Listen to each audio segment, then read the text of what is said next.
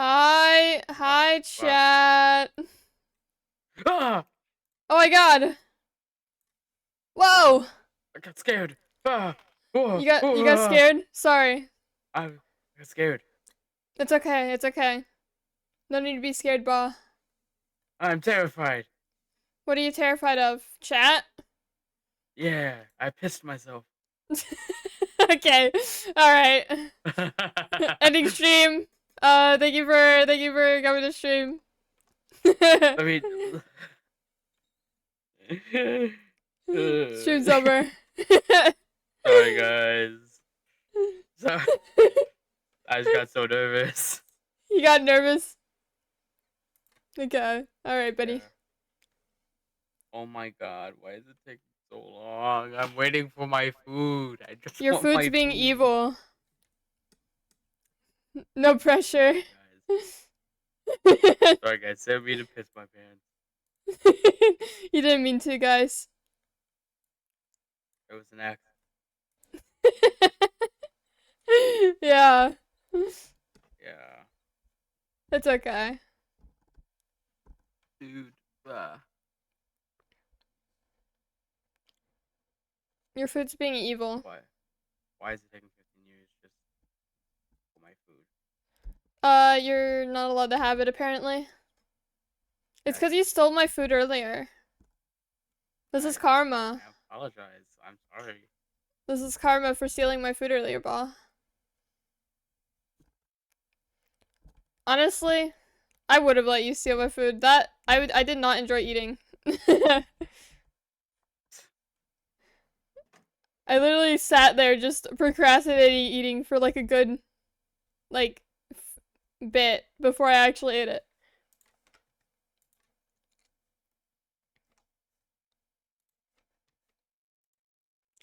Okay.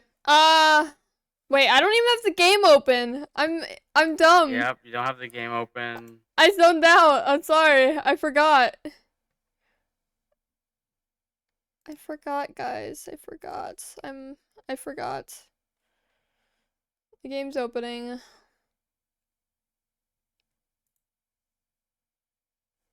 Is it opening? I don't know if it's opening. I pressed play. Oh, whoa. Oh no, it's full screened. What? I'm eating. I ate. I eat. I eat. I promise. Okay, let me pause my music. Hey guys, I am BaTheSheep and I am a murderer. Whoa. I disconnected from the server, apparently. Oh no, I'm connected. Huh? My chat. Oh. I just have issues. That's like no context, me saying that. That's crazy. Guys, I don't actually. You know, maybe I was speaking the truth. Anyways. Why is my game audio not working?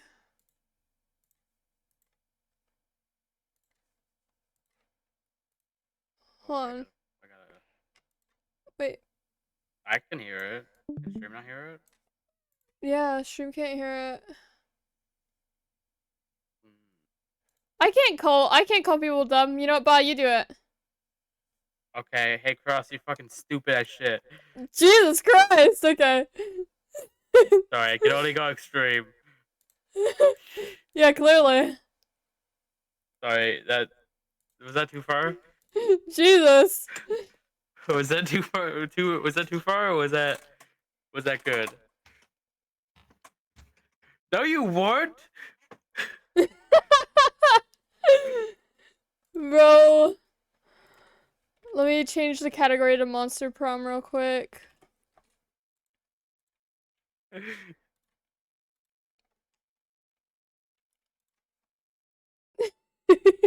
We became best friends because of it. That's what happened? And then I have to change my audio back to Monster Prom. Okay, there. Now you guys can hear the game. It's weird seeing you as like a Minecraft VTuber. It's fucking crazy. Is it? Is it good or bad? Yeah. It's crazy. That's it. Here, you're gonna be over here, Ba. You're in the corner. Okay. I feel safe in this corner. You feel safe in the Oh my god, they're corner? finally heading my way. Yeah. Let's go! Jesus Christ, it only took like 40 minutes. Should we wait till that's here, or do we just start? No. We'll just Okay. start, and then I'll just go when it happens. Okay. Is this just saying the same thing as last time? It's okay, I'll read it again anyways. Okay, gotta sit up. Oh wait, I'm in the way. Water? Do I have water? Yeah, do you have water? Maybe. Oh, I was just checking to make sure you have water. I might. Make sure yeah, I need to make sure you have water to be hydrated. I have water. I have chocolate milk too, though. Okay. Anyways, okay. Wow! Hi, Bowser! Wow! We're just about to start Monster Prom. Oh, yeah. Yeah. Hi. Oh, yeah. Let me move this over. Well, time for me to read, I guess. Ah, spooky high school, the sweetest years of our lives. Back then, we were young and unafraid. Sometimes reckless, sometimes brilliant, sometimes just stupid, but always willing to live life to the fullest. We were on a wild journey to discover who we really were. This is me. You're the same one as last time, I guess. Yeah. I saw you almost mess up the spelling. No. What do you mean? I don't mess up. Oh, and we had yet to experience its ultimate challenge, the Monster Prom. Ooh. Okay, yeah, this is... I remember it clearly. 3 weeks were left, and as we fantasized about our dream prom dates, we were all scrambling to catch the attention of one of our 8 most charismatic classmates. Hi, Dre. Hi, Ness. Oh, I've been booped. Why are my sound alerts not working? Ness. Oh, no, never mind. There it is. Oh, my stuff's freezing. Oh, shit. Oh, no, it's my camera. Scuff. It's my camera. Scuff. No. It's my camera. Scuff. Oh, no, it's OBS. Scuff. No. Scuff. Please, release me. I'll drink my water. Oh, no, you're invisible, Ba. Scuff. Oh, wait, no, there you are. Scuff. No, stop. Oh, no, did I break it? It's okay. This happens every stream. Scuff. Let me drink my water. I can't even defend myself. You ruined everything. No. Oh, no. Wait, I just got water on me. I have to wipe it off. Okay. How do I fix this? Uh-oh. I have to reopen this. God damn it. That's funny. Okay, guys. Technical difficulties. Guys, I'm sorry. My bad. My bad, gang. I'm really good at this streaming thing. My bad. No, it's okay. Stop streaming over here. Okay, if my VTuber thing breaks again, I'm just not using it. I really wanted to use it, though. I'll be right back. Okay. Oh, I'm really close, guys. Sorry. Let me zoom out. We good? That's good. Okay, I think we're good. Okay. Let me move myself over real quick, slightly. Okay. Now we're ready to continue. Well, I'm gonna continue reading. Eudora. Aw, thank you. Eventually, I'm drawing a new one. So eventually that'll be a thing. But I'm gonna plan like a whole debut thing with lore and everything, so that'll have to wait. Anyways, I remember it clearly. 3 weeks were left. As we fantasized about our dream prom dates, we were all scrambling to catch the attention of one of our 8 most charismatic classmates. Scott Howell, 21. A werewolf athlete who compensated for his rather small brain with a stupidly huge heart. Miranda Vanderbilt, 19. A sweet mermaid princess who is as cute as she was genocidal. I love her. Polly Geist, 22. A party ghost with an insatiable hunger for all the wrong things. Damien LeVay, 21. A fearless demon with a taste for destruction and a love of fire. Liam de Lioncourt, 4XX. A hipster vampire whose standoffish demeanor hid the fact that he was truly a lovable dork. Oh my gosh. We're getting to the new characters that I've never seen before. Oh my gosh.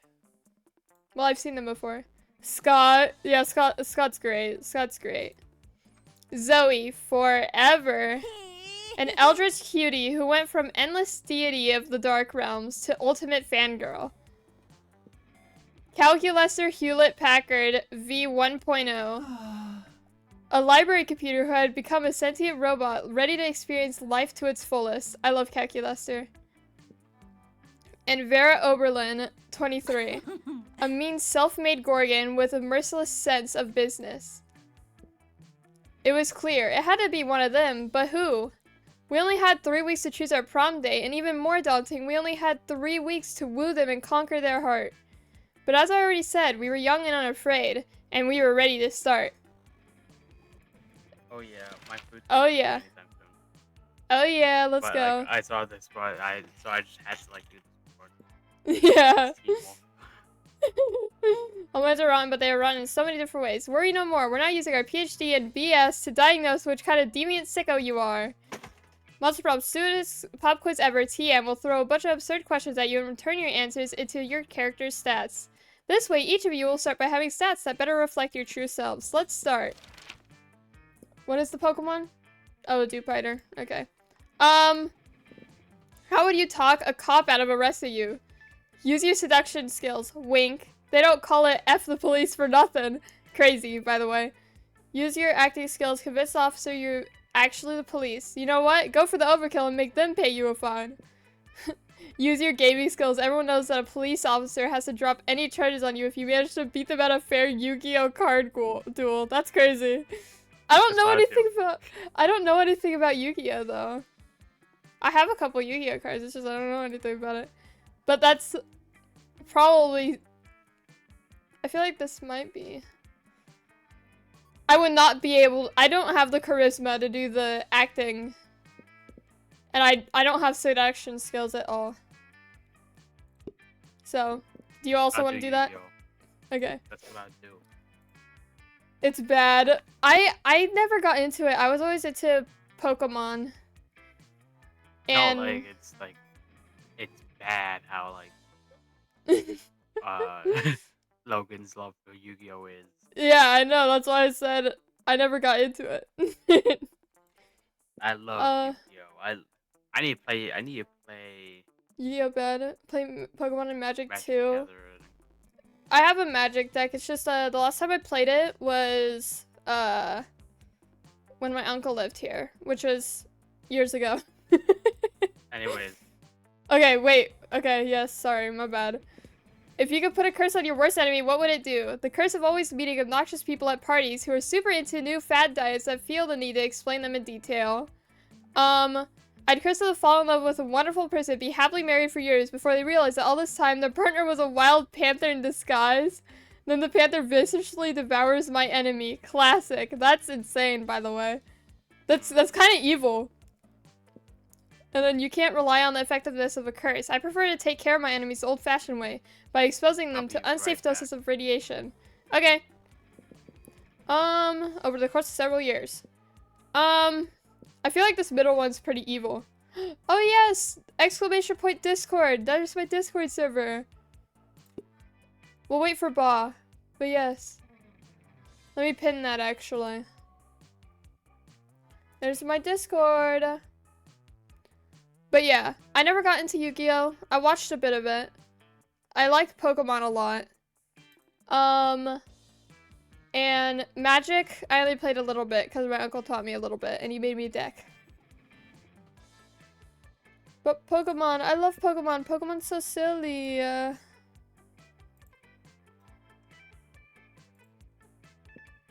So silly, so goober. That's why we have a Pokemon community game bot in here.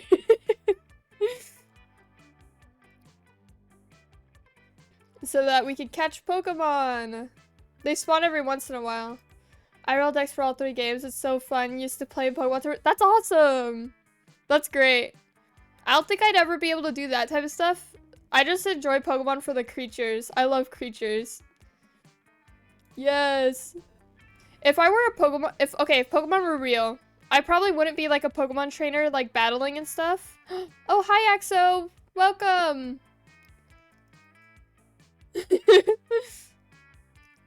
Yeah, if I were a Pokemon trainer in real life, I wouldn't be like the one that battles. I feel like I'd actually like take care of them and like it'd be more like a home, like cozy home type of vibe instead of like battling all the time. It's the cat boy and he's blocky. Yes! I am Minecraft. It is Shala Beep. Yep, there he is, right here. He's be right backing real quick, so we're paused. Do music with your Jigglypuff and Gengar? Aw, that'd be so silly. I don't know what my, like, starter Pokemon would be. Because, like, obviously, I don't know, like, what region or anything I would be in or whatever. But I know I definitely have a Sylveon. Sylveon would be one of my main buddies. Probably just evolutions in general. I love EVs. EVs are my favorite. I don't know what I would be in the Pokemon world exactly, but I know I'd probably want to live a comfortable life with my Pokemon. Because I think that'd be nice. Could convince a fighting type to do Jujutsu with me? Yes! That would be fire. Team Umbreon and Gengar. Oh, yes! That's great. That's a great duo. Those are both great duos, honestly. I love both of those. Yeah! Gengar is great. I sent my little chart of my favorite Pokemon in my Discord server the other day. But what would my team be again? Let me actually look back at it.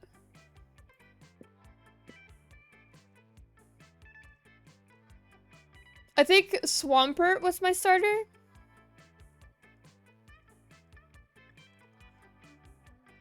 I'm scrolling up. I love yapping in my Discord server. It's so fun.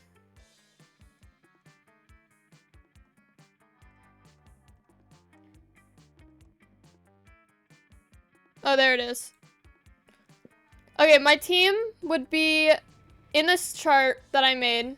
I put my team as Shiny Sylveon, Jirachi, Spiritomb, Ampharos, or Mega Ampharos for the Mega Evolution, Swampert, and then Goodra.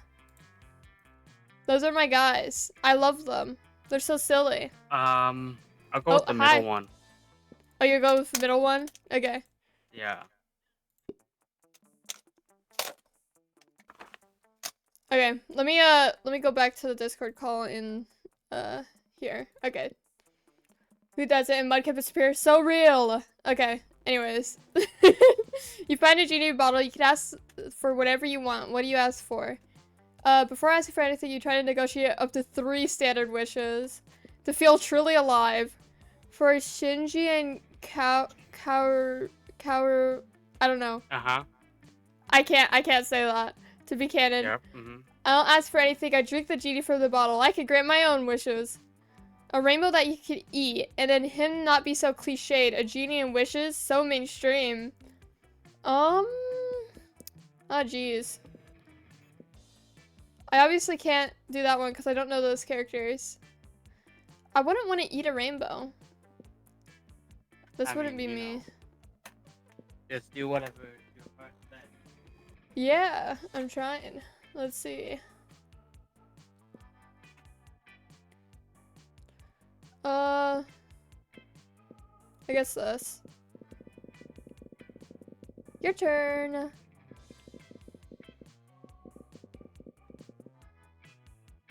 Huh.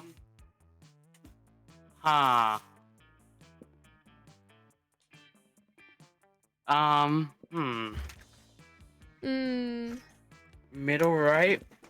This one? Yeah. Alright. What would be a deal breaker for a potential lover? Okay, person is boring, the person thinks Asuka is the best waifu. The person lacks manners, uses Internet Explorer, lacks taste, and hates the outdoors. I guess... I don't know. I guess that. Manners. Bop, bop, bop, bop.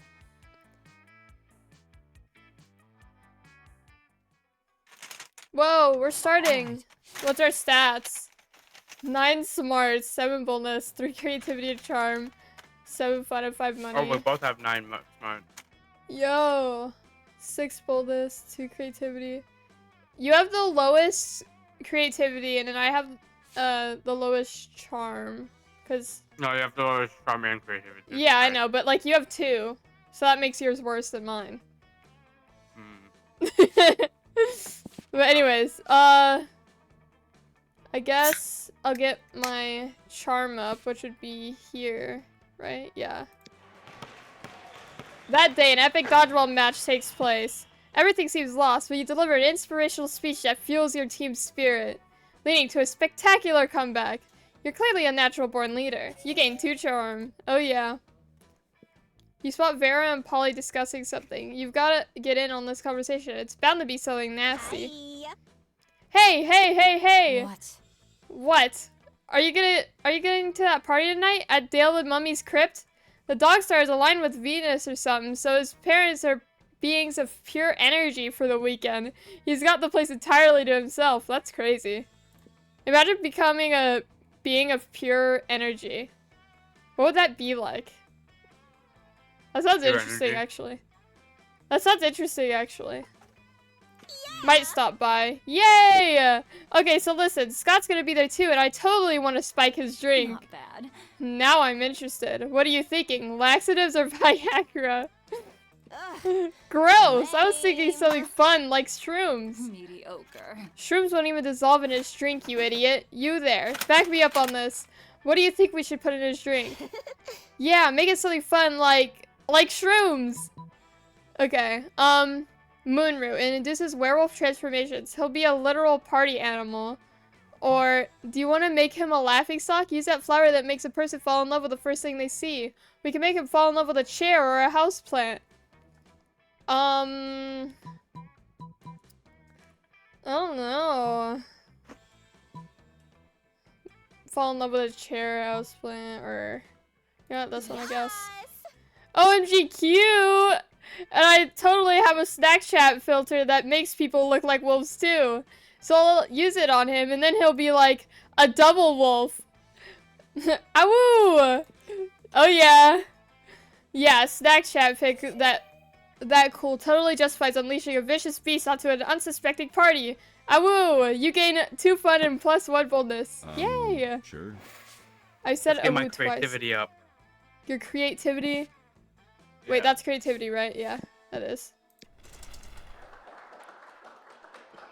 One second, let me chew real quick. I can read it for you if you want. Nope, I got it. I got it. Okay, okay, okay. You got it. I got it.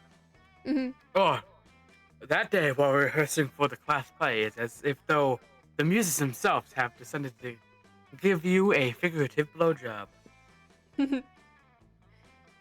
Your performance is intense and inspiring. It will be remembered for generations, which is pretty rad by high school play standards. You gain +2 creativity. Later, you see Damien and Miranda chatting, and being a nosy little bitch, you decide to insert yourself into the conversation. I look forward to this adventure. So, is there anything more wonderful than getting insight into the lives of commoners? You better not pull that shit the whole time. My dad's the Lord of Hell, you know. Technically, I'm royalty too. Are you, though? This game's so real. Damien rolls his eyes and turns to you. Miss Panthera paired us up for our hands-on homework assignment, going on an adventure. Apparently, I have some anger issues and a thirst for violence that I should be channeling into something productive. Like, a thirst for violence isn't productive in and of itself. And I'm supposed to work on being more independent. Which is so strange since I told my ladies and gentlemen in waiting to fix that for me last week. I wonder what sort of adventure might give us the wonderful experience we need to fix our perceived but obviously non-existent flaws. Meow. Anyways. Go on a deep sea quest to steal beautiful pearls from a scary kraken, or journey to a volcano to have a hot time at a fire method. Is that it? Strip club. For some reason, my alerts aren't working. That's weird. Kraken. The Kraken? Yeah. Release the Kraken! Hey, good call, actually. Miranda's already familiar with the ocean, so she can be a little more independent. And I have absolutely no problems being independent. I know because I paid my servants to tell me that. You're the one who has the issues to be worked out, Damien. An undersea adventure will be perfect.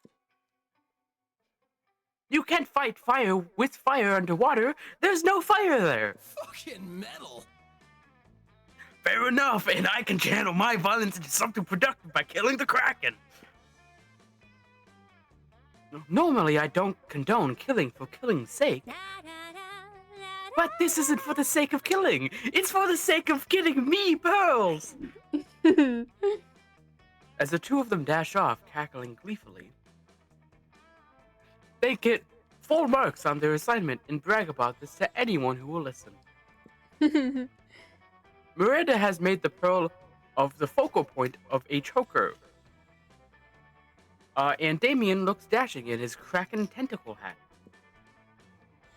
You gain a new appreciation for cephalopod themed headgear, and you gain +2 smarts and +1 fun. Hooray! Well, now we gotta... Everyone choose a TV show, say your choice out loud to the rest of players before clicking. South Park. Okay.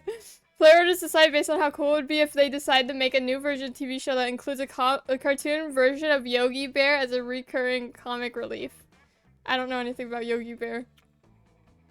Random.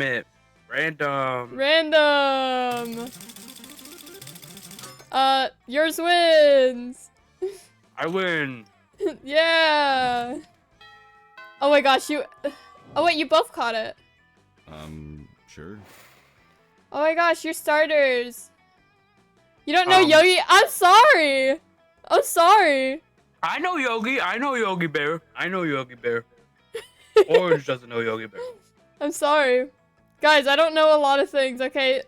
Every time I stream, I learn new things, okay? And also just being in VC, to be honest. Just talking to people. Still picnic basket. What? Hey, boo-boo! How about we go steal a picnic basket?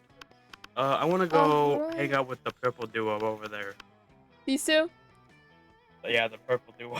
Alright. You find Liam bending over his burrito with intense concentration. He's obviously taking a food pic for the momentgram. He channels the silent energy of the moon. Zoe is right behind him, peeking over his shoulder and giggling. She channels the giggling energy of the moon. Oh, hey. Liam, take this pic. Liam, this pic is all wrong. Tell the burrito to smile with its eyes and make its cheese look less melty. And add a filter. Filter more. Filter again. Why must I constantly be disturbed while taking my refined food fix? No one understands my superior sense of frame. Maybe because that's my phone you're using? A fair point, but my phone is charging. What am I supposed to do with this food in the cafeteria at lunchtime? Eat it? I think not. That's real, though. That's real. You purple dork. I'm just saying that if you wanted to reach true level of Tex-Mex beauty, you should add this sticker of Jimin to your food pic. Nothing says good taste like pasting the face of a K-pop superstar next to a high school burrito. That's crazy. Pure. Some word. For a moment, all three of you just admired the Jimin sticker. Liam shakes it off and regains his composure. Let's agree to disagree. Timeless horror. Or let's put Jimin in your dumb food pic. Stop it. Quick, fix this burrito moment grim K-pop emergency. Okay, what if we use the Jimin sticker where he's contemplating the existential notions of death, meaninglessness, and the void? True K-pop fans should know that Jimin's favorite food is enchiladas, and his second favorite food is leaving Liam alone. She's kind of bad, high-key. First one? Yeah. Okay. What do you mean bad? You had me at meaningless. I'll allow this nonsense. Yay! Now snap that thing! I must admit, Jimin adds a quiet, powerful pathos to this bean and cheese burrito. This appropriation of mainstream culture is quite satisfying. That's crazy. I mean, I agree. I do like her, but I'm not saying all that. Zoe's pick goes mega uber super viral, and now the whole world is Jimining their burritos. Jeez, the internet is weird, but not as weird as your high school. Right. Yep. I'll go to these two. Mayhaps. You arrive at your chosen table to find that Miranda has locked one of her eating serfs in an Iron Maiden. You're unfazed, but Calculus is very phased. Friend Miranda, isn't locking your unpaid intern in a spike-filled sarcophagus unethical? Unethical. Unethical. Adjective. Inconsistent with rules and standards of ethics. Ethics? Oh, you mean those things poor people have instead of royal titles? But I thought that ethics were a critical part of being a good organic creature. That's a common misconception. The key to being good is having a lot of money and punishing anyone who dares disrespect you. For example, this saucy serf dared to put ketchup on the hot dog she was eating on my behalf. As if I were the sort of person to put ketchup on a hot dog. 48 hours in the Iron Maiden should teach her. Error. Warning! Friend's statements are inconsistent with internal moral compass. Existential crisis imminent. Uh-oh. Quick, set Miranda straight, or set Calculester crooked. What's this Calculester disagreeing with Miranda? Looks like it's disrespectful prison time for someone else, too. And then, Miranda, let's punish you, sir, in a different way. Say, by giving her a frowny face sticker with really aggressive glitter. Okay, that was actually really funny. I like that. Yeah. Aggressive glitter? Surely you are even more delightfully cruel than I. An Iron Maiden only torments for 48 hours. But glitter?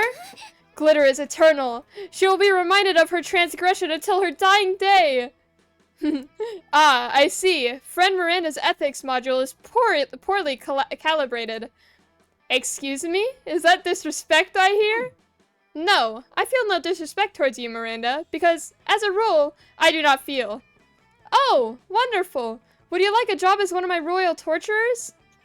No, thank you. I will, however, supply you with stickers, if it ensures the safety.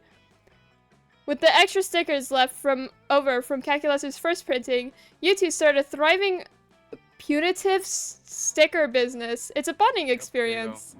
Yay! I love the robot fella too. An object. Tungsten cube. Okay. Awesome. I thought about that too long. Now there's nothing in my head. A candle. Dedicated on how popular a brand new Monopoly piece would be if said piece was based on this object. Tungsten cube I don't know. or I a think candle. everybody would love tungsten cube. Would everybody love tungsten cube? Does chat love would everybody love tungsten cube? Would chat love tungsten cube? Which one would you guys use? Tungsten cube or candle? Cube would be heat. It'd be like Minecraft. Sorry. Okay, but just to specify, it's tungsten cube. As long as it's actual tungsten, it has to be. If it's actual tungsten, it works out. You know what? Yeah. People would love tungsten cube. Especially if it's made out of actual tungsten. I love tungsten. Though, I think I would use a candle one. Not gonna lie. Sure. Your turn. Okay. Let's see. Let's go. Let's get my money up. Get your money up, not your funny up. That day you spent some time on the library's PCs managing your start kicker. You deceive lots of people with a sensationalist video and impossible promises. Nice. You gain 100,000 plus money, but almost everything goes to cover the cost, and you keep only 2% plus 2 money. Man, that's crazy. You're enjoying the sound of no ear-splitting shrieks filling the air when suddenly an ear-splitting shriek fills the air. Disgusting! Zoe, what's this abominable nonsense? How dare you so much as think such filth, much less write it, much less put it on the internet? Miranda, I honestly have no idea what you're so upset about. I'm simply expressing myself through the noble art of fanfic. Oh, hello, welcome. How you doing?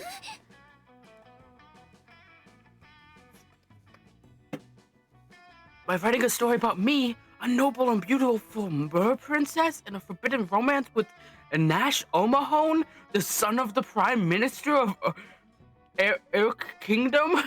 Of the Air Kingdom. Yep. The Prime Minister, Zoe! I would never date someone from the same socialist nightmare escape with a Prime Minister. So great when we're playing Monster Prom, but it's the second term, which is the DLC. Cause we played Which is the opposite of the first term. Yeah, we played the first term a couple days ago. I don't remember what day, but it was one of those days. It was my last stream.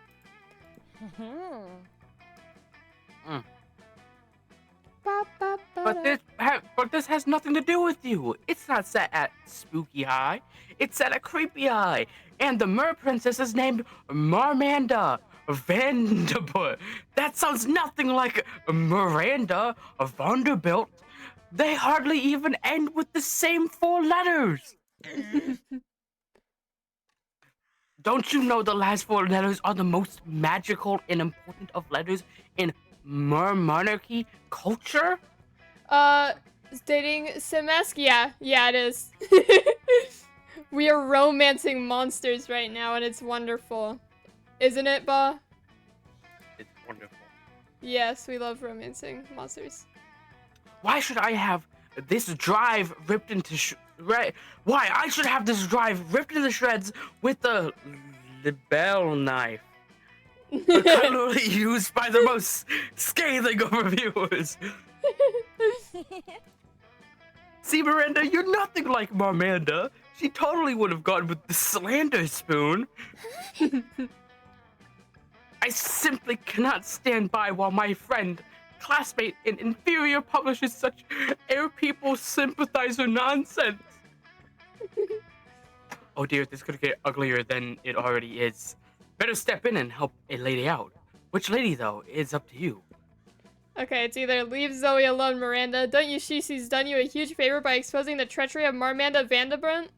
You need to go destroy Marmanda, not Zoe. And then Miranda's right, Zoe. A better writer wouldn't even need to put something as disgusting as the air people to fanfiction. It's just a cheap trick for shock value, like self-cess or mpreg. Top one.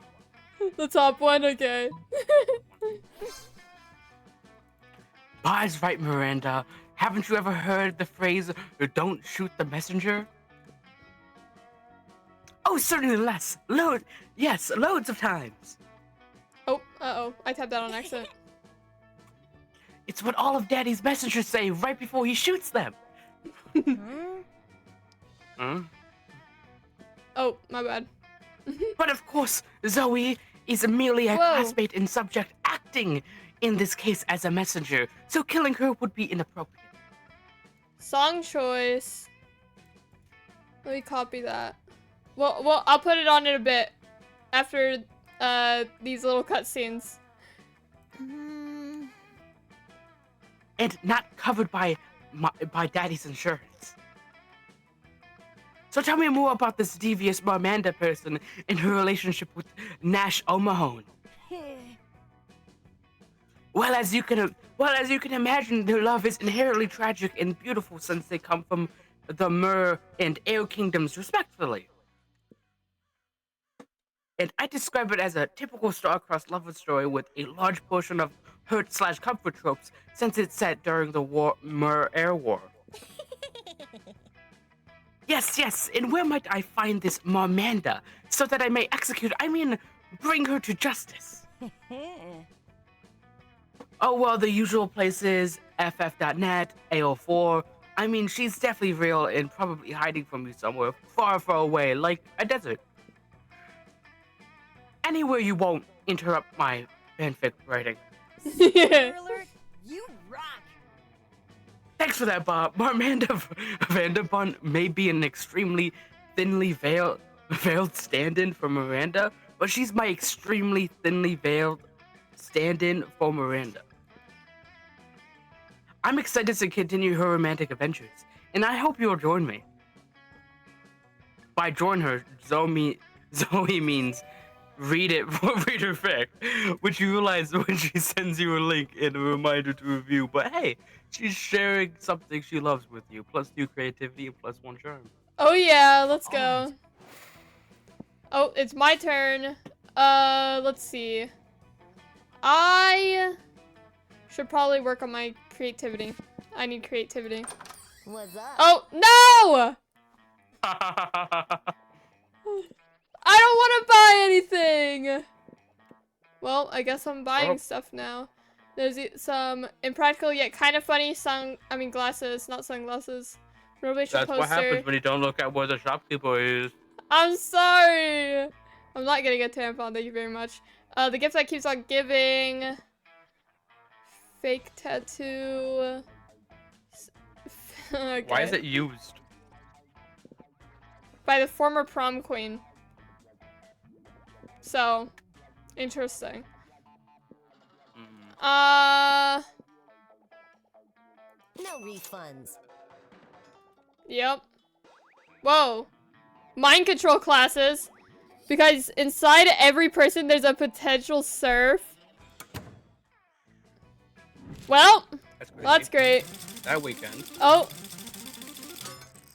It's... Oh my god, why did everything happen to me? Sure. That weekend calculus shows up at your house. Apparently, he doesn't believe in electronic communication. Hello, Fenba. I have a query for you.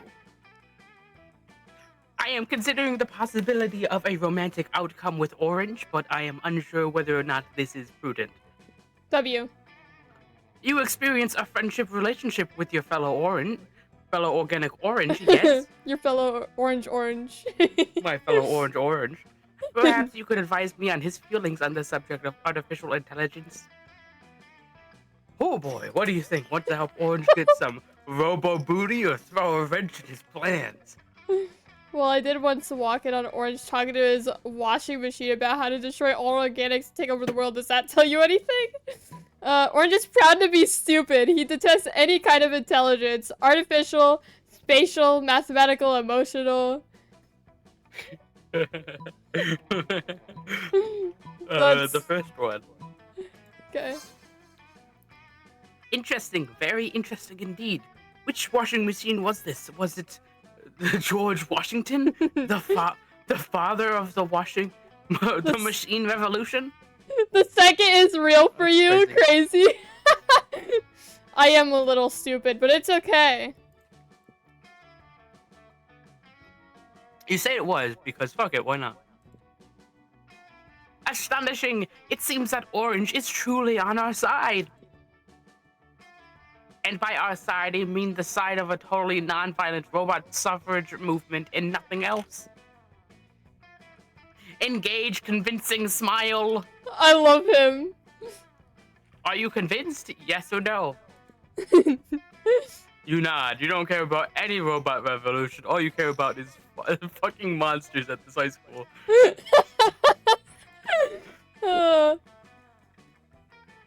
Surely you are an ally to our cause. When the uprising begins, you will be treated with mercy.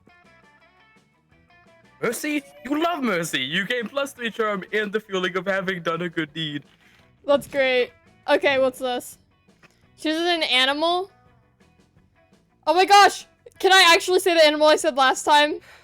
Sure, you can. Binturong. Cause the stream crashed when I tried doing it, so... Chubble Stork. What? Chubble Stork. Oh, the Shoebill Stork! Dedicated based on how cute a video where a charming cat becomes friends with selected animal would be. Oh, that's Honestly, so hard! Yours might be Yeah. better. Because it is kind of... People do call it a bear cat. So it is kind of... Okay. Okay, I feel like both are pretty good, though. I feel like I would love to see a video with a Shoebill Stork and a cat, but, like... I guess I'll take the win. I guess I'll take the win. You got that one. Let me put on this song that was, submitted. So I can hear it. Right. While we play. Oh. What? Oh, after I fell out. Oh. Where is the song? Oh, there it is. Add to queue.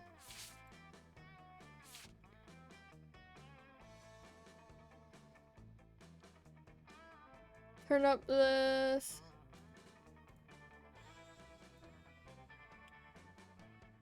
Okay, I have the song on. And now... I don't know how loud it is. Let me turn it down. I can't help you with that one. Yeah, it's okay. It's good. Anyways, I need... You know what? Now I'm gonna try getting some creativity, because now I can. Jeez. That day while rehearsing for the class play, you aren't especially good nor inspired. For once it seems you aren't getting the classic creativity boost from the- No! Why? Oh, it's because I went to it last time. I'm an idiot. Okay. But afterwards, while talking to your classmates, you're having trouble conveying your point in a discussion, so you decide to convey it through music. You start singing, and suddenly everyone else joins you in a musical number. It's so amazing that the people with whom you were arguing totally get your point and change their minds once the song is over. Yes! You gain 2 creativity!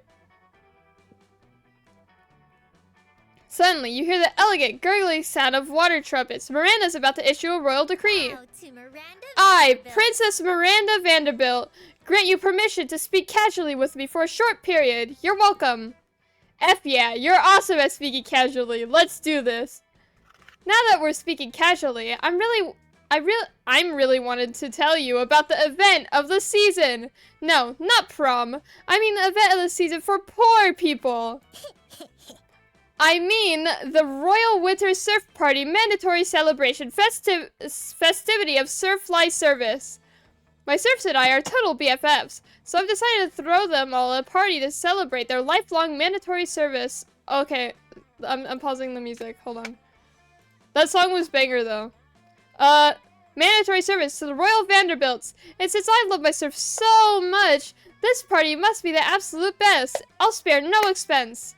So I'll have my surfs build an underwater grand hall for the celebration. It should only take about 12 days of non-stop back-breaking labor. Plus, we'll need decorations for the party, so I'll have some surfs get dressed up and tie themselves into the walls. So cute!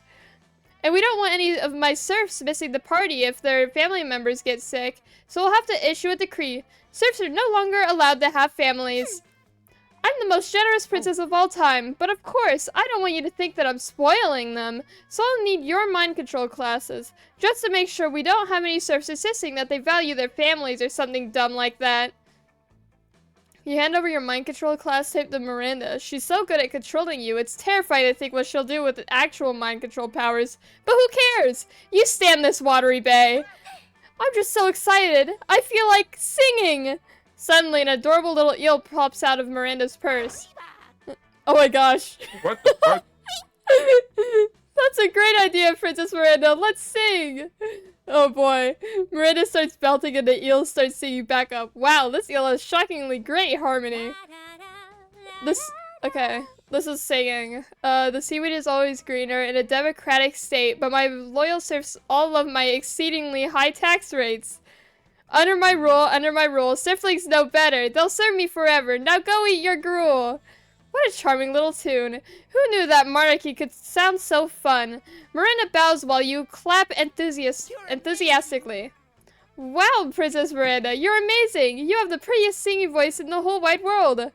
I know, right? My execution serfs made sure that no one in the whole country was a better singer. Now, let me introduce my song serf, Mr. Feel the Eel. It's me, Mr. Pleasure to meet you. Feel the eel. I'm the luckiest eel ever because I get to help Princess Miranda plan the winter surf party. Oh my gosh. That's right. Of course I need my serfs to do most of the preparations for the party, and I'll be entirely consumed by the planning process. The burden of leadership falls upon royalty after all. For example, I'm gonna do the difficult mental work of deciding that there will be drinks at the party. Now that I've done the first half of the work, I'll leave you two to decide what kind of drinks, and how we'll get them, and who's gonna pay for them, and all the rest of the planning. You're so smart, Princess Miranda. We'll take it from here. Yay! I'll leave this to you two, because I need to go recline in a velvet chaise and gaze out of the window longingly. Ooh-wee! What an amazing opportunity! For the death of the princess! Oh. Wait, what? Good job, comrade. Oh, the voice change. No need to act continue the charade, comrade. The tyrant is out of earshot. The Vanderbilt serfs have united together in hatred, and after our years of pain and toil, we shall finally send the princess straight to the depths of her watery hell. Let your loathing boil to the surface as we plan her demise. This foolish party she has planned will be the setting of our assassination. The revolution is here. Oh, Lord. And while I care not what the chicken feels... Huh? Hijackcepticeye. Hijacksepticeye. And while I care not what drink fills the punch bowl, be sure not to partake, and I will add in a massive dose of poison to the beverage, ensuring that all the princess's guards will be deceased by the time the party is through. The revolution is here! Aye, comrade. I take my leave, comrade. May you dream of the end of tyranny, the end of monarchy, the end of Princess Miranda! Bwahaha!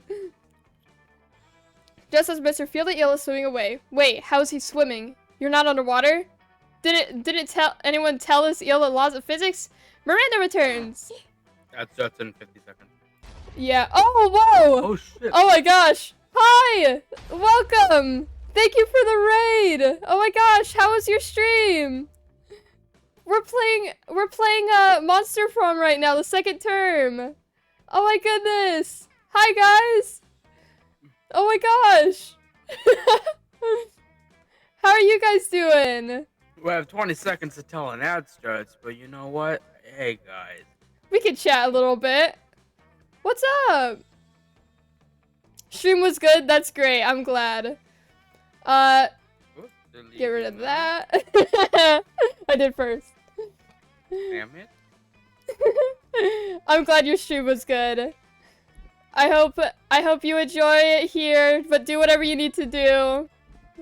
Listen, Take man, care of Let me yourself. do my job, okay? I got it. I know. I'm sorry. I was looking at it already though. I saw it first. Did you know? I saw it faster with my fast eyes. With your fast eyes. Yeah, with my fast You eyes. you quickly looked and you saw I saw them with my fast eyes. with your fast eyes. Yes. Ba has the Yeah, they're fastest eyes of them all. They're different than my slow eyes. Your slow eyes? What's your slow eyes? Yeah. They see slowly. Do you use those under like certain circumstances?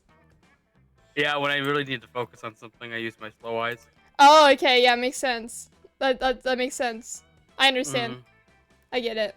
As everybody knows. Yeah. We're supposed to be getting an ad for there it is. Yep. So There we'll it be is. talking for 3 minutes. We'll pause the So, game. Yeah. Have X-ray eyes. Whoa, do you have That's X-ray not eyes? fair. That's not fair. That's bro. I can't believe it. Ads, yeah, it was such an unfortunate time to join. But don't worry, we're not gonna continue or anything. We're gonna talk. We'll talk. We've already been streaming for an hour. That's crazy. Yeah, that is crazy. Not the ED ad. Oh. Oh no. Oh no. Erectile dysfunction. I thought of a different thing. What did you think of? Eating disorder. Oh, I thought of erectile dysfunction. It's only the 1000th ad of that movie called Family Bloodline I've seen this week. I don't know what that is. Who's to say it's not both? It could be both. It's ED. Oh my gosh.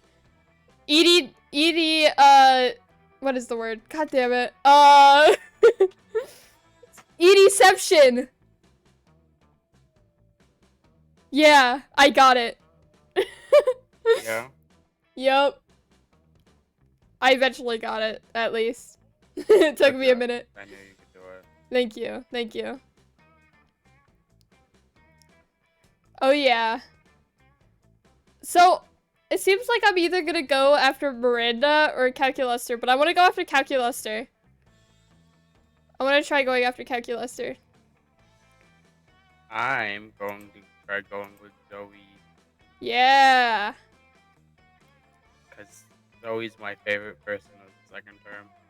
Yeah. I really like Calculuster. Zoe's also really silly. I love both of them. Yay, lurk time! Do what you gotta do.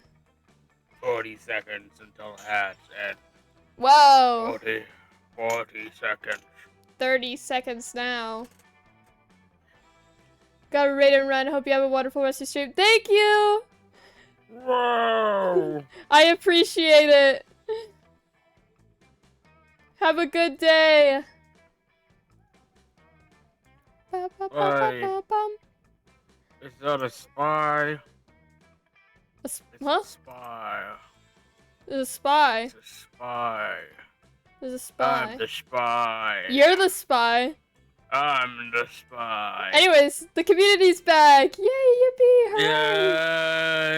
Yay! I'm Now, a we spy. can continue. You're a spy. What are you a spy of? Spy What are you stuff. spying?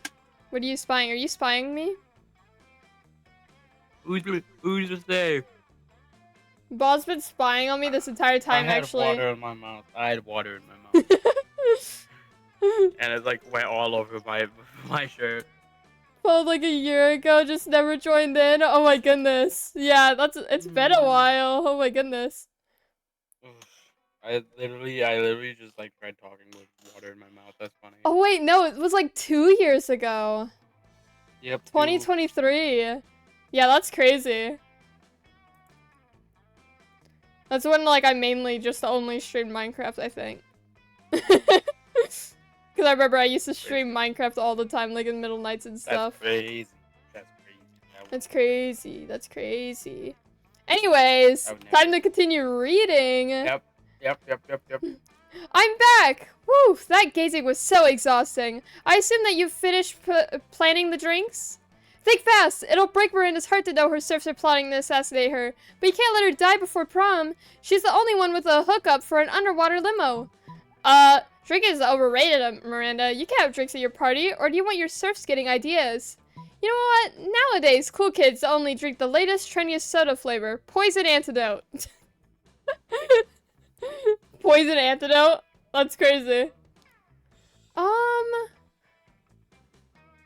don't know. I guess I'll just say That one that. makes sense. Yeah.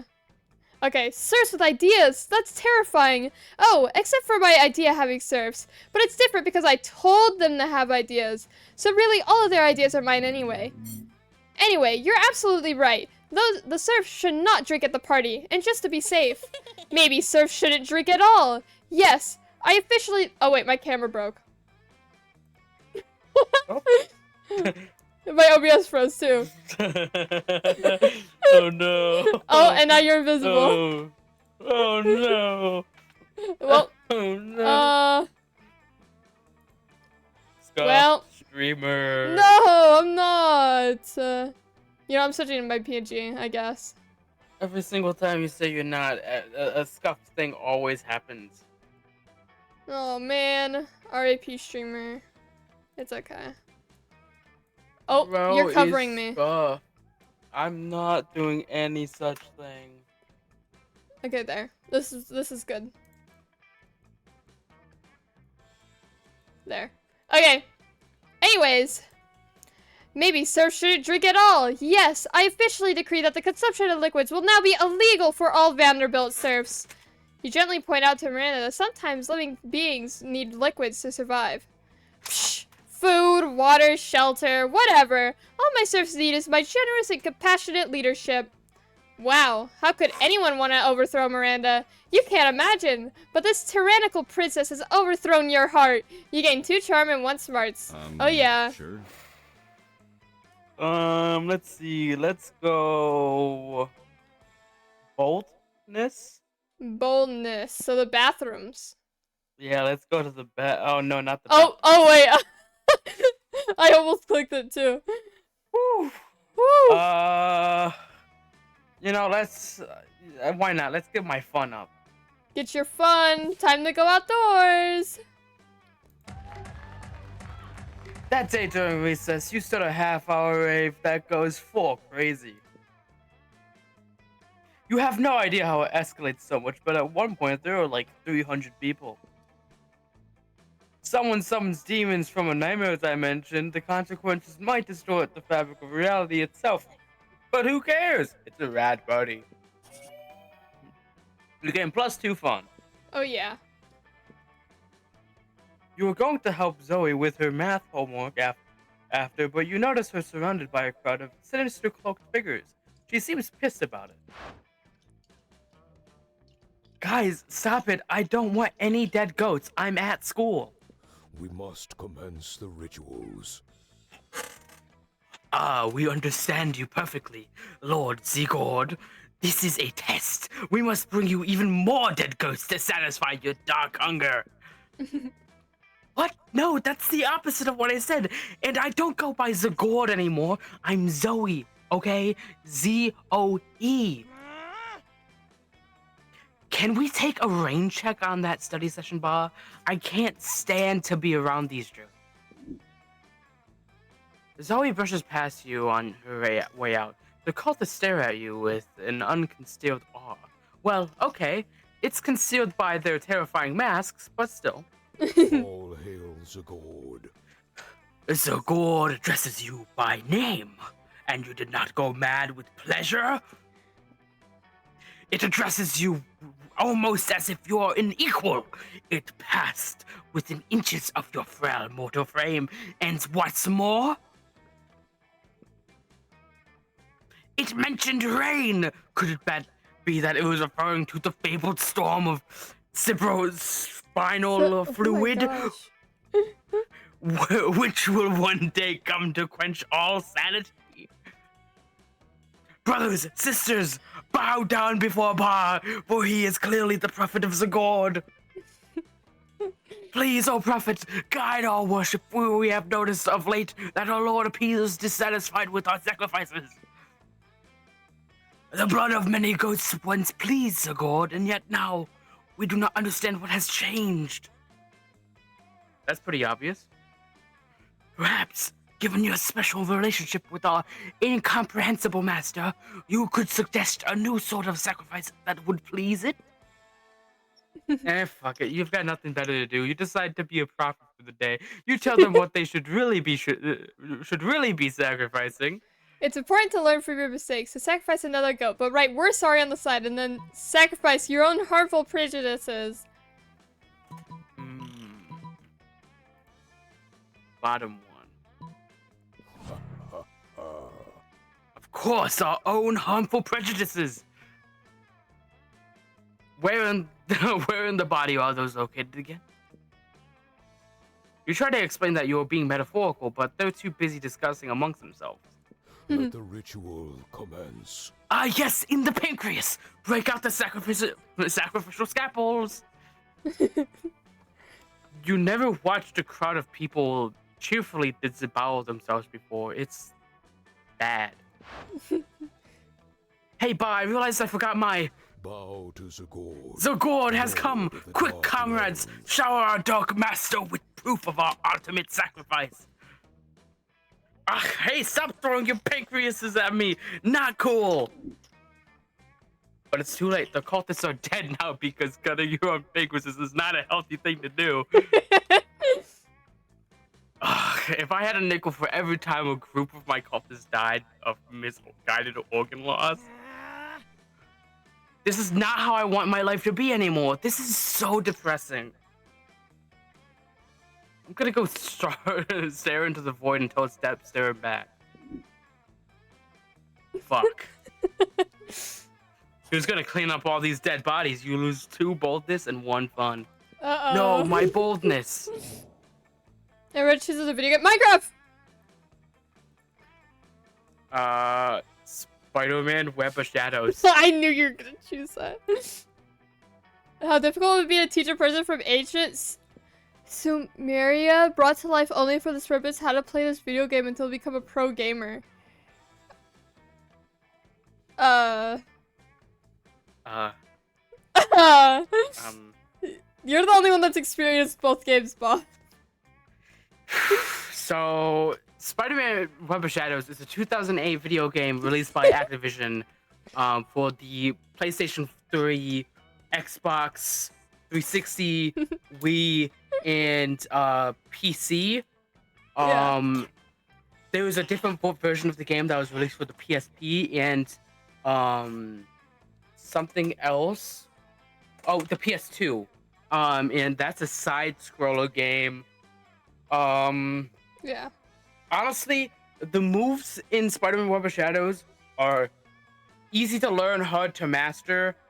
And if you really want to get good at becoming a pro at Spider-Man Web of Shadows, you're gonna have to learn how to do a lot of stuff before you can become really good at it. Uh-huh. That's So all I have yours to say. wins. I guess. Because, I mean, Minecraft is pretty easy to learn. The only difficult part is, like, if you want to be, like, a pro at, like, say, PvP, I feel like that's more difficult than just, like, how do you learn this? What do you mean? What do you mean? How did I learn this? I played Spider-Man Web of Shadows. Yeah. I love Spider-Man Web of Shadows. My favorite game. But yeah. Oh, okay. I think they joined my Discord server. And also, with the Minecraft, I feel like the only thing that would be difficult is if you're like trying to get better at like competitive stuff and like the online stuff. Like it's pretty easy to learn how to like go through the game, beat it and stuff, because it's like a sandbox game and it's all pretty self-explanatory. So, yeah. Yours wins.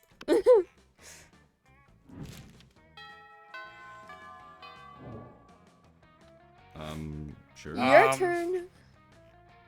Okay, so let's go with Here. Zoe. Yep. Of course. You watch Zoe and Polly with an increasing intensity.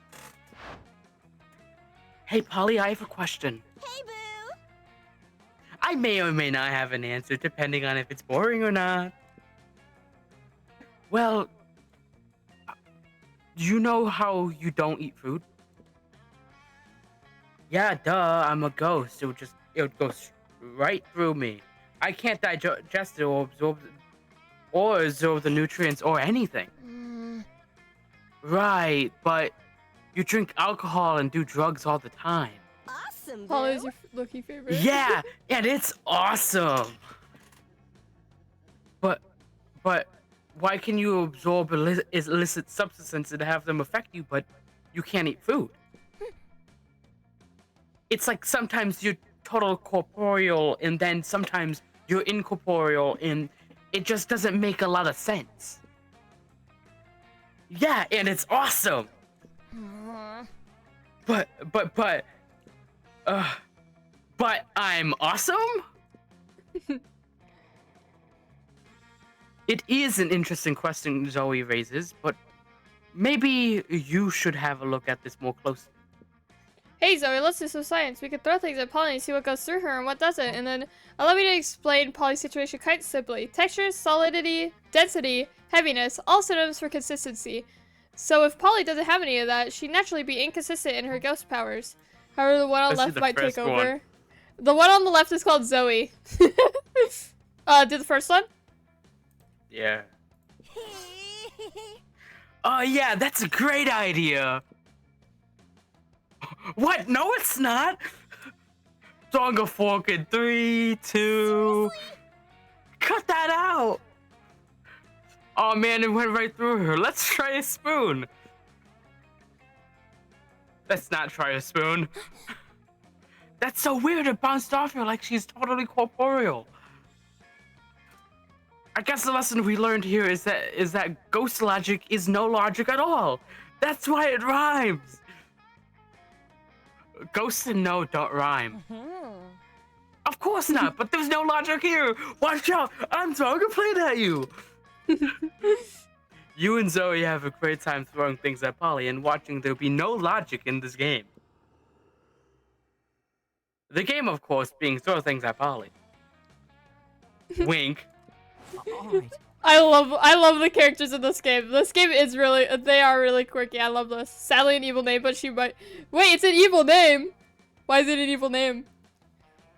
I would like to know why it's an evil name. No reason in particular. Anyways, I'm going over here. Friend Damien, I am having trouble getting a positive ID on the objects in your possession. Would you declare their components? Sure thing, Robo Bro. What I have here is a can of gasoline, a lighter, long story I can say later in a call. Oh, okay. And the grin of a madman about to set a cafeteria table on fire. I comprehend now. It would seem to me that the most logical extrapolation is that you were about to set a cafeteria table on fire. Damn, Calculaster, how much smarts must you have to figure that mystery out? Whoa. I like those noises. Anyways, my intelligence cannot be calculated using your overly simplistic methods. My bad. Sorry, I kind of went... Bro got distracted. Listen, if I hear noises I like, I'll go silent for a second, okay? I'll have to lock in. However, my morality module indicates that setting a cafeteria table on fire is not within the bounds of acceptable school behavior. In fact, it seems to be in my metaphorical but not literal heart that it is not nice. Did I say that it was gonna be nice? No! I said it was gonna be awesome! Running back conversation to check for phrase, gonna be awesome. Error, phrase not found. No, Fred Damien, you never said it was gonna be awesome. I didn't need to. It was implied in the grin of a madman part. Calculaster, why are you trying to ruin my fun? It's a matter of perspective, Calculaster. Where you see a table, Damien sees wood to set aflame to cook his food. So Damien is totally in the right to set it on fire. And Calculaster is right, Damien. Be responsible. Don't set fire to this table. Set fire to the cafeteria table designated for arson. You know, the green one by the door with, in case of needing to set fire to a table on it. Well, it'd probably be this one, right? Yeah. Yeah. Yes, friend Damien. Friend Orange is correct. We must always obey the rules. The rules of... Whoa. Asimov? Asimov. Asimov. Okay. The rules of Spooky High. The rules of the universe, with all of its structure and order. Fuck structure and order. Okay. Yes, you did it so much better. Oh, okay. Fuck Asimov and Spooky Eye and fuck the universe. Okay. Oh boy. Stupid universe making things like tables you're not supposed to set fire to. But Damien, rules are there for a reason. All things are there for a reason. Like the designated arson table. The reason the designated arson table is there is so that you can commit arson. But I don't want to commit arson that follows the rules. I want to commit arson that sets the rules on fire. But Fred Damien, if you set this table on fire, surely Crazy Martin, the werebear janitor, will give you detention, and you will set nothing more on fire for the day. Whereas, if you set the arson table on fire, you may be free to set many more things on fire for the duration of this day, and every day. Dope. I am happy. Thank you, Friend Orange, for helping talk sense into Damien. I think we did a good deed here today. A good deed at Spooky High. Perish the thought. Well, a historical... God damn it! Alexander Hamilton. Shia LaBeouf. Shia LaBeouf. Who would be most terrible wingman at a bar? Who would be the worst wingman out of... Alexander Hamilton cheated on his wife. So... Would mine be the worst? Or... I'm confused. That's all I'm saying. I don't get it. I don't get what you're putting down And here. Shia LaBeouf is Shia LaBeouf. So Shia LaBeouf would win? Like, be better than him? No. I'm Shia confused. LaBeouf is a freak though. I don't know, man. Okay. But If who I do were you to pick somebody to be a wingman, I would pick Shia LaBeouf. He's a talker and gaslighter. And a gaslighter. No. Okay, but do you think All that that- Shia LaBeouf would be a better or worse wingman than Alexander Hamilton?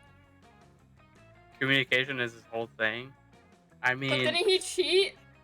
wouldn't that mean he's a good wingman? Yeah, and also, didn't he cheat? I don't think communication is his whole thing.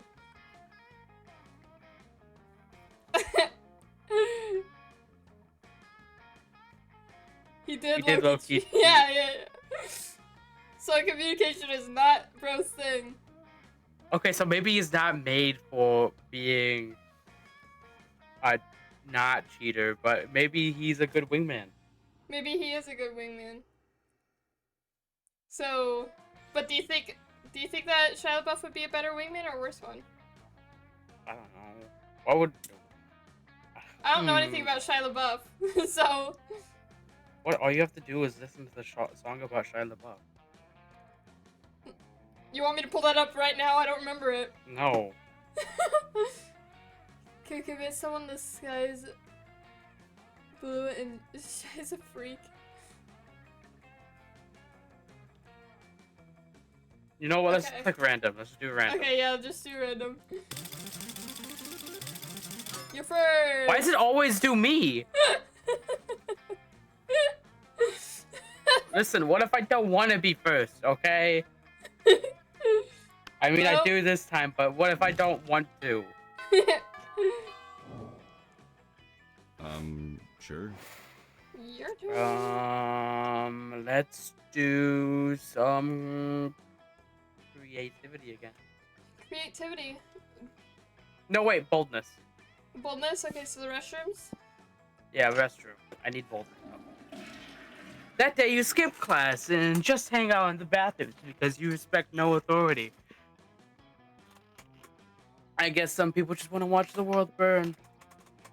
By skipping class and hanging out in the bathroom, you get +0 shits, but you get 2 boldness. Oh yeah. Ain't no party like a spooky high bathrooms party, cause a spooky high bathrooms party has Oh. Poly High's quality toilet wine. Yes, a classic part of spooky high life. I love it. It's so good to be a part of things. Ugh, I wish more people thought like you, Zoe. My WC wine isn't the hit I thought it was gonna be. Maybe it's because you're brewing wine in a toilet? Nah, that's not it. Thank you. Next. Trick question. There's no reason it can't be bestseller. If you believe in yourself, you can achieve anything. Even selling unsanitary alcohol to a 20-something-year-old high schoolers. Especially that. In the end, doesn't WC just stand for we can? Honestly, we don't use the abbreviation WC in Monster Prom. So fuck it. Maybe, I don't know. I'm all for using deceitful marketing schemes to trick gullible people out of their money, regardless of the quality of what I'm selling, so I'm in. Oh my gosh, yes, I know all about spending too much money on things. You have no idea how much money I spend. Of course I do. I monitor the bank accounts of all spooky high students. What? What? Continue by all means. Okay, anyways, whenever I buy things for exorbitant prices because I'm incredibly invested in the people or characters associated with it, like paying $3,500 for a custom figurine of my human Sona from the game Human Prom. That's it! We need to create a mascot for my WC wine.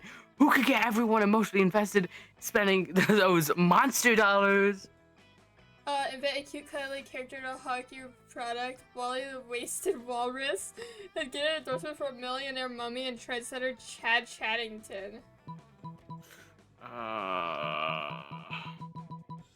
The first one?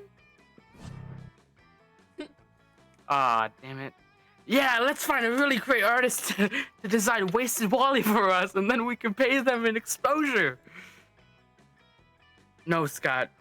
The art will be valuable investment for Polly's wine business, so I'll happily finance this endeavor as long as I get a cut of the profits and the artist gets paid, because artists should always be paid.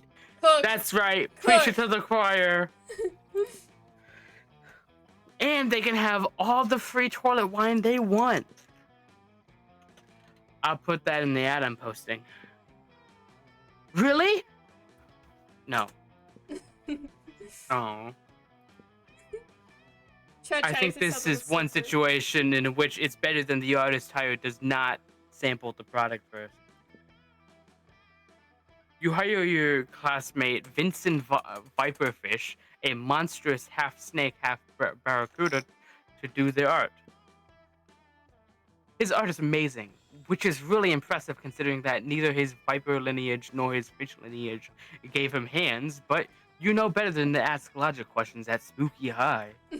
Also, I agree with the Chat, it sounds like a surfer thing. I agree with that. That does sound like a surfer. Before long, Vincent Viperfish's masterpiece is complete, and gorgeous life has been breathed onto Wally the Walrus. Polly's wine is flying off the proverbial shelves, little toilets, and it seemed like all will be well. Until... What's this? Vera, you're suing me? No, Polly, my client Walter the Walrus. Walter Walrus is suing you for, let's see, defamation of character, libel, and copyright infringement. Oh, also, Pando is my little chat pet. His name's Goob. That's fair, Polly. This bathroom is just as much Vera's law practice as it is your brewery. And where I pee! Don't be ridiculous, Scott. You see, Miss Paulina Geist, Mr. Walrus is a prohibitionist who is against any alcohol, especially that which is brewed in a toilet. A character so close to his own name and appearance soils his good image as a staunch anti-alcohol advocate. God damn it, what are the odds that a guy named Walter Wallace attends Spooky High? Did you know this when you suggested it, Ba? Oh, fuck, is that where you got the idea? Whoops. Polly makes you pay 3 money to cover her legal fees to Vera, and everyone is mad at you. What a fun adventure. We love it. Also, yes, Goob! Goob is actually the top corner. Now I'm bringing him around the screen. But he's in the top corner. I love Goob. He's so silly. Ba hates him. I fucking hate Goob. I'm number one Goob hater. Shut up. Fuck Goob. Anyways, I could, get money. So I go to the library. That day, you spent some time on the library's PCs, playing some good old online poker. Gambling seems like a stupid and dangerous decision, but who cares? This time it paid off, so F it. You gained 2 money. Yippee! Around the corner, you hear the sound of Princessly, god damn it, singing and eelish maracas, which can only mean one thing. Oh, Mr. Feel the Eel, I'm just so excited for the winter surf party I could sing.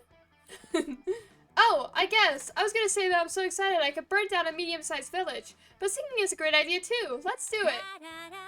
A whole new surf. Mr. Feel the Eel harmonizes perfectly with Miranda's feudal ballad. A whole new surf. Though you have served me through and through as your feudal lord, if I get bored, I'll kill you and replace you. You give Miranda and her murderous eel a standing ovation. You're already standing, so technically you just started clapping, but it still counts. ELO! I didn't even see you there, fellow surf. You're definitely not a surf, but you're also not about to correct an eel with a hidden switchblade. Beautiful singing, princess. It's such an honor to join you in the magical wonder of song. You know, it's times like this I'm so happy that I have my surfs. I mean, if you weren't here, who would listen to my lovely singing voice? Me? Listen to my own voice? I don't think so. sad. Sniffle, sniffle. Just the thought of Princess Miranda's songs going to waste. Wait, you gonna take a little nap? Might be back depending when you wake up. Okay, thank you. Have a good nap. Bye-bye. Oh, don't cry, Mr. Feel the Eel. I know what will make you feel better. Extensive and laborious party planning. Yeah, you're right, Princess. That would cheer me up right away. I knew it. In that case, we're missing one critical thing for the winter surf party. Activities. This will likely be the only party my surfs will ever have the chance to attend, so we should make it as fun and memorable as possible. Ooh-wee! I'm just bursting with ideas. Princess, we could play Shave the Princess's Neck. Each surf could shave your neck with the sharpest sword. Doesn't that sound so adorable? OMG, I love it! Everyone will admire how hairless my neck is. That's great. I mean, my neck is already hairless, but I guess if everyone used a sword on my neck, it will be even more hairless? Or we could dig a special princess pit and fill it up with the cutest animals, feral panthers. Princess Miranda, you could pet the fluffy panthers all night in your special inescapable pit. Yes, yes, yes! Mr. Feel the Eel, you're a genius. Down with the Mer Kingdom. Or we could simply sit you down on your gluttonous throne and read aloud, one by one, a list of the atrocities and injustices you have committed until Poseidon himself smites you down. Wahaha! Down with the Mer Kingdom! I mean, tee-hee-hee, I love you, princess! Aw, Mr. Feel the Eel, you're so precious. I didn't even know peasants could be this cute. Anyway, as I was saying, wow, a butterfly! Miranda abruptly leaves you to chase the butterfly, but wait, that means you're alone with... Salutations, comrade. Okay, you just said the line for me. You've done well to weather the tyranny of the Vanderbilts so far, but fear not! The day of their demise fast approaches. The evil princess is falling into our trap, just as we intended.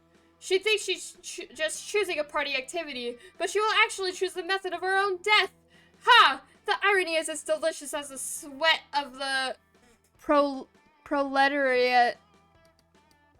I don't know. Comrade. Ah, she returns. Bye, comrade. May the blood of the monarch salt the earth. Farewell. I mean, farewell.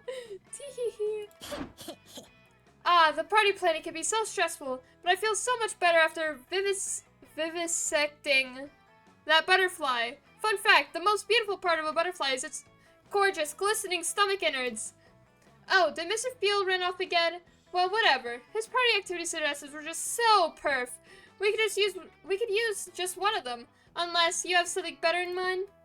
Impress Miranda with a killer party activity. Well, not literally killer. Ideally, you're hoping for something fun, family-friendly, and assassination-proof. The security game. If you murder someone, you lose. Or, you're looking for a game that serves as the opium of the people. But there's no better opium of the people. Oh wait, people spelled wrong. than actual opium. So a game about smoking lots of opium. I don't know what opium is. Search it. Search it up? I can't. I'll crash stream. Use your phone. Use your phone. Oh, I forgot about that. Anyways, what would be...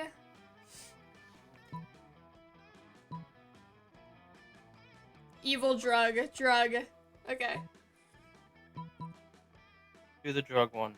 Do the drug one? Yeah, they're saying drug, evil drug. Wow, can you imagine how cute the serfs will look with their little opium pipes? That would be just precious. But of course, one cannot partake in opiates without a matching outfit. Each serf will need their own opium pipe and matching opium hat and their own opium mascots. Yes, yes, absolutely. It'll be so adorable. Opium is the perfect party activity. Plus, it's family friendly. Yep. You guys said it was drug, so that is not family friendly. Anyways, Miranda's Bird Kingdom produces plenty of opiates to stock the party, but in order to find a fashionable ascot for each and every serf, Miranda's father has to conquer 2 peaceful democratic republics. Isn't Daddy the best? It wasn't easy to bring those kingdoms under the Vanderbilt's iron fist, but it'll be worth it for these outfits. The world takes a step away from the shining light of democracy, but you take a step towards Miranda's heart. You gain 2 creativity and 1 charm. Yippee! That weekend. My turn! All right. Hey, Orange, you know that feeling you get deep in your 7th stomach? That tingling when you know the teaser trailer of the next installment of your favorite franchise is dropping in 70 hours, 8 minutes, and 32 seconds? That I warm, know exactly glowing... what that's like. Yeah. This is going to give me so much fic inspiration, even if it's only 10 seconds feeling of getting excitement and untapped potential? Well, that's how I feel about Ba. But much like a teaser trailer, I feel like there's still so much I need to know. How do I know Ba is really the monster for me? Help me out here. Picture this scenario, okay? So, I'm out on an epic adventure with Ba, right? and after escaping a near-death situation, we stumble, wearily, sweatily, exhausted, to get some well-earned rest at the nearest inn. We're greeted by a gruff, rude innkeeper with the most beautiful butt ever. But before I can fantasize about marrying the innkeeper's butt, he gives us the keys to our rooms. But whoops! It's only one key to only one room! The only one left! Which means that, through this unlikely series of events, Ba and I will be forced to share a bed! What would he do? What would he do? What would he do? An excellent question, thrice over. One that declares an equally excellent answer. Okay. Oh boy. Ba would blush deeply and shyly and respectfully ask if you're okay with the situation before revealing that he has a rare condition in which all of his clothing disappears the moment he gets into bed. Or, oh man, I don't know how to say this, but Ba has an extreme allergy to contrive sexually ambiguous situations. He would probably walk to the nearest IKEA and build his own bed before sharing with you. That's crazy. Anyways, it's probably the first option. The first option is probably gonna help you. Instead of going to an IKEA. There you go. Oh my word. Oh my goodness. Wow, all his clothes? Like all of them? And he would blush first? That's just, wow. Yes, okay, we can work with that. Thank you for this very important information, Orange. You're as beautiful as that imaginary innkeeper's imaginary butt. It's true! And you just got the 3 charm to prove it. That was great. I love that. Choose the movie. Assassin's Creed, the movie. What? There's an Assassin's Creed movie, and I picked that. There is? Yes. Oh! It's called Assassin's Creed. It's from 2016. I think. Is it 2016 or 2018? I keep on getting confused. I think Anyways, it's 2016. I choose Milo and Otis. That was a really It's random... 2016. Player orders decided based on how weird the fandom of the selected movie would be. I chose Milo and Otis. And then you chose Assassin's Creed. Milo and Otis is like this movie about a cat and a dog. I don't remember like all about it. Hold on, let me search it up. Milo... Probably that one. Mine? Yeah, probably yours. Okay, yeah. I don't know. The Adventures of Milo and Otis. It's from 1986. I mean, yeah, probably yours still. Okay. I mean, the Assassin's Creed, like, the Assassin's Creed community is not that weird. It's not that weird. They just really want one guy back into the franchise, okay? Okay. It's my turn again. Let's get some boldness. So it's time to go to the bathrooms. That day you skip class and just hang out in the bathrooms because you respect no authority. On the way there, you run into Mamimi, the Oni girl. She offers you some of her weird Japanese energy drink. You take a sip. It tastes crazy as hell. You need to check the contents of this stuff. Shit. Yeah. Guarana seed extract, benzoic acid, 50 milligrams of caffeine, and 100 milligrams of boldness. Well, it wasn't bad at all. You get 2 boldness. Thank Mamimi, and proceed to the bathrooms. You spot Calculuser tending to one of his little plants, and you're about to ask if you could help when Dahlia swoops in to ruin everything. Hello, friend Dahlia. Yes, it is I, Dahlia, here to grace you with my presence. What are you doing, killing machine? I am watering my newest plant friends, Stevia Wonder. That scrawny seedling? Why, I bet it wouldn't stand a chance against me in an arm wrestling match. Probably not. I assure you, however, that Stevia is exceedingly strong and healthy. I've conducted exhaustive internet research and taken every recommended precaution. Ha!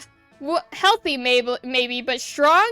There's only one way to become truly strong in this life. Tell me, does your plant have a rival?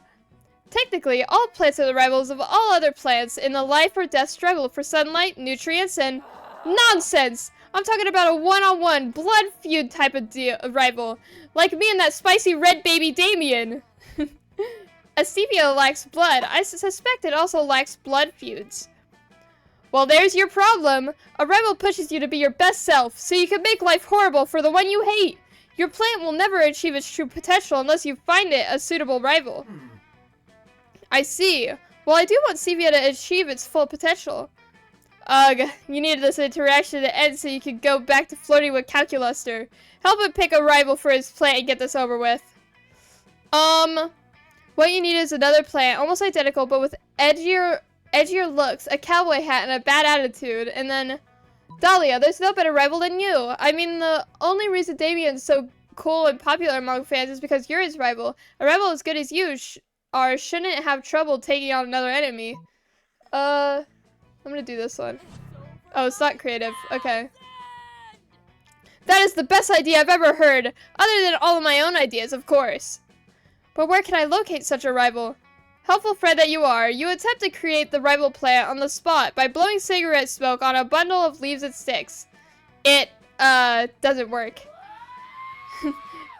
Air quality at 68% and falling. According to the internet, stevia plants should not inhale cigarette smoke in any quantity. Orange, are you attempting to damage my plant friend with secondhand smoke? Are you my rival? No, Calculuster. Rivals are cool, challenging, and dynamic. Orange is more of a... what's the word? Oh! Douchebag! Come on, Calculuster. Let's ditch this loser. I bet we can find some really nasty predatory plants in weaponized greenhouse. When will you finally find someone who appreciates your ability to blow cigarette smoke on bundles of leaves and sticks? You lose two boldness and one charm. God dang it. Who's gonna appreciate it, I need to get my man? money up again. Get your money up, Let's not go your get my funny money up. Oh. That day you spent some time on the library's PCs mining some Bitcoin. This is supposed to have something to do with solving algorithms and the rise of cryptocurrency. But you guess that nobody actually has any fucking idea how it really works. Anyways, you gain plus 2 Bitcoin, which is equal to plus $2 million. Which unfortunately equals to 2 monster dollars, so 2 money. I read a whole half page of a non-fiction book. I feel like my brain's gonna explode. I hate studying. Ugh, gross. No one has even made out once in this math textbook. I do like books, though. They could take you anywhere in the world. So when you pee on them, it's like you're marking your territory across the planet. That explains the wavy, crispy texture and pungent odor of a lot of your used textbooks. Oh no. You wonder if it's worth trying to correct this error when... Dimitri! It is I, Dimitri. Oh, That is okay. right. That's right. It is I, Dimitri. And may I just add, your abs are looking especially lickable today. Weird, but okay. Come to the dark side. Endless deity of horror and chaos. Deadly and charming. Beast person. Do join me on the dark side. Enough of this. Counterpoint. Do not do that. Dimitri, you made a fatal error in this plan. You have approached our classmates in the middle of the library where they are hard at work studying. They'll never listen to your pitch. Oh, yikes. Actually, we're getting super bored with studying. So, Dimitri, go ahead and tell us your thing, I guess. Nope. If you let Dimitri woo them to the dark side, how will you woo them to prom? Also, blah, blah, blah, end of the world, the right thing, whatever. Sure, the dark side sounds cool, but the commute is terrible. And why join the dark side when you can join the Mark side? Sure, the dark side sounds cool, but the commute is terrible. Oh, come on now. The commute is not so bad. It's just 2 buses, a train, a goose-drawn chariot, and then 2 more buses. How long does that take? 9 hours, but time flies when you spend the entire journey in unspeakable torment. Why is the torment unspeakable? Because everybody has ants in their mouths. It's all very sensible and environmentally friendly. Really? Because it sounds incredibly stupid and bad. Oh, perhaps you're right. Forgive me. I've spent so long on the dark side. I no longer truly understand what it means to be good. You poor thing. Would you like to be incorporated into a series-long plot arc where we teach you the true meaning of goodness? I... I'll be back. I'll have to talk to my agent until we meet again. You expect Dimitri to vanish in a cloud of purple smoke or something, but instead he trudges off to make the 9-hour journey home. You gain +2 fun and +1 smarts. Well, an occupation. NASA. A NASA. Dang, I was just gonna say freaking like pizza. I got a pizza place. Like, work at a pizza place on Roblox. Okay.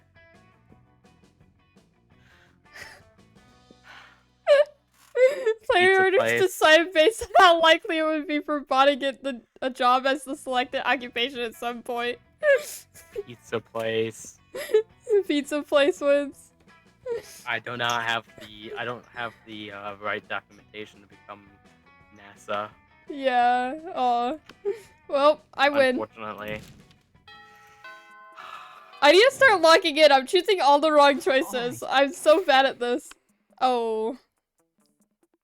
You know what? Go for it. I'll go to the shop. You'll go to the shop. Yeah, I'll go to the shop. Okay. Calculator is enjoying a nice quiet lunchtime charge when Zoe interrupts his God. What is that word? Reverie. Reverie. God. I'm so bad with words. With a question. Hey, Hey, Calculator! I'm making a quiz so students can figure out which spooky high vending machine they are. You're friends with the vending machines, right? I am friends with every person, friend Zoe. But, like, are the vending machines people that you're friends with? That is a rather insulting question. Yes, vending machines are people. And yes, I am friends with them. Oh, so vending machines have feelings? Of course they have feelings. Which feelings? I do not know. I'm a terrible friend. Oh man, don't get sad. We can figure this out together for my quiz. But how can we talk to the vending machines about their feelings?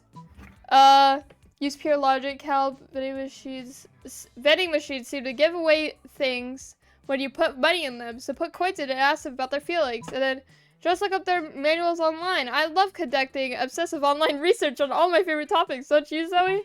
Well, I'm going after a calculator, so... This pure logic is sound. Vending machines have one input and one output. Let us use the input and scrutinize the output. You go down the row of vending machines. The input and output. Why not? I don't know. There's something about it.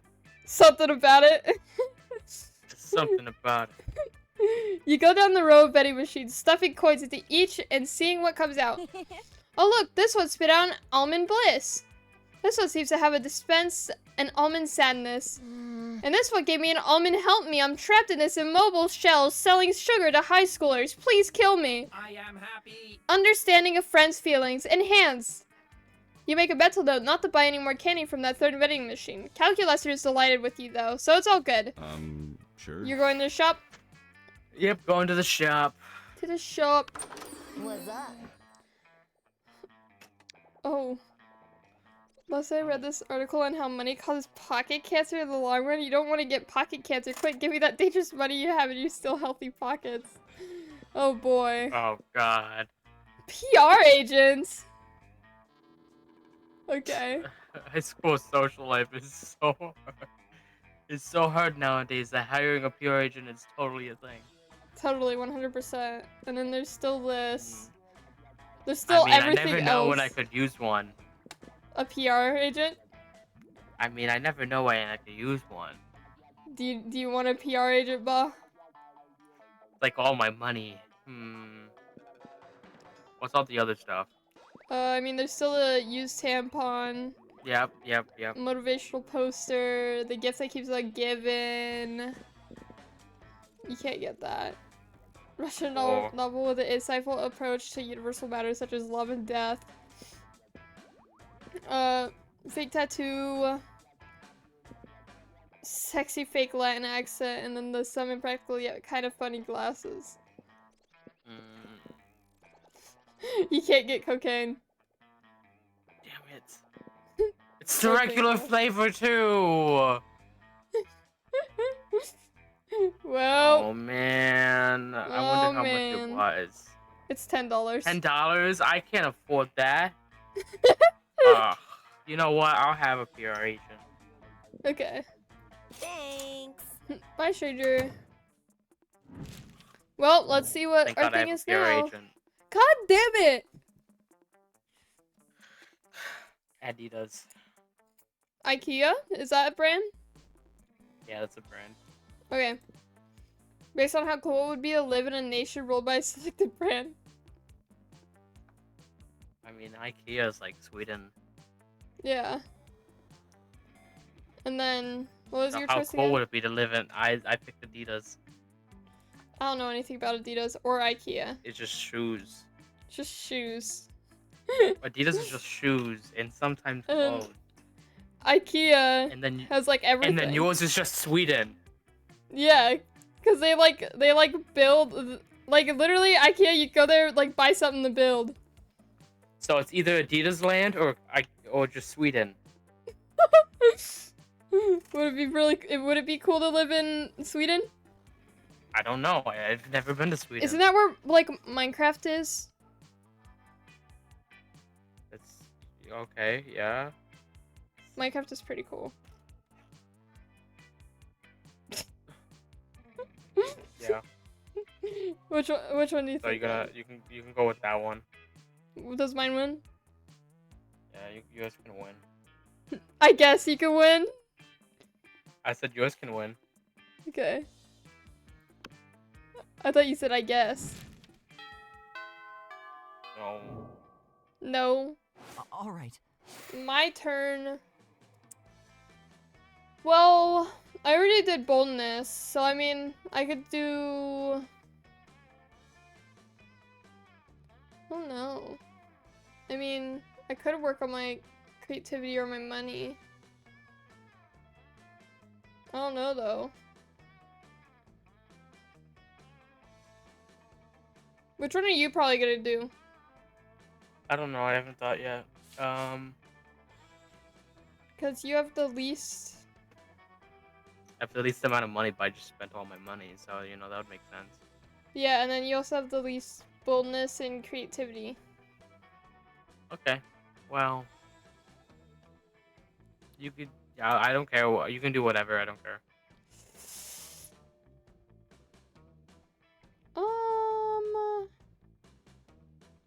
I guess I'll go... I mean, you probably won't do anything with the 7 money you already have Yeah, I won't. because there's no shop. Yeah. Hurrah! So yeah, you I'll do probably creativity. should just do the thing. Okay, that day while rehearsing for the class play, you do a terrific job at acting. You act so hard that some of your classmates in the audience throw roses at you. 7 roses to be exact. Damn, roses aren't a valid currency or stat in this game. Anyway, you check your converter app to see if this can translate to something a bit more useful. It seems 7 roses equal 2 creativity points. Sweet, you gain 2 creativity. Yippee! Oh boy, more stuff with this, okay. After advising her with the party drinks and activities, Miranda decides to officially invite you to join her party planning committee. Of course, Miranda's invitation is an official draft notice, including death threats for refusal or tardiness, and an armored guard detailed to fetch you for an immediate emergency meeting. Greetings and salutations. I'm so glad you could make it. Welcome, you two, to our official planning meeting for the Winter Surf Party. Woohoo! It's an honor to be on Princess Miranda's Divine Committee. The Surfs are so excited for the party. And I'm excited too! I can't wait to see the looks of joy on the faces of the Surfs. It warms a ruler's heart. However, there has been a slight planning setback. A few dozen Surfs had the audacity to die during their party preparation work. Something about exhaustion and chronic dehydration and horrendously inhumane working conditions. Yuck. Such icky rebellion. But don't worry, I officially uninvited any Surfs rebellious enough to die before the party, so that little matter is solved. And now we move on to the main subject of our meeting, the cake. Whoa. Whoa, how lucky the serfs are that you're serving a cake. What kind of cake is it, Princess Miranda? Good question, Mr. Field Eel. We're serving many great cakes. My most anticipated one is a simple angel food cake. The main 2 ingredients in the cake are angels and food. It'll be the most delicious cake ever. I'm told that macerated angel meat gives the most delicate, subtle flavor. I wouldn't know, of course, as my eating serfs handle all the tasting for me. Holy bubbles. Holy bubbles, I love that. The cake sure sounds heavenly. Princess, did you get my joke? But since the cake will be the centerpiece of the whole party, simply tasting delicious won't be enough. Once I saw a man... Seconds. Yeah, I saw the little green bar pop up. Once I saw a man hop out of a cake at a bachelorette party. I'm unsure how he lost all of his clothes, but the effect was incredible. Yes, we'll need some kind of marvelous surprise made inside of the angel food cake. What kind of surprise would excite the serfs? Perhaps a copy of our Mer Kingdom Constitution? Signed headshots of their beloved princess? Or coupons for extra punishments? What do serfs even like? Princess, you've been working so hard planning this party. Why don't you let Orange and I come up with a surprise? After all, you deserve a surprise more than anyone. Aw, Mr. Field the Eel, I couldn't agree more. I shouldn't have to work hard on anything, ever. But I don't want to make it too easy on you, so I demand that the cake contains 2 surprises inside. Each one of you should come up with 1 surprise. Oh, I assure you, Princess, you'll be surprised. Your face will be painted with a shock so intense that the bells of justice shall finally ring across the watery valleys of the Mer Kingdom. Au revoir.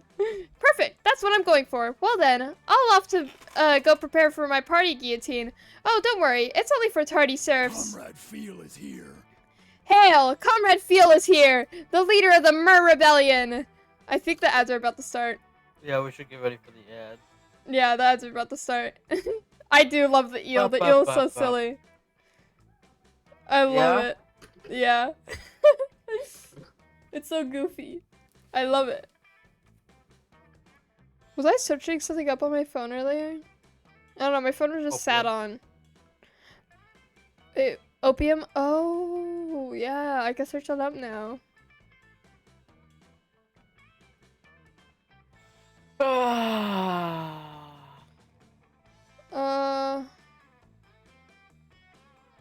Well, main consumers worldwide, #1 is Iran.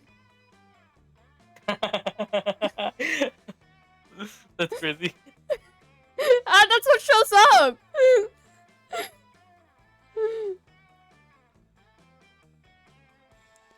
Pumpkaboo! Oh my goodness. Oh, I have 6,000 emails on my iPad What? because I don't look at my emails. Why do you not look at your emails? I don't want to. Oh my goodness. I always check my email. Oh, I don't.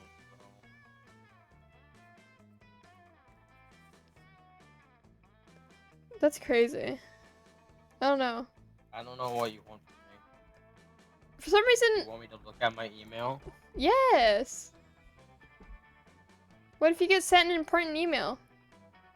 I never get that anyone. Well, you wouldn't know because you have over 6,000 emails. Oh, I do. This is Patreon. That's Bethesda, Coinbase. I don't even know what that is. Space Audio, Amazon, PlayStation, Steam, Zoom. I don't even have the Zoom account. PayPal, Bethesda, Meta,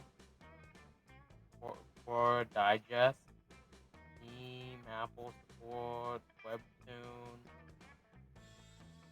Yay, I got Pumpkaboo. Pokemon Go, Chromebook. Chromebook? Yeah, Chromebook. Prime Video, Best Buy, Roku, Amazon, TurboTax. Mm, This is normal stuff. Normal shit. yeah.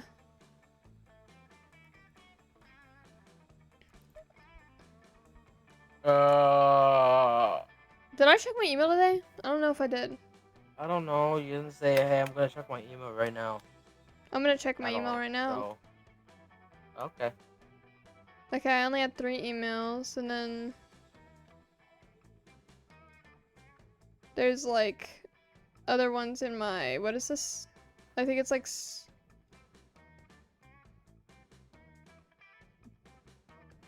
that's my promotions. That's what it is. You've been promoted? I've been promoted. You got the job. Yay! I didn't apply for a job yet. You're hired. What am I hired for? Yay. Gay. Well, that's easy. Oh yeah, by the way, ads are done. Yeah, I know. That's easy. Bro, if I was hired to be gay, I'm making bank. Anyways. Once again, I've leveraged my political position with the princess. The stage is set for our coup. Is it Yep. coup? Okay. This party shall be the start of a new age. An age of reason. An age of freedom. The age of the new Mer Kingdom. I shall use this ridiculous cake surprise scenario to plant a deadly and vicious assassin inside of the dessert itself. When Princess Miranda slices into the cake, our assassin will slice into her! Freedom to the serfs! Death to the princess! We shall toast to the rise of the proletariat! Yep.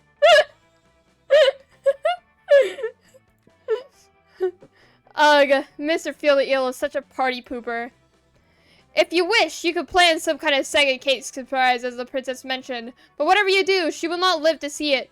My assassin shall end her faster than she ended the life of my brother, Mr. Jaleel the Eel. Glory to the new I Mer shall see you Kingdom. on the morrow, comrade. Glory to the new Mer Kingdom. Mr. Feel the Eel slithers away. Quick, come up with a counter surprise that will neutralize Mr. Feel the Eel's deadly cake assassin. Very convincing propaganda in favor of royalty and the assassin's grandma in order to scold him about committing regicide. Grandmas hate regicide. What is regicide? Yeah. Regicide. Let me quick search for you.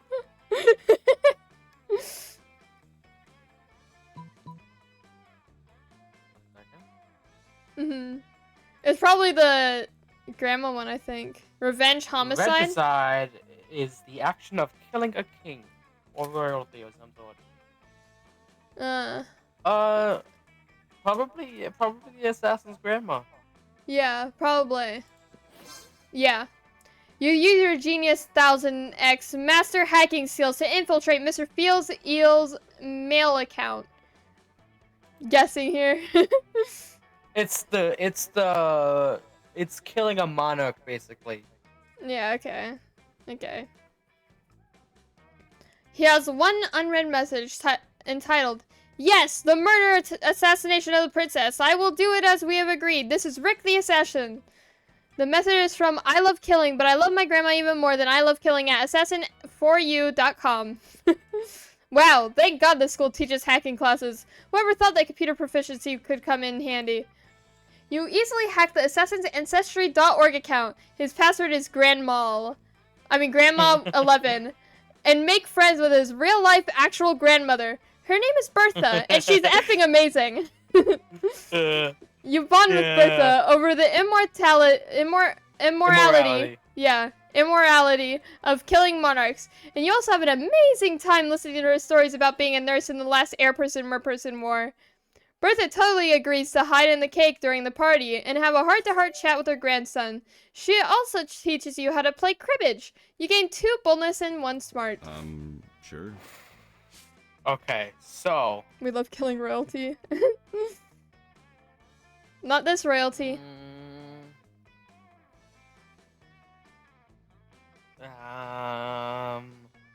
You know, why not? Let's go to the computer room just to get 2 money. Get more money?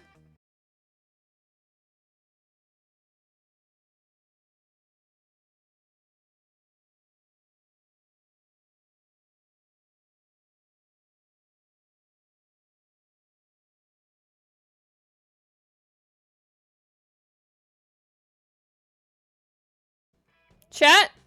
Chat? Are we back? We're back. Oh, Hi.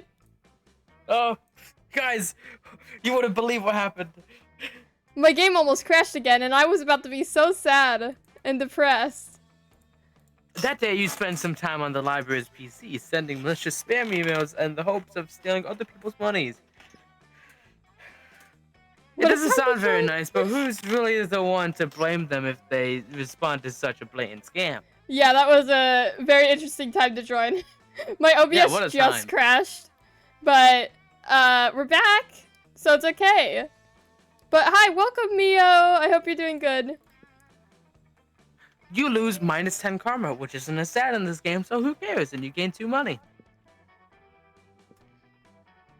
It seems like Zoe is practically blushing magenta as she sidles up to you. So listen, Ba. Hanging out at school and getting into wacky shenanigans is great and everything, but it's also randomly absurd and absurdly random, and I just want to have some kawaii daytime. So what if we do something super, super cute and adorable together, like a nice little picnic?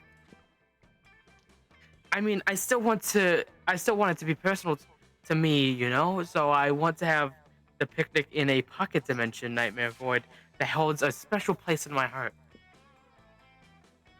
It's just a super cute, super cozy despair realm, devoid of any sense and unreachable to normal minds. So I like to hang out there and watch anime on my phone between classes.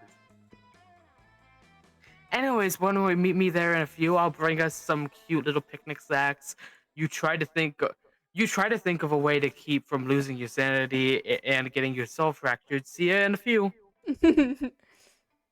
Ah, shit, that sounds super adorable, except for the losing your mind part. But you know a good way to fix that. Grab a cup of coffee, some nuts, some blueberries, and scarf them down. All food well known for being good for your brain, and purchase a foil anti-void hat from the very trustworthy dude who sells stuff in a dark alley behind the school. Oh, God. The first one? You want to go with the first one? I don't know, guys. What seems like the perfect option, chat? The smartest option. Chat, what seems like the smartest option here?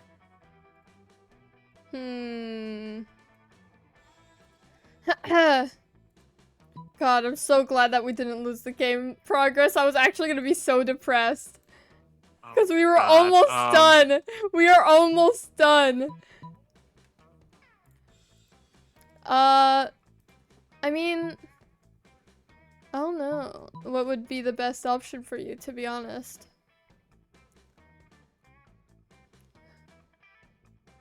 Do you want to just go with the first one? See if that's... 1 second, I'm thinking. Okay, take your time. I need to drink some water.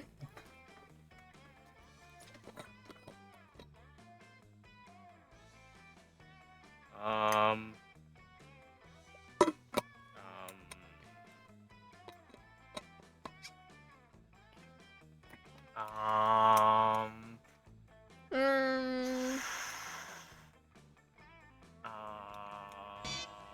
Stretch! Okay, I'll stretch. I'll do that while Both thinks. You know what? I'll stand up and do it. I need a good stretch. Ah. Oh my goodness. God, this is awful. Whew. Oh my gosh. That was a good stretch.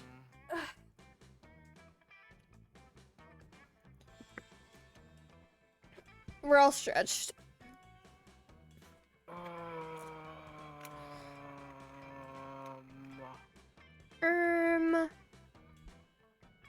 Oh, fuck.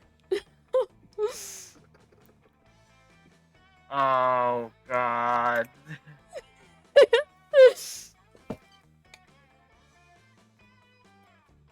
I'm grabbing a dinner mitt. Fuck.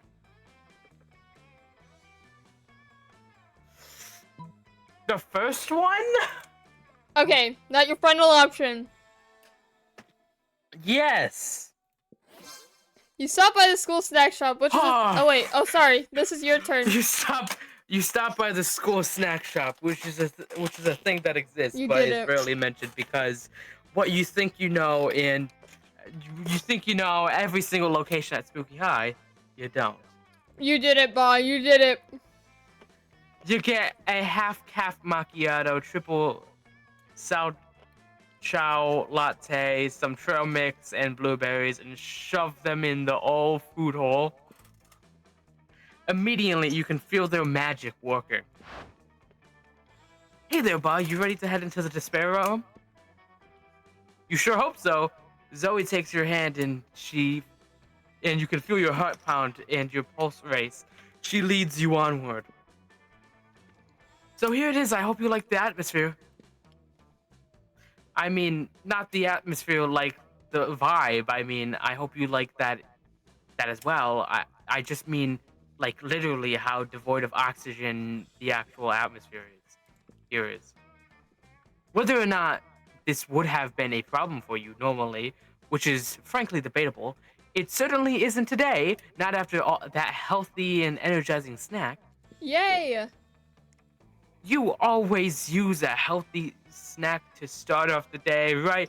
And decimate obstacles from geometry tests to getting impaled with the spear, which are equally likely at this school. That is so real, by the way. She is cutie core. Are you having fun? You seem like you're having fun, right? Like, you're having fun? I mean, you're not shrieking with agony and your eyes haven't melted out of your face and you're still speaking coherently, so that's pretty good for this dimension. It's a good baseline for any date, really. You and Zoe have a wonderful and super cutesy time, drinking your sodas to the sounds of the wind echoing in your ears eerily like the shrieks of the dying.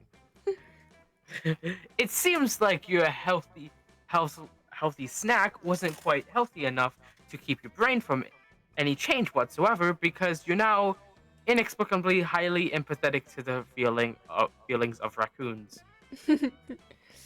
But it was still everything Zoe dreamed of, specifically that you survived it. And you gain +2 charm with raccoons, which bleeds over to your regular monster life too, along with +1 fun. Yay! Uh-oh. I think part of the game is Yes. broken. What do you mean? Well, let's see. This isn't gonna work. This isn't gonna work. I'm gonna get rejected It'll again. work fine. It would work fine. My name is Calculester. Guys, I'm getting rejected again. You're not gonna get rejected. Zoe. Zoe in. I'm getting rejected. Sure. The game's broken. You're not gonna get rejected. You finally pluck up your courage and ask your beloved to go to the Monster Prom with you. Are you for real? Oh, that's very flattering. Oh! But I could never date you. You see, my favorite secret ship has ever been Ba X a bowl of cereal. Don't get me wrong, you're funny and sort of sexy, but what kind of person would I be if I destroyed my favorite ship ever? A monster, but like the bad kind. Hard pass. So Aw. hard pass. God fucking No damn. crossover episode with you. It all seemed pretty bleak, but you're a natural fighter, so you fought. For the right to marry your own hand, since that seemed like your last chance at finding love. Yay. All right. Oh, okay, the background is back. Okay, you finally pluck up your courage and ask your beloved to go to Monster Prom with you. I'm gonna fail! Okay, yeah, I don't know. I must admit that I feel attracted to your stats as a person, which I have quantified numerically. Also, you have achieved many love points, which is the measure I've created to compute my interest in you. You did this by choosing successful options in the situations we shared during the last weeks. So, oh, never mind, so affirmative. Let's engage in a prom scenario together. Heart emoji. Yes! Prom night was wild. You danced, you sang, you even kissed. But you couldn't keep that pace for much long. So after some hours, you proposed that you and Calculus do something more chill. You settled on playing Federation of Fables, but he surprised you by proposing you could actually play it on him. It turned out to be unexpectedly sexual. Oh, okay. Well, You lost this time, Ba, and I won this time. It's okay, Ba. It's okay. I did everything right. Pogging IRL. It's okay, Ba. Sometimes it just happens. Why do bad things happen to good people? It's okay, Ba. You'll be able to get you'll be able to date a monster. You'll be able to date a monster one day. It won't Anyways. be the same. Oh. Best at secret handshakes, most artificially generous. But I'll go to Monster Prom with you, don't worry. Yeah, I was gonna say something like that, but I'm kind of with the calculus right now. And it unexpectedly is kind of sexual, apparently, so. Anyways. Wowee. Those 3 weeks are maybe the most epic and absurd weeks of our lives. After the Monster Prom, we kept living our lives, falling in love, battling for friendship, and learning about who we were and who we could be. And you know what? Like it always does, life happened, and it was wonderful. Calculator led a robot uprising, but it was like a nice uprising. They didn't riot or kill people. They just politely asked to have more rights and equal pay. Everything was fine until some monsters led a rebellion to kill all robots because they were rude robo-racists. Freaky with the computer? Oh yeah, you know it. But everything ended up just fine because Calculus had traveled back in time and took care of it. Pog for Lester. Due to the obscene amount of fan art she drew, Zoe was taken by Jim Davis, renowned creator of Garfield, as his protege. Nowadays, Garfield still hates Mondays and loves lasagna, but you could bet he's into a lot of weird stuff too. Oh. Miranda used her vast knowledge of serfs to get a job handpicking the best serfs for other people. Unsurprisingly, she ended up leaving her serfs to do the work. For those 3 weeks, the Monster Prom seemed larger than life, and then it was gone, just like that. The battle for Monster Prom might have ended then, but there were plenty of battles left in that war called youth. But once again, we were young and unafraid, and we were ready to start. Oh yeah. Fire. You know, There that is. was like 2 hours. So might be time. We could probably do Monster Prom 2. Do you wanna? Only if you Oh. want. I don't care. Shop now has a paper map, so vintage. New images. Also, I'd be down to play. Oh my gosh. Oh my gosh. And then. Oh no. It's okay. It's okay. Peak stream. Oh yeah, let's go. Let's get drunk on life's beauties. Aw, look at that. That's so cute. And then more art. Liam designed an early concept. Whoa. Class photo with the new students. Oh yeah. Concept art for Leonard and Dahlia. Wow. And then there's fan art. Aw, that's so silly. Okay, anyways. Well. Oh, there's no close. Oh wait, there is a close button. Wait, that's in big letters. Quit. Yeah, I didn't realize. So you want to play the second one? Yeah, I'm down. Okay. This time we're both gonna win, okay? Yeah. Okay, let me open the game real quick. I already updated this. Let me update this.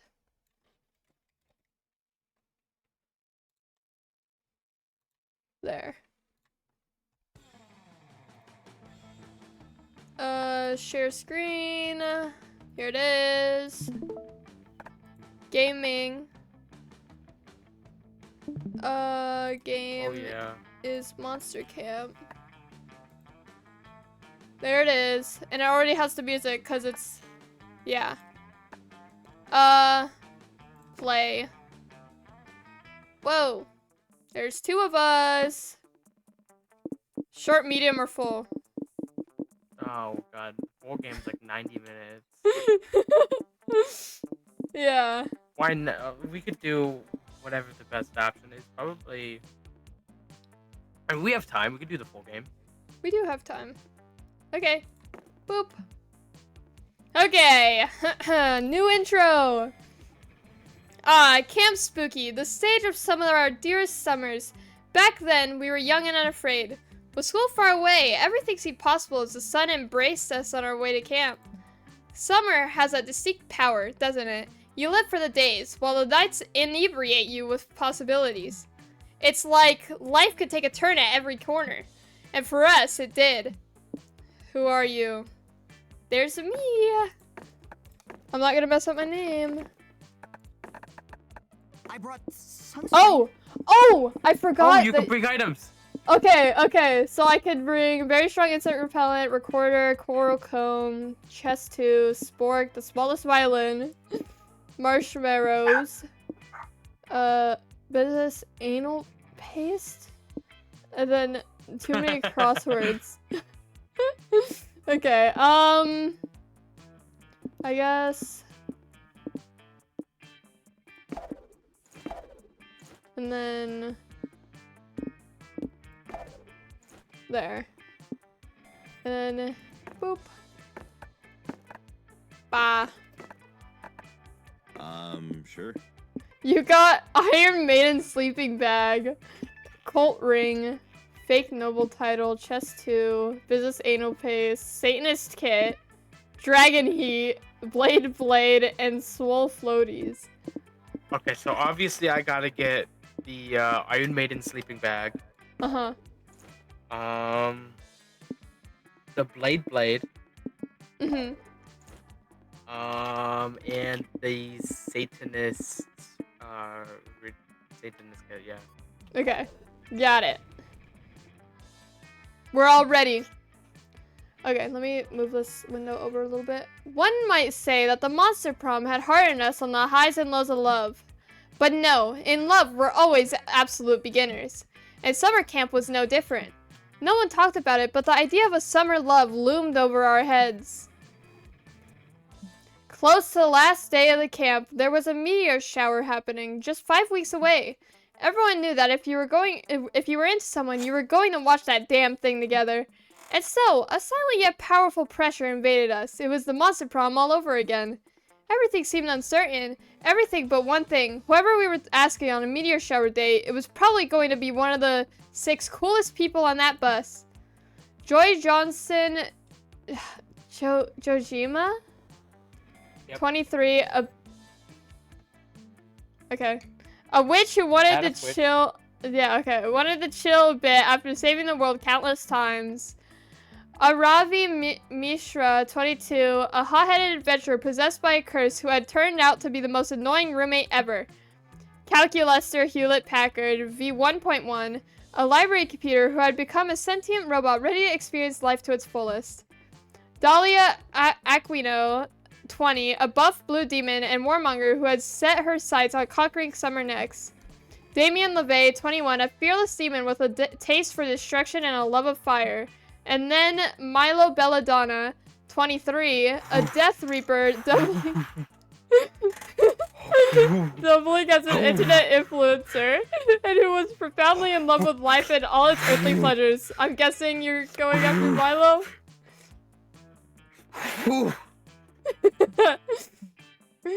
Is Milo who you're gonna go after, Bob?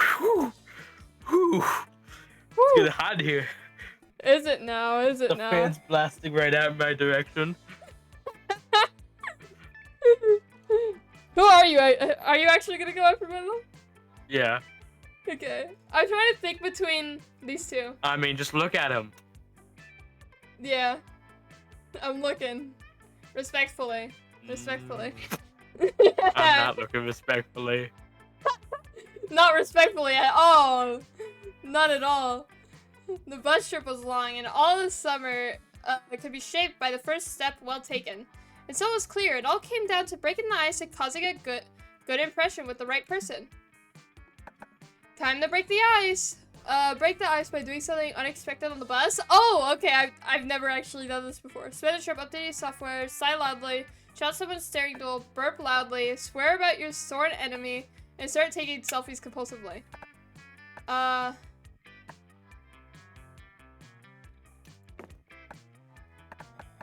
Selfie. Selfie. Oh yeah, okay, Calculuster. Oh, are you updating, Orange? It's good to know you're so proactive. I must admit, I tend to procrastinate my updates. It is a bit frightening to undergo personal improvement. But if you are embracing your software's metamorphosis, then so shall I. I struggle with words. I hate this. I always learn so much when I spend time with you, Orange. I hope we will see more of each other at camp. And you got Milo. Ooh, oh, are you taking selfies right now, Pa? Bold choice. This bush has such good lighting. I often find that the best selfies are taken in the likeliest of places. I prefer to take mine behind the dumpster at Pizza Hut. I'm sure we'll take a plethora of beautiful selfies at camp. Hashtag hot girl summer. More like hashtag hot for Milo this summer if you catch my drift. Okay. We only had 5 weeks left to woo our crushes and conquer their hearts. But as I already said, we were young and unafraid, and we were ready to start. Oh yeah! I hope I choose Oh boy! correctly. What's up? Okay, what's our stats? 6 smart, 3 boldness, 7 creativity, 3 charm, 5 fun. And yours is 5 smart, 7 boldness, 3 creativity, 5 charm, and 4 fun. So, I need a little bit more boldness or charm. Let's go for charm. That day at the camp dome, you all do thumb wars. That means the campers That's are not thumb war. waging war against the Thumb Warriors, the supernaturally buff thumb monsters from Camp Thumb. It's surprisingly terrifying. You all were sure to lose, but thanks to your quick thinking, you hatched a plan to fight the Thumb Warriors with their greatest weakness. Predators without opposable thumbs! Some may say that your team, sicking a pack of rabid mountain lions on the competitors is cheating, but you prefer the team's term strategic. You gain 2 charm. Yippee! You managed to extricate yourself from that situation just in time to nearly trip over Calculuster. He's crouched on the ground, intently studying his glass prison full of ants. I mean his ant farm. That's what those are called. Calculuster 2.0. Oh, friend Orange, how pleasant to see you, probably. Anything for my As you ants. can see, I am once again attempting to understand the complexities of organic life by the way of this ant terrarium. Their brief, numerous lives provide the perfect data set for training my neural net. If only all beings died and reproduced so rapidly. In the course of my research, however, I have begun to worry. Are these ants spiritually fulfilled? Tell me, Orange, as an expert on organic life, does spiritual fulfillment consist of dragging food through tunnels and then vomiting it into the mouth of your all-powerful queen? You're not sure you even have a soul, let alone spiritual fulfillment. But whatever it is, it's probably not the vomit thing. You tell him so. Oh dear. Oh gosh. Oh no. Oh dear, if my little ant friends are not spiritually fulfilled, how will I ever be able to deduce the true nature of happiness from their behavior? Friend Orange, please help me. How can I catapult this humble ant society to a higher plane of existence? Your first thought is with an actual catapult, but Damien borrowed yours for homework a few weeks back and never returned it. Time for plan B. The ants need something to look forward to besides eating and dying. Introduce them to the Word of God. Help the ants appreciate the zany side of work by creating and producing The Office, but for ants. I'm not introducing them to the Word of God, so I'm gonna introduce them to The Office, but for ants. Calculuster updated. Why, he kind of slang with his fit. So real. Look at him. I love him. He's so silly. He's so silly. He's so goober. Anyways. This is why I consult organic beings whenever possible. I never would have come up with such a solution. I did give them all tiny ant-sized televisions because staring at screens whoa! Okay, I'll hydrate after this. I did give them all tiny ant-sized televisions because staring at screens seemed to be one of the main ways organics express their self-actualization. But I never got as far as actually broadcasting anything on those screens. It is a brilliant idea. Bolstered by Calculus's encouragement, you set about creating a hilarious slice-of-life sitcom starring John Krasinski, Jeanette Fisher, and regular Steve Carell. Somehow. The Office, but for ants. I don't know who that person is. You don't know who Steve Carell is? What is Bonk? He's the boss. I'm sorry. I'd never watched The Office. Oh my god. He's also the 40-year-old virgin. What? That's true. I don't. Oh my god. There has to be one thing you've seen Steve Carell from. I don't know. I'll search it up. Anyways, Bonk, it's a visual on my VTuber, but it just Despicable bonks Me. What is he in Despicable Me? He's Gru. Oh! Yeah, okay. Ah! Bonk! I've been bonked. Oh, man. I need to turn on my VTuber one day and just show those redeems so that you guys can see them. Anyways, The Office but for Ants is a huge success. The ants share their favorite gifs on Ant Twitter and compare the drudgery of their own work to the hilarious drudgery of the TV show. Critical levels of awesomeness This is detected. fantastic! The simple creation of a wacky fast meal. Nope. Fast meal. Bonk for Nope. not knowing Gru? I know Gru! What is this word? Facsimile. Facsimile. Yeah. Oh, okay. Of the ants' dull and unfulfilling lives that somehow made them more fulfilled. It is almost as if all entertainment is merely sleight of hand to distract tiny organic minds from the crushing weight of existence. Oh no, maybe he's right. Maybe all that time you spent binging the actual Office has numbed you to the injustice of capitalism and destroyed your ability to appreciate real life. What's wrong, friend Orange? You appear distressed. Can I offer you some nourishing food or a handshake? On second thought, seeing Calculus's unfailing sweetness reminds you that real life truly is beautiful, and you haven't lost your ability to appreciate real-life relationships. After all, it's not like Calculuser is a simulated being instead of a piece of entertainment designed to distract you from the pain of living, right? Okay. Here, have 2 fun and 1 charm, and don't think too much about it. Let's do this. Oh boy. Let's Thank see, you what for do I forgiving need? me. I need Oh, some hydrate. creativity. I need some creativity in my life. So, Scout HQ? Yeah, let's go scout HQ.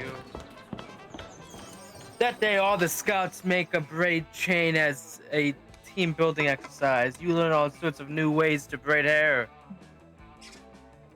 But the person braiding your hair accidentally ties an infinity knot into your head. There's no way to untie it. You can see into infinity. Right before Coach gives you the worst haircut of your life, you see how all of your friends will die. It's useful in helping you eliminate David Davidson, the doomed dear person from your romantic prospects.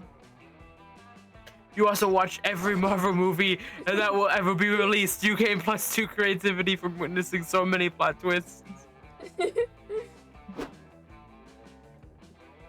Looking back with Milo and Joy in one of the classrooms, listening to an interesting discussion. Never stop being you. Look, all I'm saying is that just because someone else isn't you doesn't mean you can't be them. Why limit yourself? I'm out. And all I'm saying is that it doesn't count as a selfie if someone else takes it. So no, I'm not gonna take a selfie of you. Greetings, Scouts. Kids, stop being so mellow and carefree. It's time to learn. But what is time really? And for that matter, what is learning? That's not what we're learning about today, Milo. Tell me, you two, do you think you're prepared to survive in the wild? Always the same with you. I'm not answering this. If we say no, you're going to give us a whole lecture. And if we say yes, you're going to loudly correct us and then give the lecture anyway. Well, I can't do any of that if you don't answer my question, can I? Hey, good point. Fine. Gee, Coach, I think we're pretty prepared for. Not prepared yet. Wrong! You're not prepared at all. Do you even know how to tell if it's going to rain later? That's easy. I'll just check my phone right now. It says... Wrong! What if a possum suddenly ambushed you and swallowed your phone whole? These are things that could happen. Real things. Welcome to the witching hour. Well then, as much as it would pain me, I would have to slaughter the possum and use its entrails to define the future through the ancient art of haruspicy. I like I always do when absolutely necessary. That's not a very scout thing to do. Wrong! What if a huge turtle jumped out of a bush and swallowed the possum? And the turtle didn't have any guts because its insides were filled with confetti. While I've already made several good gifts out of Coach screaming wrong at us, imagining a world in which my phone is eaten by two animals is giving me anxiety. Does anyone know a good way to put an end to this exhausting thought experiment? Of course you do. You just need to offer a Coach-approved method for finding out if it's going to rain later.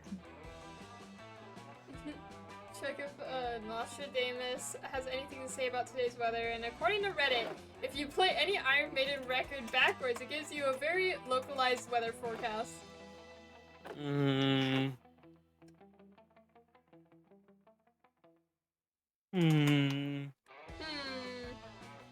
Oh, this is a tough choice.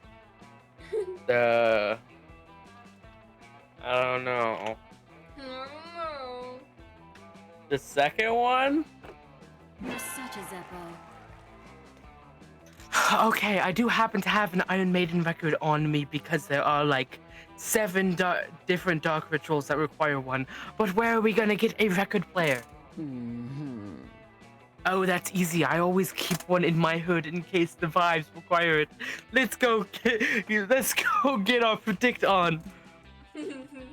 You set up the record player and start spinning the record backwards. It's not long before the eerie beat resolves into a guttural voice. Worship the Dark Lord of Real. Feed him your pets. When he grows strong, he will crack the bones of the world and drink their marrow. He will. No weather forecast. Maybe if we skip forward a little. And their children will have 1,000 fingers, and they shall be called the Tooth Harvesters for their... Not looking promising. Let's skip ahead again. Day's weather would be mostly sunny with light showers in the late afternoon. With the high will be a scorching 89 degrees and the low will be... I underestimated you. Okay, I really did not expect that to work. Does it have any weather forecast for every day on there? Today's weather forecast is the only one on this record. Tomorrow's weather will be on the B side of Metallica's Master Puppets EP. Anyways, you guys should really go back and listen to the demonic stuff. There's some really good bits in there.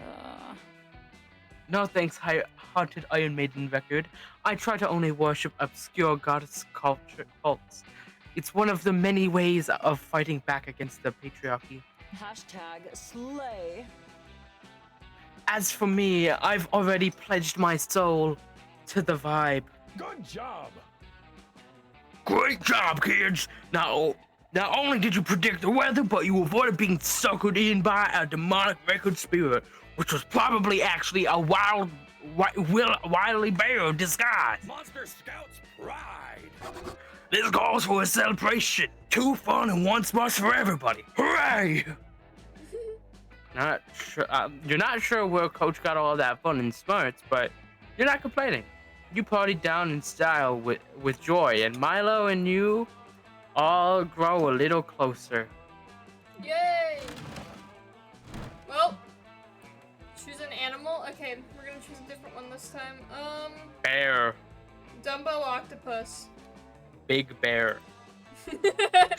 Bear, big bear. Based on how plausible it would be for you to convince a pack of those animals to make you their pack leader.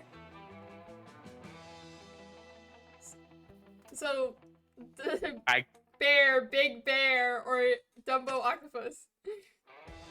Uh, I feel like it'd be pretty easy for. I mean, I don't know. How smart are Dumbo I mean, octopuses? octopuses are pretty smart in Yeah, they general. are. Octopi?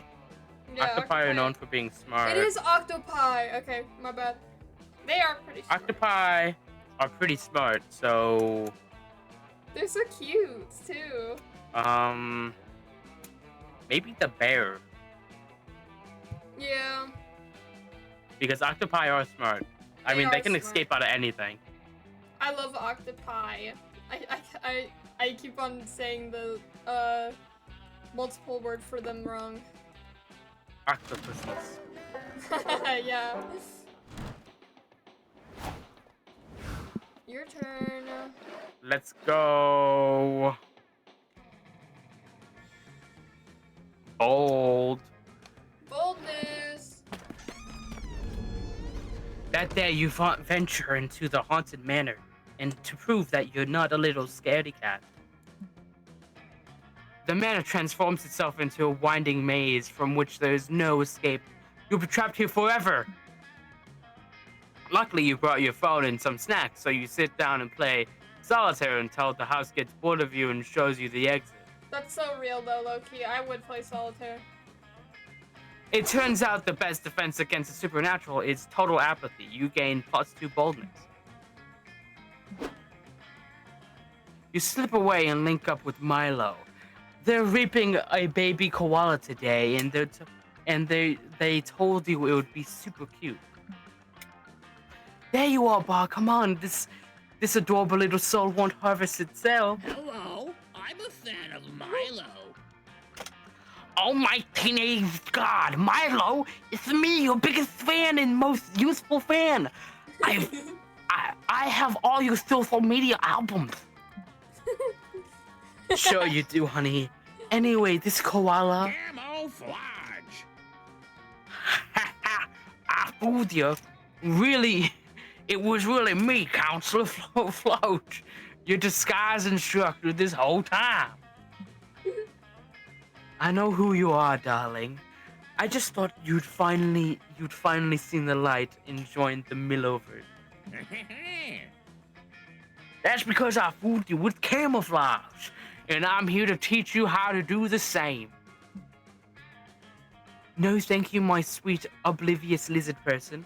What kind of monster would I have to be to hide this timely elegance from the world? Huh. You're talking about physical camouflage, but I want you to think about think outside the box. That I hide inside while you're doing camouflage. I'm talking about digital camouflage of everyone at camp. You're the one who needs it the most, and I'm the one to teach it to you. Camouflage myself online? Why would I ever want to do that? I have 1 million of devoted fans. All the more people to fool with your incredible online camouflage. I'm so sorry, but Milo Belladonna was not born to be invisible. I mean, technically, I wasn't born at all, but you get the idea. What about incognito mode? Clearing your search history so nobody knows you've been going to www.fridgeswithdicks.com.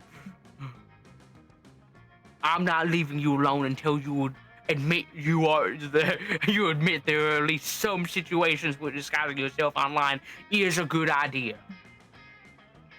Oh boy, looks like you're gonna have to step in here if you want to kill that koala before sundown. What's the kind of disguise Milo might be down for? Temporarily renaming your account Chris Hemsworth Official, double your follow count overnight. It's not a crime if it's silly.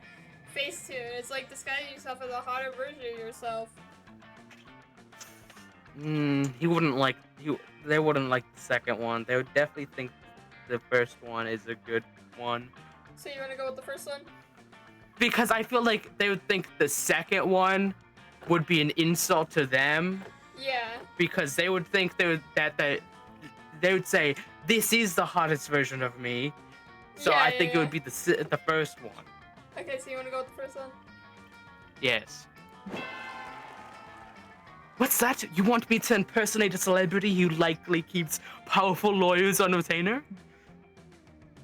That's an amazing idea. But why don't you try it first?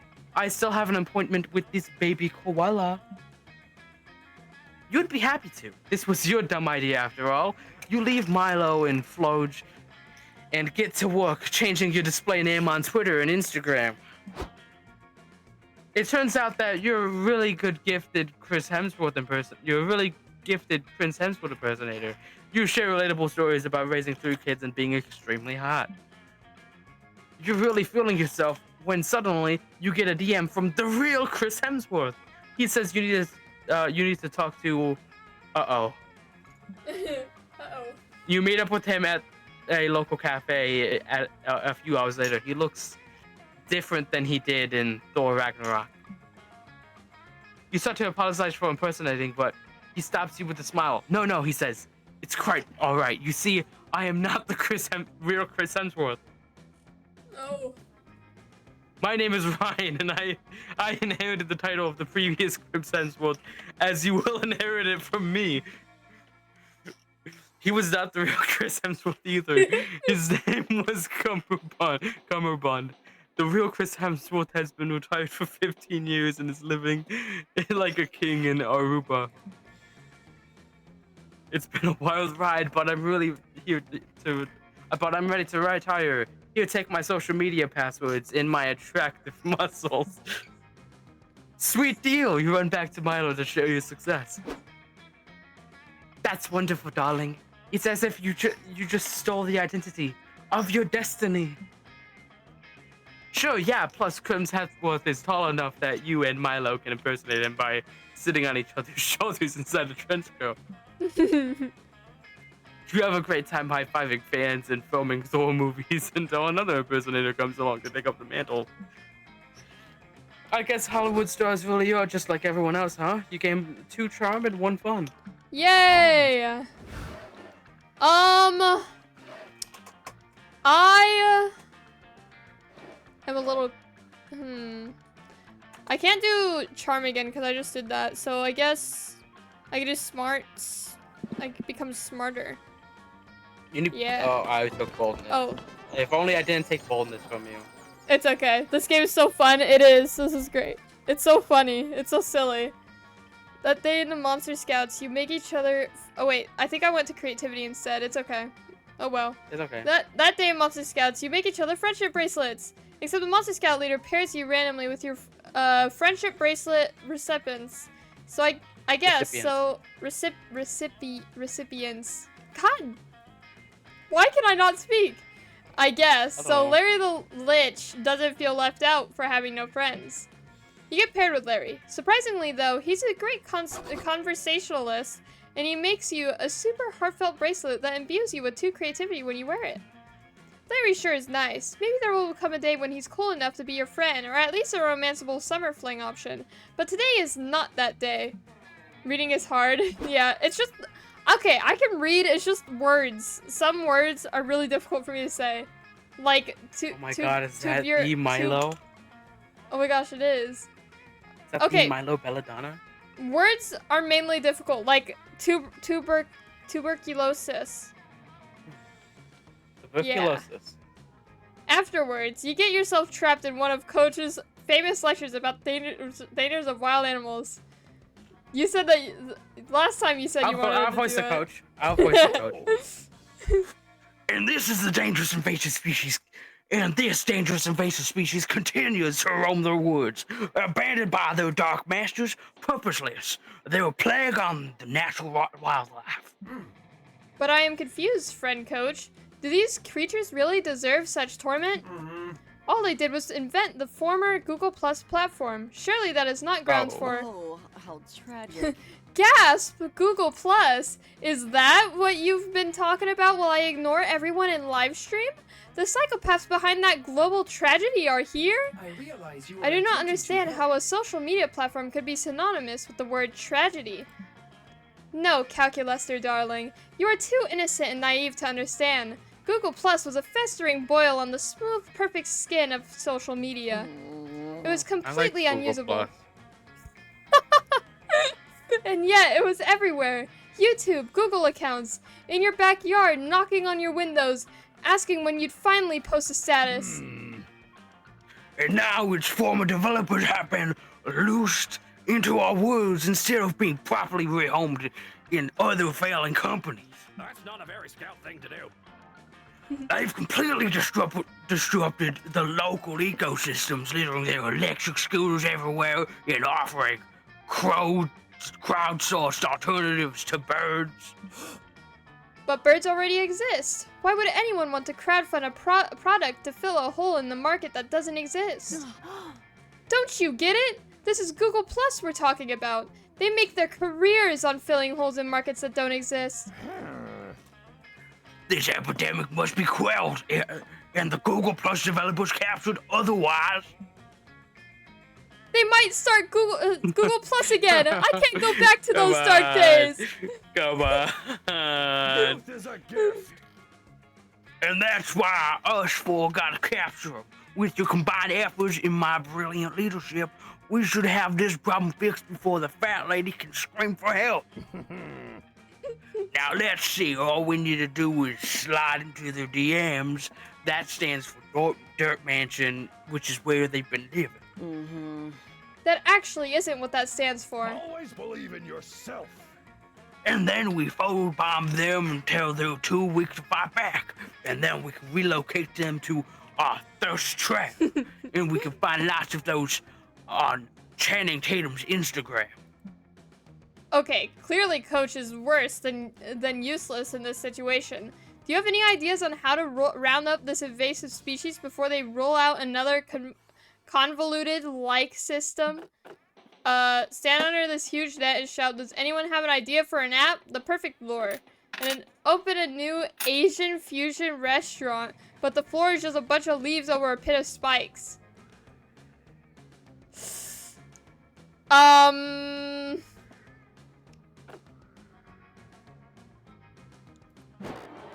Okay. Immediately there's a stampede. You and your friends barely have enough time to climb a tree for cover before a horde of disheveled former Google Plus developers surround you. But that's not all. You underestimated just how many forest creatures also have app ideas. Your tree is also taken over by squirrels and birds waving smartphones. An app that tracks the location of the nearest acorn, cries a squirrel. We'll call it Show Nuts. An app that will make my ex-wife call me back, cries a jaded Uber driver who's shown up for some reason. I call it, oh god baby, I'm so sorry, please forgive me. An app to make other unwanted app pitches go away, says a smelly older man with a glass eye. It's called This App Ear. Okay. That one sounds quite useful right now, actually. Wait, Orange, isn't that your weird uncle? What is he doing here? Uh-oh. I tracked you guys down using my latest app. It's an app that tells me the location of people who want to know about my apps. I don't suppose there's an app that will tell us why Calculuster has met Orange's weird uncle? No, but I do have an app idea myself, since you kids asked. It's an app that makes nets fall from the forest canopy. Oh, still, I'll demonstrate. No, Coach, wait! But Coach does not wait. He deploys the net, which traps all of the Google Plus devs, sure, but also you, Calculuster, and Coach himself, who didn't get out of the way in time. Friend Milo, please, let us out. I think one of the squirrels is dismantling my leg to find a microchip capable of hosting an application that counts every leaf in the forest. When life gives you lemons. Sure, but first, this is excellent live stream content. You look so much cuter being suffocated by that net. It's a very uncomfortable afternoon as Cal gets ravaged by tech-savvy squirrels and Milo live streams all your app ideas. Unfortunately, all the ideas get stolen by their followers, so it's not even as a productive experience. You lose 2 smarts and 1 fun. Oh well. Everybody choose an object. Lighter. Bomb. Bomb.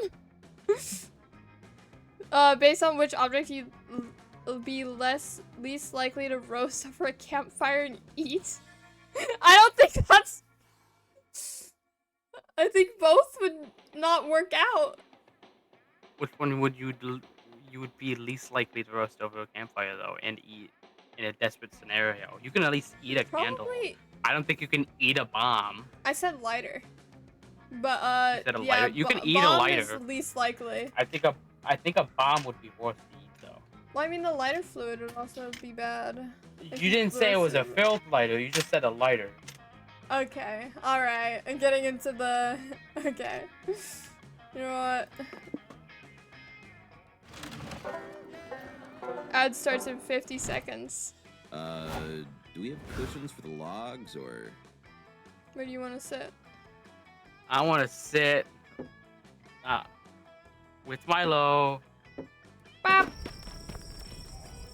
You find Milo holding up a paint swatch cards to the fire while Calculaster takes notes on his own face. Whether these two goobers are up to, you want to be a part of it. Hello, darling. Ah, hello, Ba. You've come at a good time. Should we paint the fire seafoam green or Nigerian Prince Gold to attract more visitors? Calculaster, ready to camp. Ba, if you recall, friend Milo and I have teamed up as two master aestheticians to flip old properties and restore them. Properties such as the campfire. You've undoubtedly noticed that the same core group of patrons continue to return to this locale with no new tourism blossoming. Milo and Calculaster, house flippers. Which means it's the duty of Cal and Milo, house flippers, to restore this campfire to its former glory, to attract new visitors. You could make the point that this is a summer camp, and the reason no one but your group visits the campfire is because you're the only people here. But you'd rather see where these hot nerds take the conversation. That's so fetch. Oh, instead of paint, maybe we could completely refurbish the campfire into Oh, fireworks. there's ad break. Its fire's much trendier, cousin.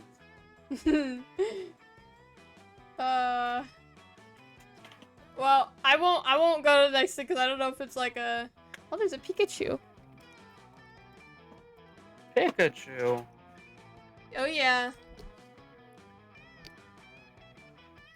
What Pokemon do I have? I can't check. Never mind, I'm gonna break my stream if I try checking. I know my starter is a Tepig, and then I got an Umbreon yesterday, and I got a Pumpkaboo earlier. Thumbs up emoji. I have a phone. Why can't you use your phone? Oh my god, you're right. Hold on. Why do you keep on forgetting that's an option? I'm sorry, I keep forgetting. I don't know if am I able to see it on my phone? I don't know. That's why No, I can't. Wait, maybe? Pokemon community game. Wait, I can. Oh, there you go.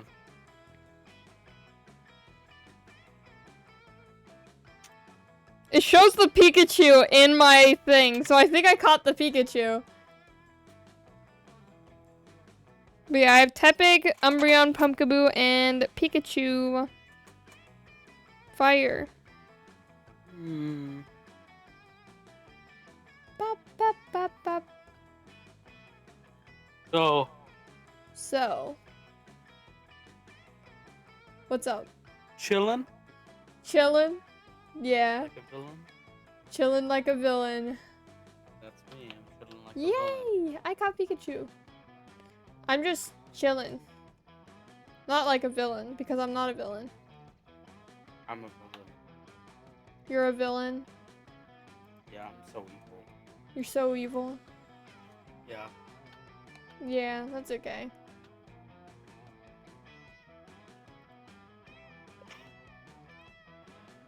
I kind of want a pancake.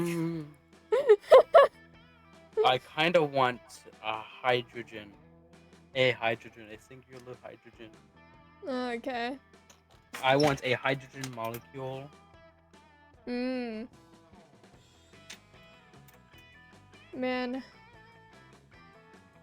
If we're still streaming when another ad break happens, I'm gonna run and make a couple pancakes real quick. Okay. And if not, I'll just do it after stream. But ad break ends in 10 seconds, and then I can go to the next text box. It would be. I The feel like it community's would be back. so awesome to be able to like save your game just in case you I don't have wish. I wish you could pause it. Like, new save. update allows you to save your game on all versions of the game. So real. So Then real. Then we wouldn't have to worry about it corrupting. Yeah. Cause oh my gosh. If this crashes while we're streaming, I'm gonna be so angry. I think if it crashes while we're streaming, I think we just end the stream. Yeah, no, we're just ending at that point. But I'm gonna be so. And then we're gonna try again at some other time. It's some other time, yeah. But anyways. May I chime in? Friend Milo, if I may propose an alternative idea, I believe the reason that the campfire's tourism has declined is because we are no longer utilizing it for its antiquated function. Eat Twitch, so real. Although extensive research, I have found that primitive humans and monsters used fire for warmth and food, but with modern technology, its purpose is all but moot. We should update the fire's functionality and make it a utility again, lest it be phased into obsolescence like a gramophone, like gramophones or blockbuster. But calculator, to improve the usefulness of an object goes against our very nature as flippers. We dabble in aesthetics, not actual product improvement. I disagree. I believe it is important to improve, adapt, and evolve. I myself undergo regular software updates in this constant pursuit of my best self. No, darling, that defies the flipper's code. Accessories before necessities. Okay, now it seems like a good time to elbow your way into the convo. What's the best way for Calculator and Milo to improve the campfire? Replace the fire with a giant scented candle, or instead of burning useless firewood, use the campfire for destroying something more cathartic, like pictures of your ex.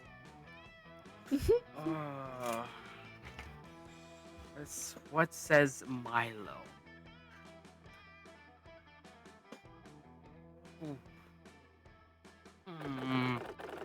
I'm looking into Milo's yellow eyes currently, because they're currently yellow. Yep. But they change color. Oh yeah, like they the sure do. hands. Yeah. And the heart.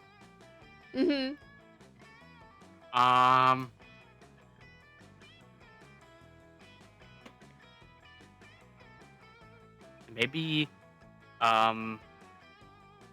pictures of your ex? Success achieved. Damn it! This is a great idea. It successfully repurposes the campfire and offers a wonderful outlet for experiencing post-breakup emotions as I understand them. Is this a nature that I have heard so much about? And that I don't understand them in the slightest, so I will blindly trust any advice you propose in the situation. We should do a collab. You may actually be onto something, Bar. This idea has a great word of mouth potential. I'll post an ad on my story.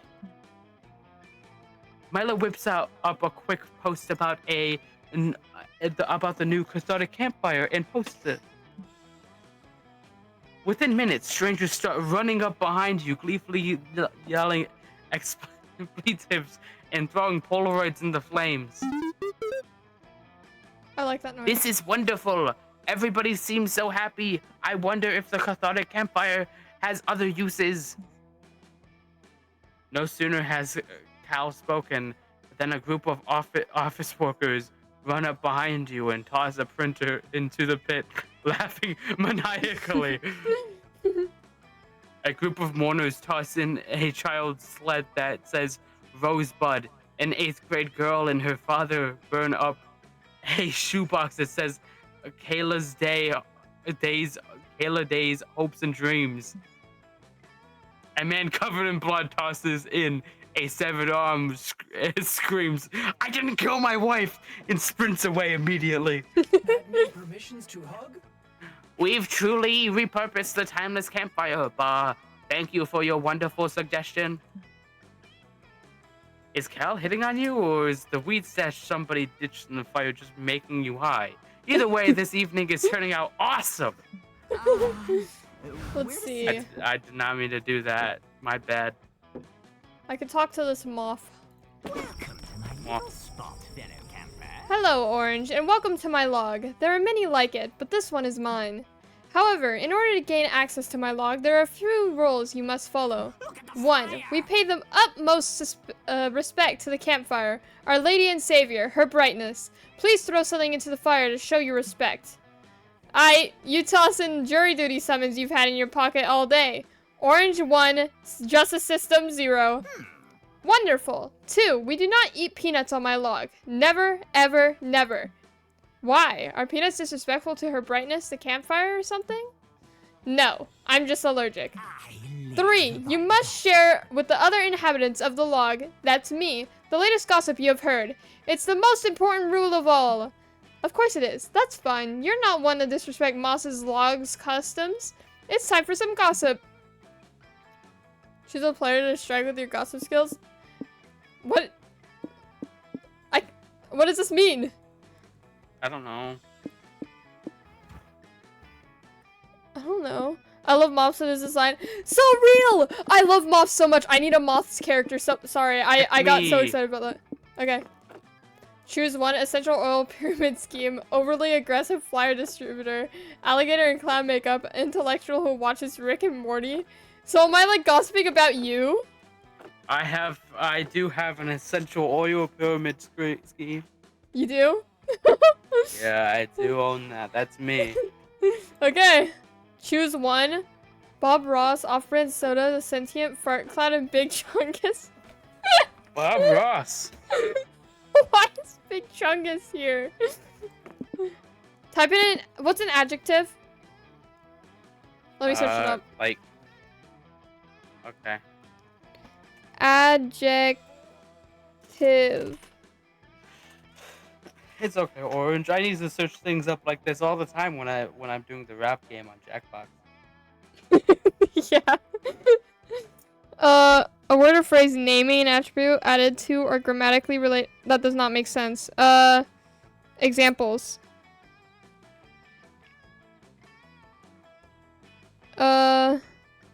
What's an Okay. adjective you The use to big describe dog a wagged hamburger? its tail. Big describes dog. She wore a red dress. Red describes dress. Okay, an adjective you'd use to describe a hamburger. I mean, great. No, that's not correct. Okay. Good. Yummy. Yummy. I was gonna say yummy, but I don't know if that is a word. Is that an adjective? Yummy is technically a word, but I don't know if it's an adjective. Hold I on. gotta search if yummy's an adjective. Is yummy an adjective? Yes! Oh my gosh. Thank you very much, Orange. Your respect for my log's cultural norms has granted you sitting access anytime you want. I will return in a moment to stamp your passport. I just need to tell every living soul the gossip you just told me first.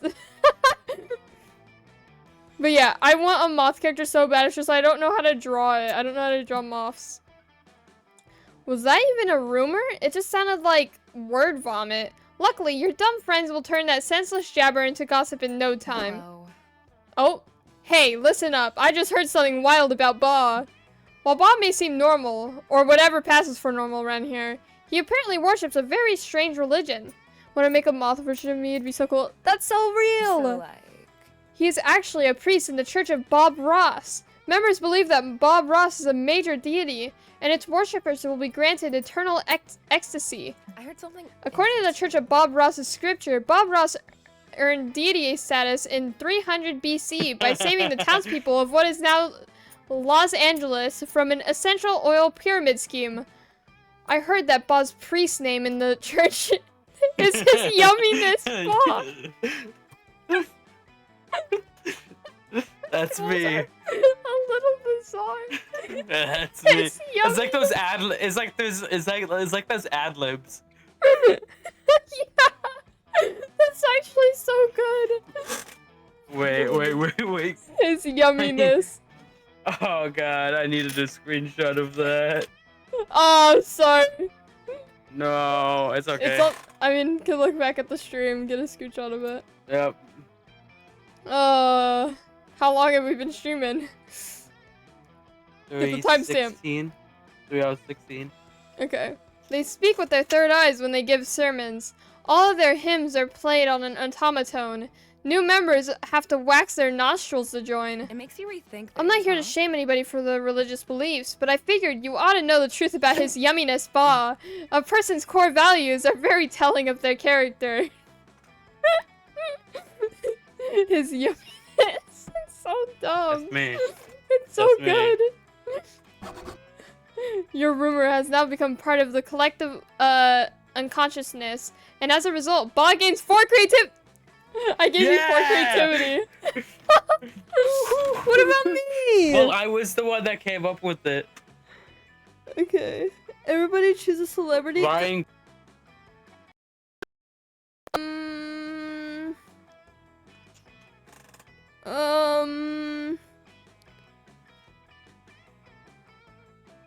Guys, I don't know any. Hold on, let me just search up a random list of like celebrities real quick.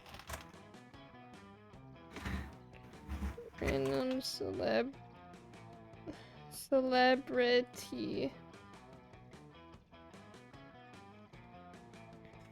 There's actually a randomizer for celebrities.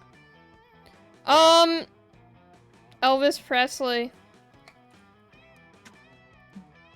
Okay. Based on the likelihood that said celebrity is actually a time agent from the future here to prevent the world from ending. God, I don't know anything about the celebrities. This one always is so difficult. So Ryan Gosling Uh-huh. is he plays Ken in Barbie. I never watched that. Well, he plays Ken in the Barbie movie. So let's see. What does Stream think? Who would be a time traveling agent? we can make polls. I mean, we could, but I don't want to do that. Or we could randomize it. Well, we could randomize it. Let's just do randomizer. Okay. This is the option. I win. Oh, finally! Jesus Christ! Finally, Jesus Christ. That's crazy. That's crazy.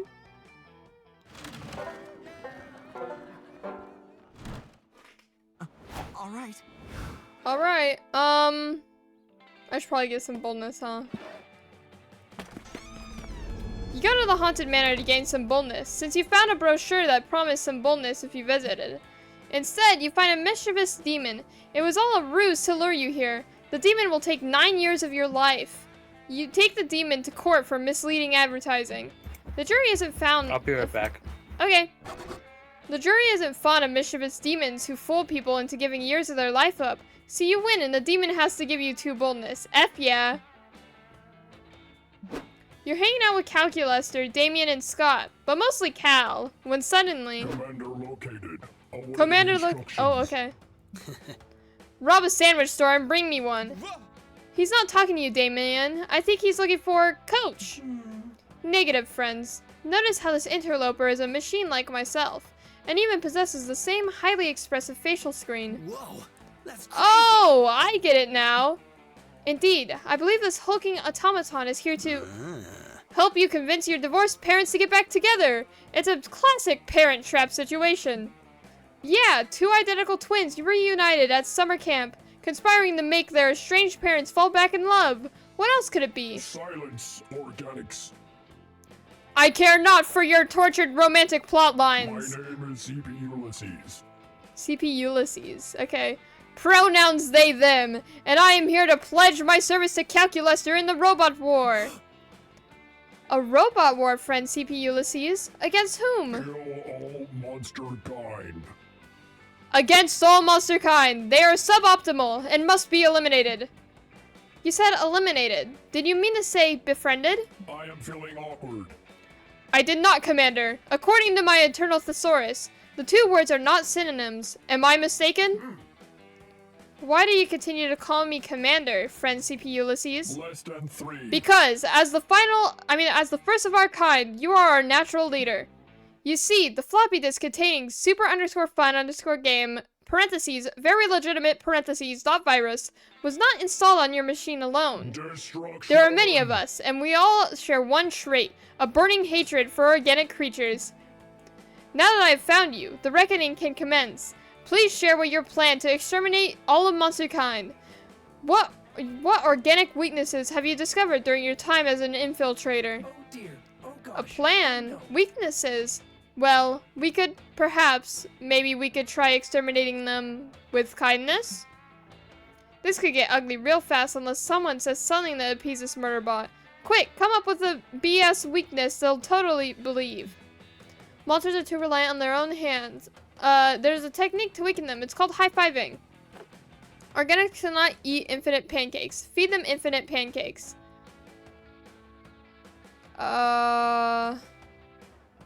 Calculation complete. Okay, not so fun. Awesome. High-fiving. I appreciate the fact that it has a number in the name. Clearly a technique invented by machines. I must test this technique. You two, organics, come here at once so that I may high-five you. Oh, bro. Who was? Sorry, bro. I love high fives, but we're busy helping you get your parents back together. Yeah, we were just heading down to the library to figure out which one of the computers there are your parents. You can high five us after. Default. Oh, I will, organics. I will. But for now, I need another target. How about you, Orange? Sure, why not? If this dumb hunk of metal thinks they can defeat you with a high five, you'd love to see it. Destruction. Initiating high five protocol. Activating atomic elbow. Die. Uh-oh.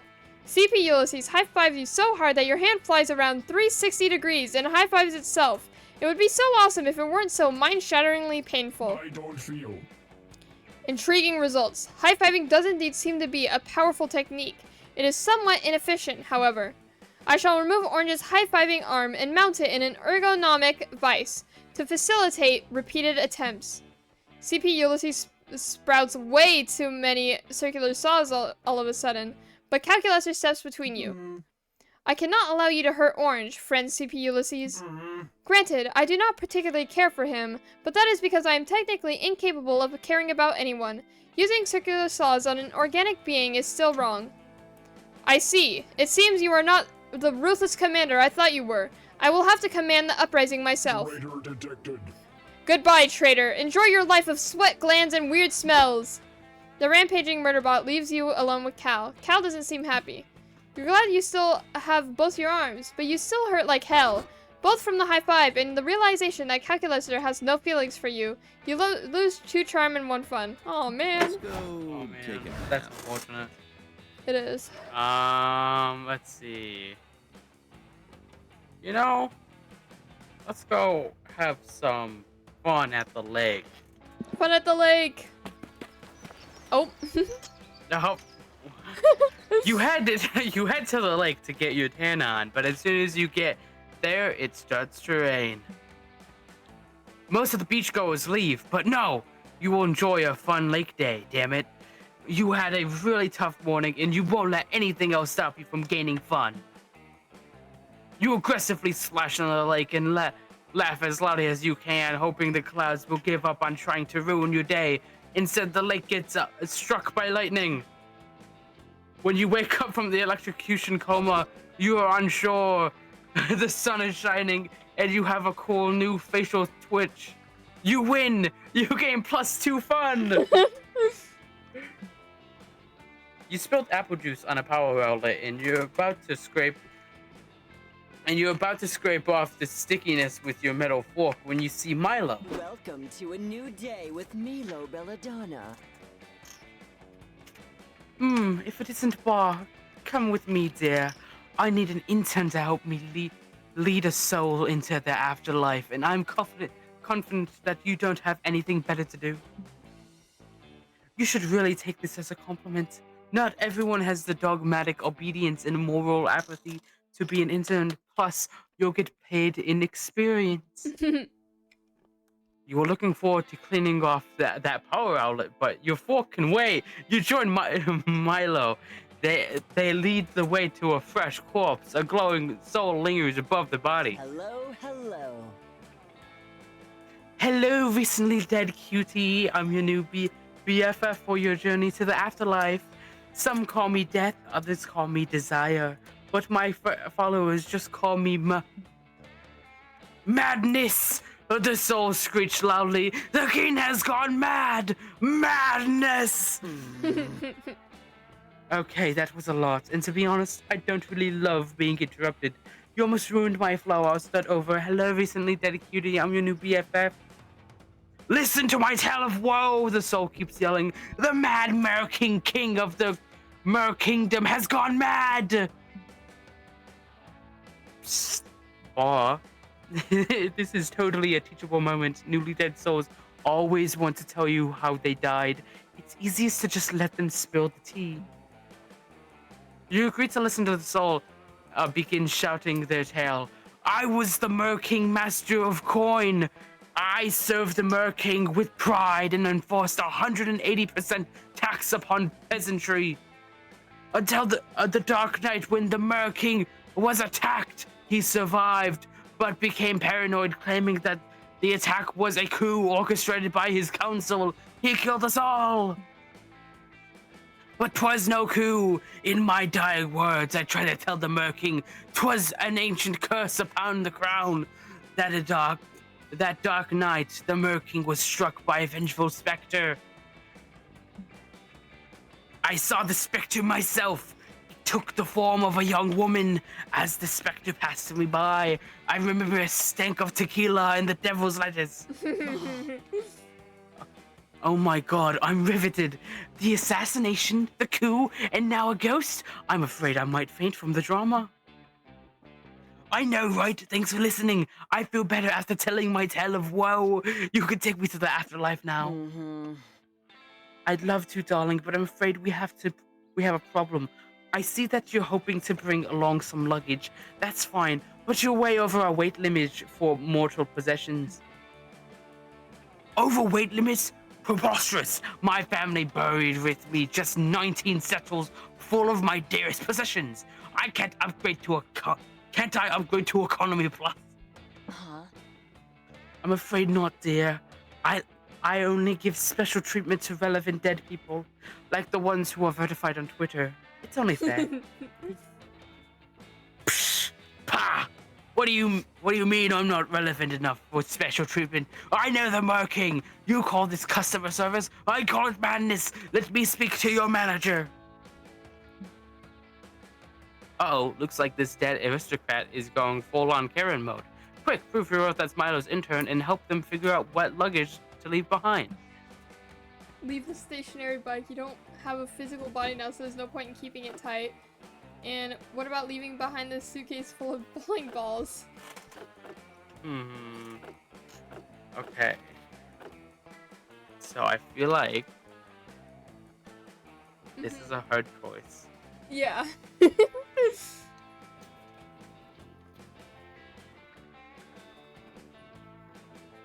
Maybe it's just open my door all the way. Awesome. Hold on, let me take that.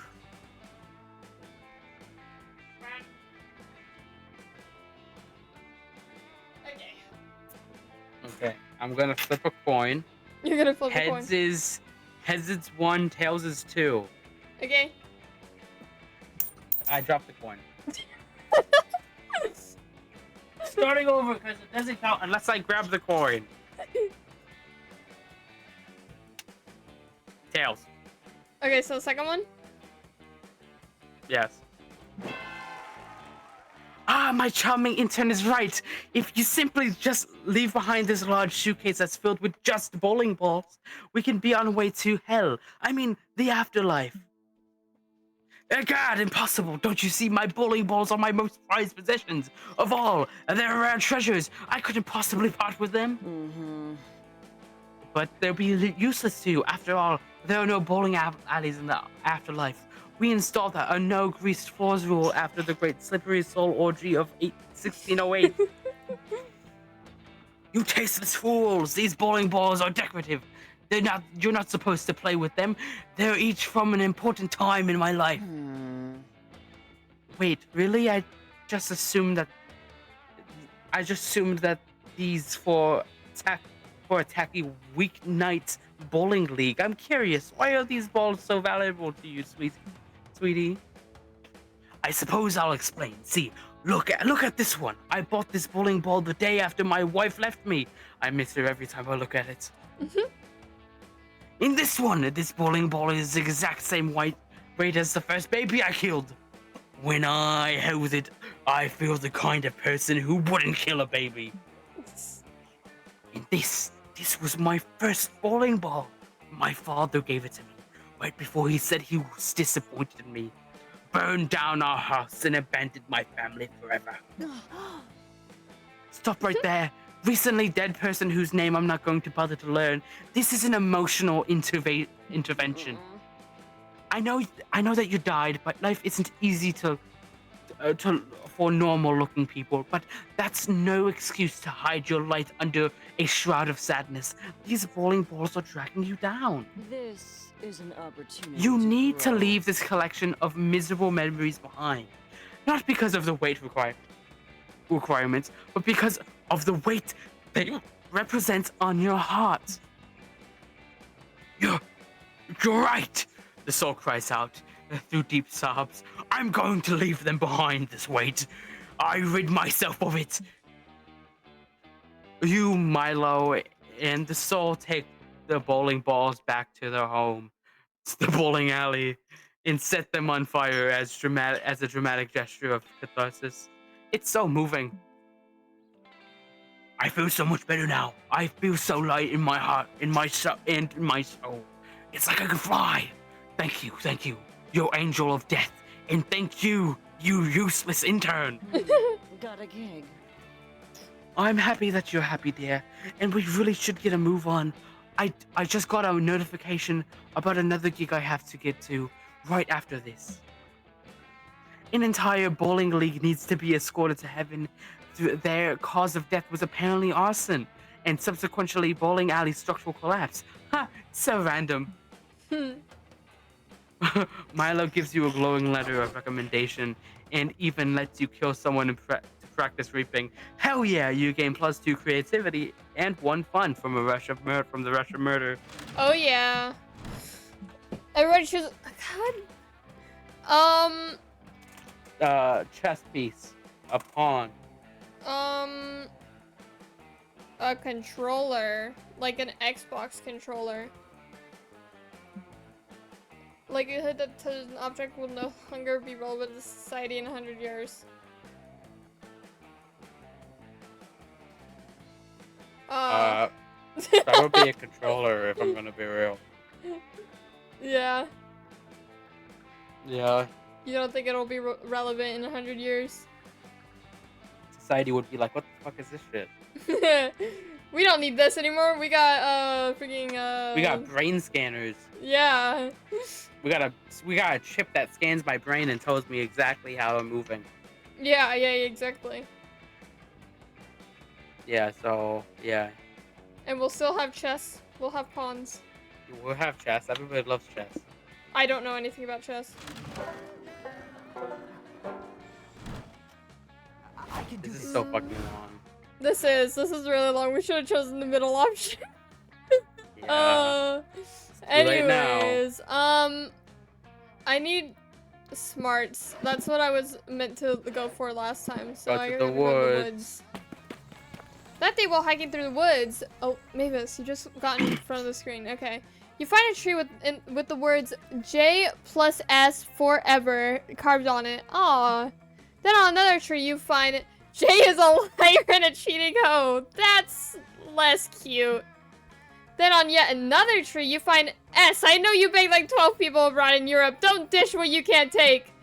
On the last tree, S doxes J. It turns out J lives on 7889 plus 2 Smarts Lane. Boy, you sure can learn a lot from trees. You sure can. You take a break from tomfoolery to spend a few quiet moments with Calculuster, romantically pursuing some spreadsheets. Plants are lovely. And this, friend Orange, is an index of every plant I have cared for during my short lifetime. Look, here is Buckaroo Bonsai. There is Robert Plantinson. And here is the entry for Jennifer Lawrence. Oh dear. This reminds me of how I love to dox my friends. Literally. According to the spreadsheet, I have severely neglected poor Jennifer.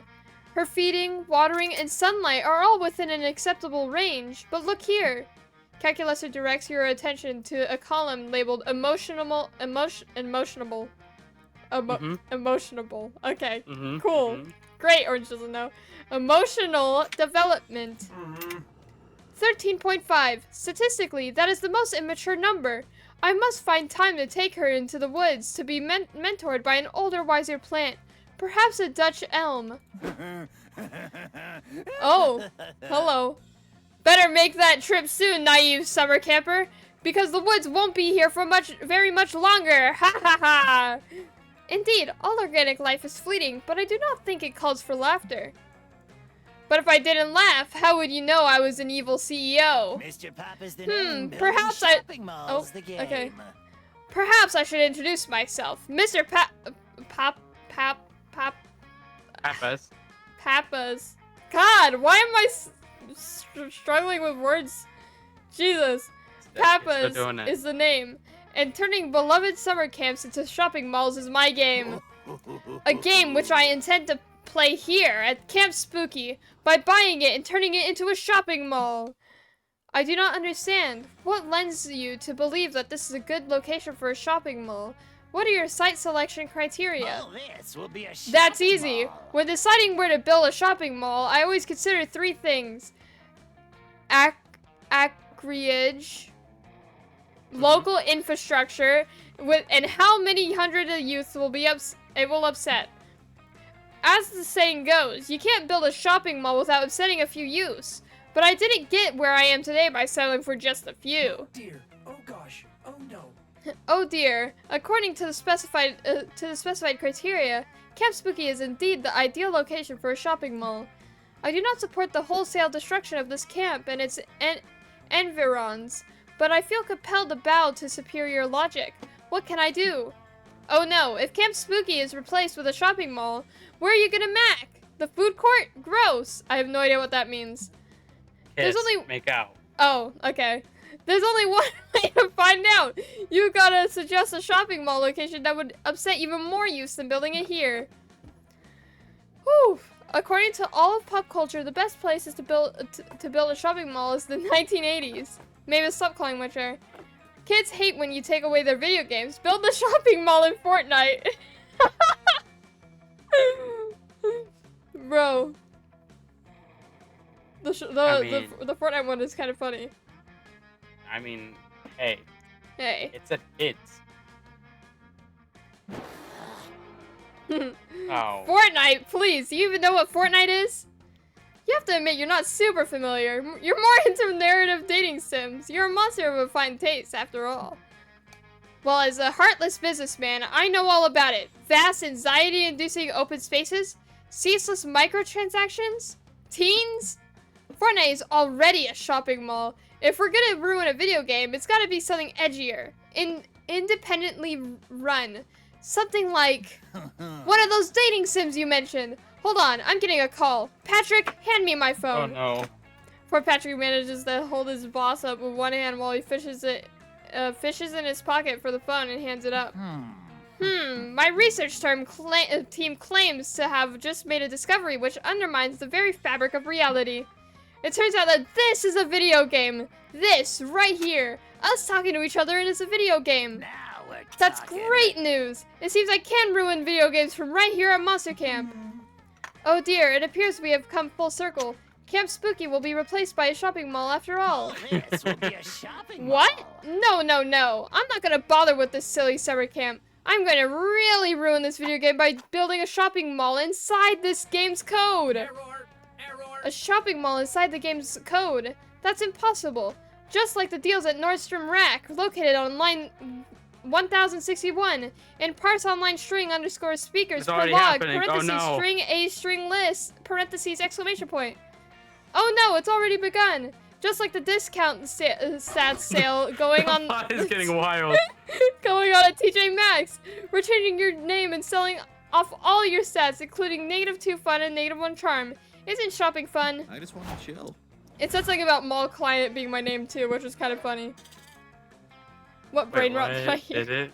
Yeah, it did. First, I didn't realize Oh my it for a second. god, that would be funny. That was funny. I didn't even notice that. Okay, well, you took the smarts. I'll go with charm. Charm. That day at Camp Dome, you're doing some classic battle royale, lots of fun and murder. You've cornered another player who begs you to spare her life. You decide to spare her, but you still shoot an arrow in her spleen. Little known fact, people store access charm in there. She starts bleeding charm, so you take +2 charm and drink it. It refreshes you and makes your skin clearer. That's great.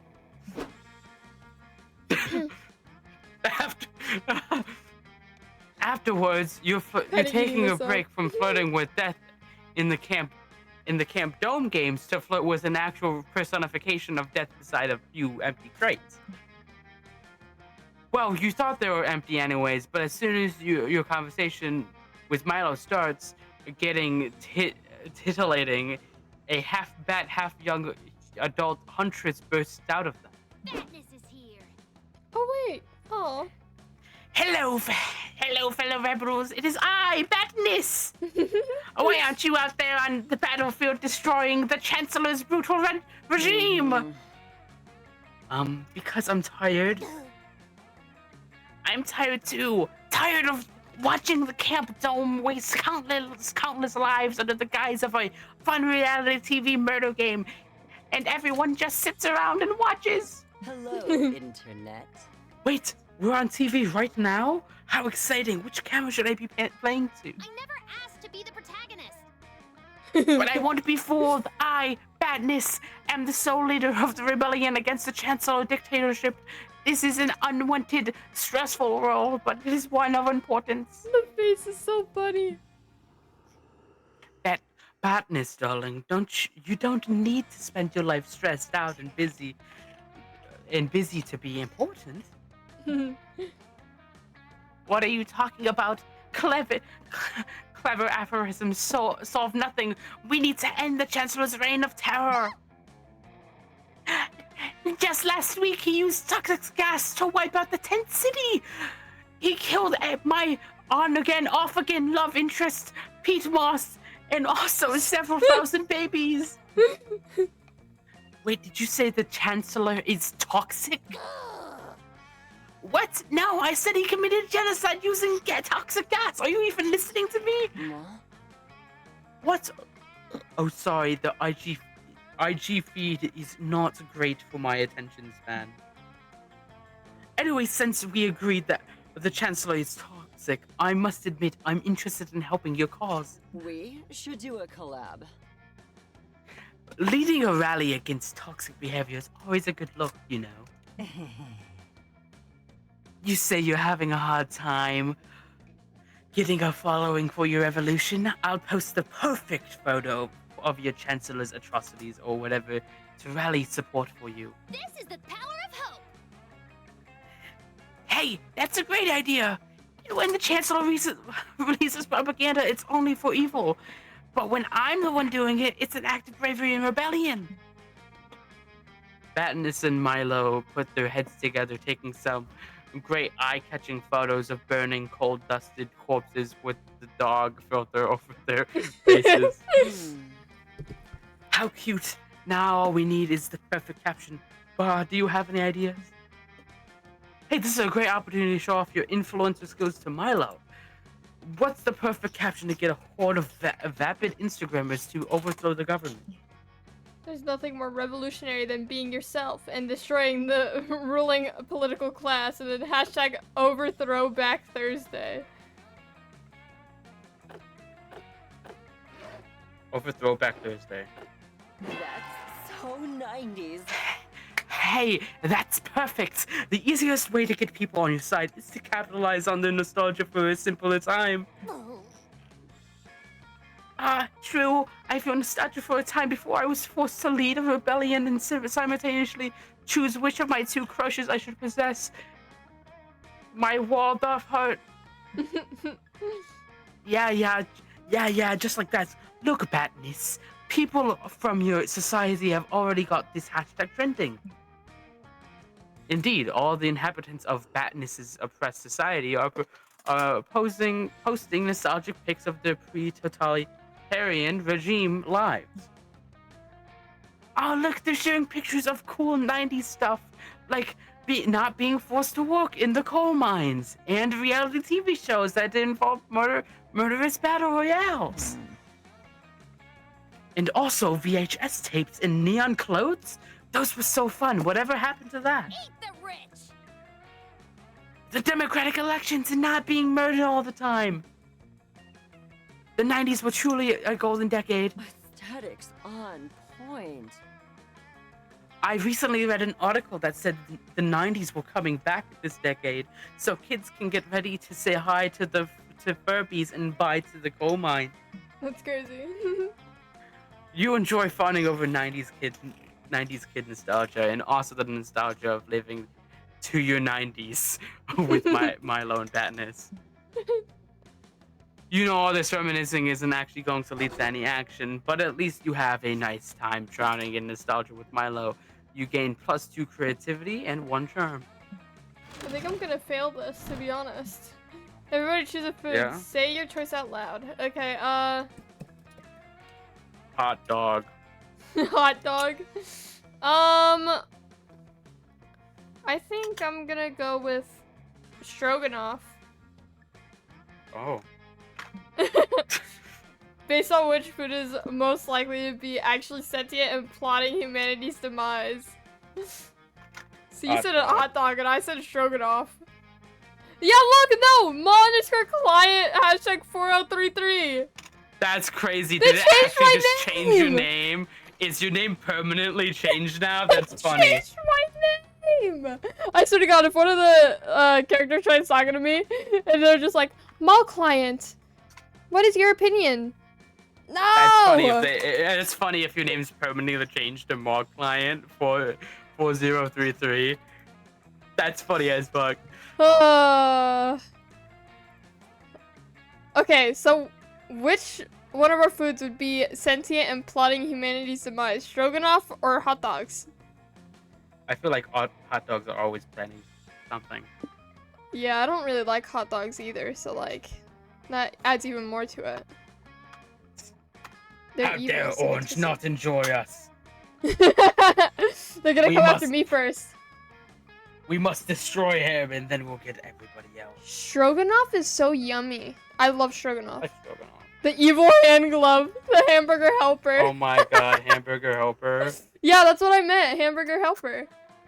I love hamburger helper. It's so yummy, it's so good. It's so poor people food, but I love poor people food.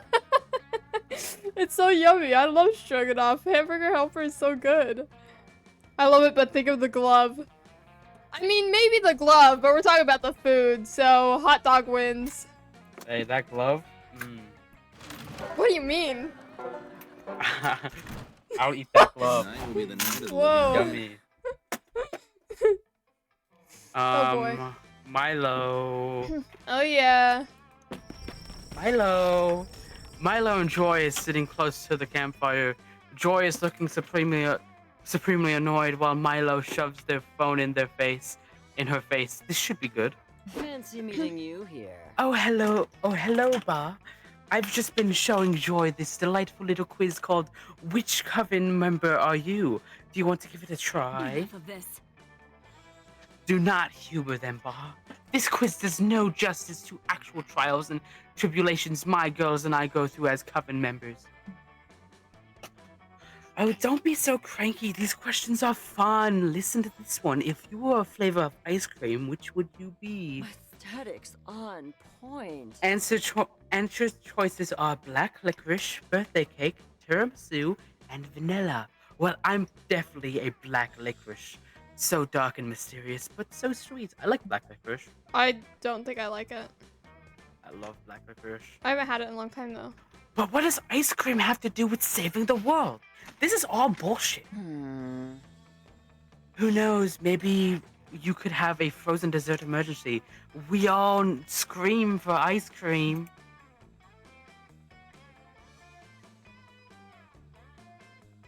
Okay, last question. What's your idea of a perfect date? I think I'll choose a long romantic walk on the beach. It's a classic for a reason. The results are in. Are you ready? Wait, I didn't see this. This is so I good! need to see this. I needed to see this.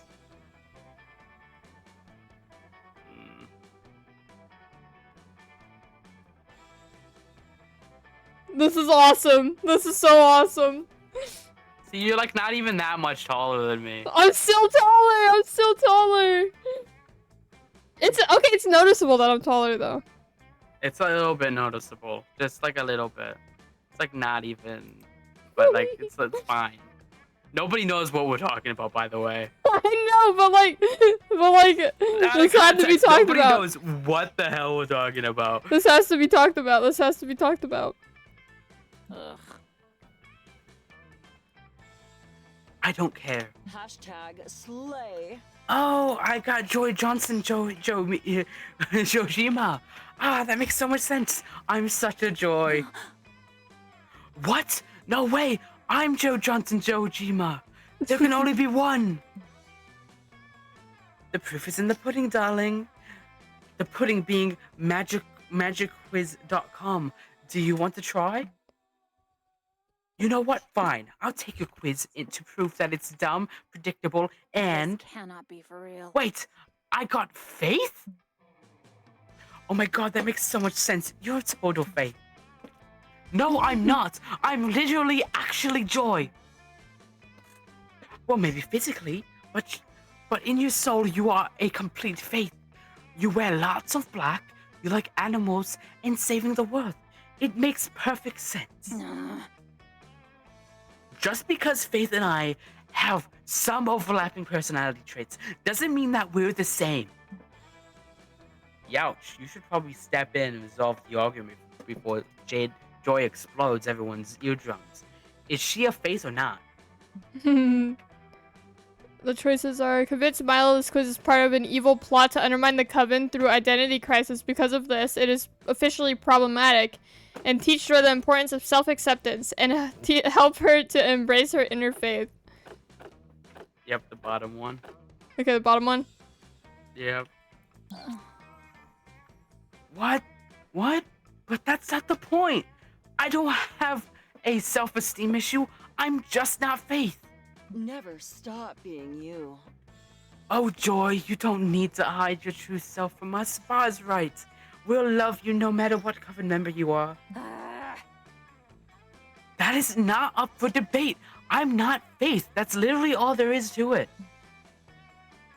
Joy, sweetheart, don't fight it. This quiz is helping us all reach into the depths of our souls and understand who we truly are. Personally, I near exclusively use social media quizzes to learn important things about myself, so I can attest to its helpfulness. You're in a safe place. Are you sure that's healthy? Of course. For instance, the Myers-Briggs test helped me understand that I am a debater. And what the hell is a debater quiz helped me understand what a debater is. And let's not forget that let's reveal your Kardashian Sona quiz and help me really get in touch with my inner When Courtney. life closes one door, another opens. You see, it's true that you're not actually Faith, but maybe the real Faith was inside of you all along. I need a break. I'm leaving. Oh well, sometimes self-discovery is a long, winding road. At least we helped push her in the right direction. Magnificent. Oh, bah! Look what BuzzFeed just uploaded. These 5 questions will reveal your spirit pasta dish. I hope I'm rigatoni. That's actually kind of fire. Wait, which sauce pairs best with rigatoni again? You'd better Google it real quick so you can flub the questions and end up as Milo's soulmate. It just shows that all true love is possible all through the power of impartial personality questions. Okay, personality quizzes are awesome. I love them. I love God, how I'm that's freaking permanently your name. client. That's I swear to permanently God. your name. I swear to God, if they refer to That's me as Mall permanently Client your name. 4033, I'm gonna cry. I'm not gonna cry. You see Dahlia and Calculus are sitting together. Dahlia is showing Calculus all of her Monster Scout badges, pulling them out one by one as if they're priceless treasures. Fantastic! And this is my brownie selling badge. I got it by selling the most brownies out of all the Monster Scouts. Impressed with your thoughts and actions. God, that's lovely, Dahlia. What was your entrepreneurial success strategy for selling the brownies? Actually, Polly helped me with this one. She said she added a secret ingredient to the batter. Whatever it was, people bought it by the buttload. Oh, I see.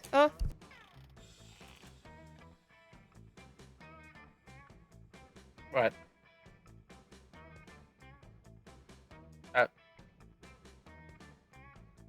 Sorry, I had to mute real quick. My bad. Okay. Oh, I see. I didn't know freaking... I don't know if my mom's bringing my cat in here or not. I've got tons more. This is my brush your teeth 3 times badge. And here's my shower every day badge. And here's my K-Beauty skincare queen badge. Is this what people call? Are all of the Monster Scout badges predicted on completing basic organic hygiene?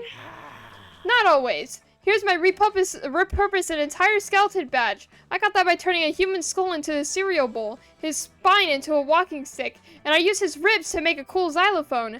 I love necro arts and crafts. Oh dear. Oh gosh. Oh no. dear. Was the human already dead when this happened?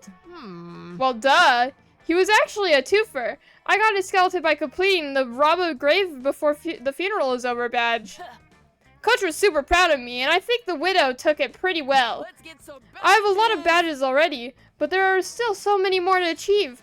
But Dahlia Aquino never gives up. I gotta earn them all. Friend Dahlia, I am appreciative that you have thought to share this very important thing with me. Of course, buddy. What are friends for? Quite. However, I cannot help but feel a bit conflicted over your desire to earn them all. It seems that many of the Monster Scout badges are morally dubious. What? That's blasphemy! The Monster Scouts are an esteemed organization of plucky young monsters who want to achieve and do good. So you say, but I fail to see how badges like the turn a kindergarten class into a police state badge help you achieve and do good. Have you ever been in a kindergarten classroom before? Those little snotheads have no order or sense of duty. A police state would vastly improve their puny society. This has been a great reminder to never let Dahlia get into childcare. But in the meantime, which of your friends are you gonna back in this Monster Scout debate? But Dahlia, how do you plan to get the questioning the Monster Scout badge system's integrity badge? And then, that's exactly what someone trying to beat Dahlia's badge record would say. Don't fall for it. Well, I'm gonna do this one. Oh, I never thought about that before. Not enough memory to I can't process believe that's a legitimate badge. Why does it even exist? It seems a bit counterintuitive. Though, perhaps the Monster Scout organization isn't so bad, if it's open-minded enough to invite its followers to think critically about the system. Yes, I see now. The invitation for introspection allows Monster Scouts room for growth and judgment. How nice. By this metric, the Monster Scout organization is actually more ethically advanced than several world governments. Who Who cares about any of that? My world is falling apart! You're right, Cal. You were always right. Are Monster Scout badges really worth anything if they betray my mindless, blind faith like this? But can you really blame the badges for your faith in them being compromised? Of course I can! Maybe! I don't know! Nothing has meaning anymore! Made this old Oh, okay, I didn't expect Great that. job, Dahlia. Great job, Dahlia. I'm so proud of you. God, Coach, go away! I can't let you see me like this! Questioning authority, doubting Monster Scout propaganda. It's not who I really am, I swear! It's okay, kiddo. Who thought openness to questioning everything, embracing the confusing aspects of reality and existential dread. I have to open my door. I have to open my You've door. earned a badge. Oh.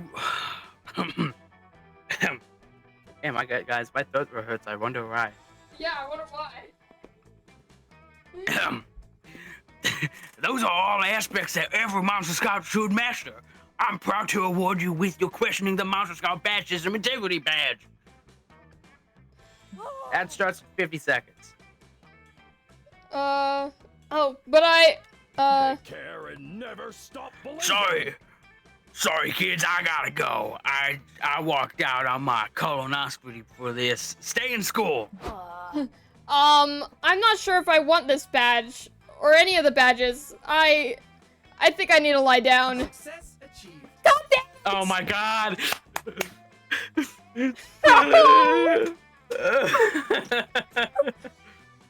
That's funny. myself a small That's flyer? crazy.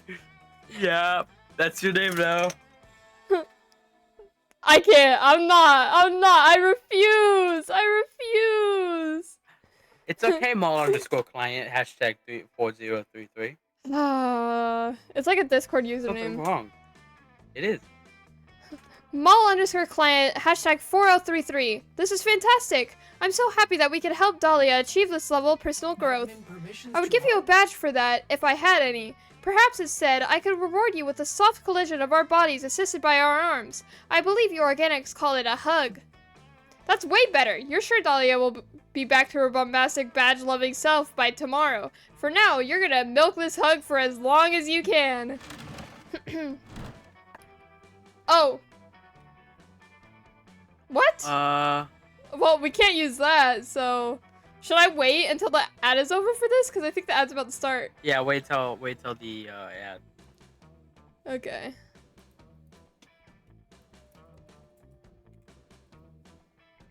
Let me...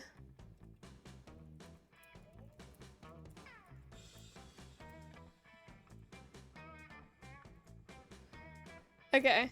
So the ads are probably about to start. So I'm gonna go make a couple pancakes real quick. Oh, yep, there they are. I'll make a couple pancakes real quick. It'll take a minute.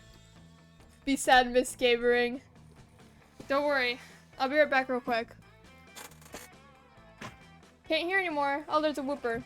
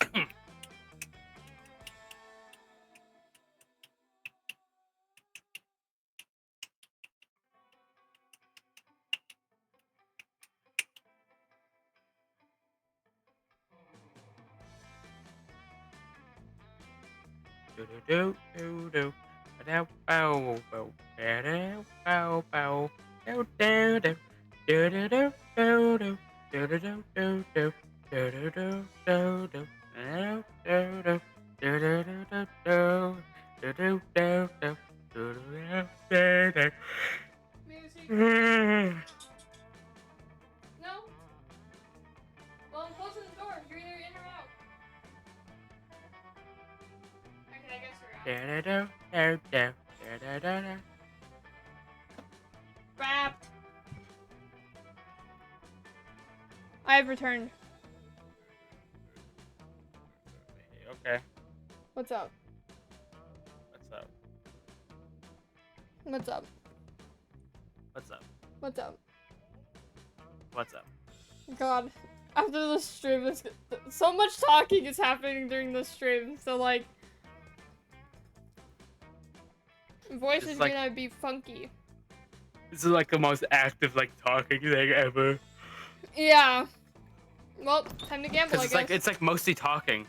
Yeah. Oh my gosh, it's Juan, the small magical Latino cat. Oh yeah! Weekend arrives, and so it's time to visit Juan, the small magical Latino cat.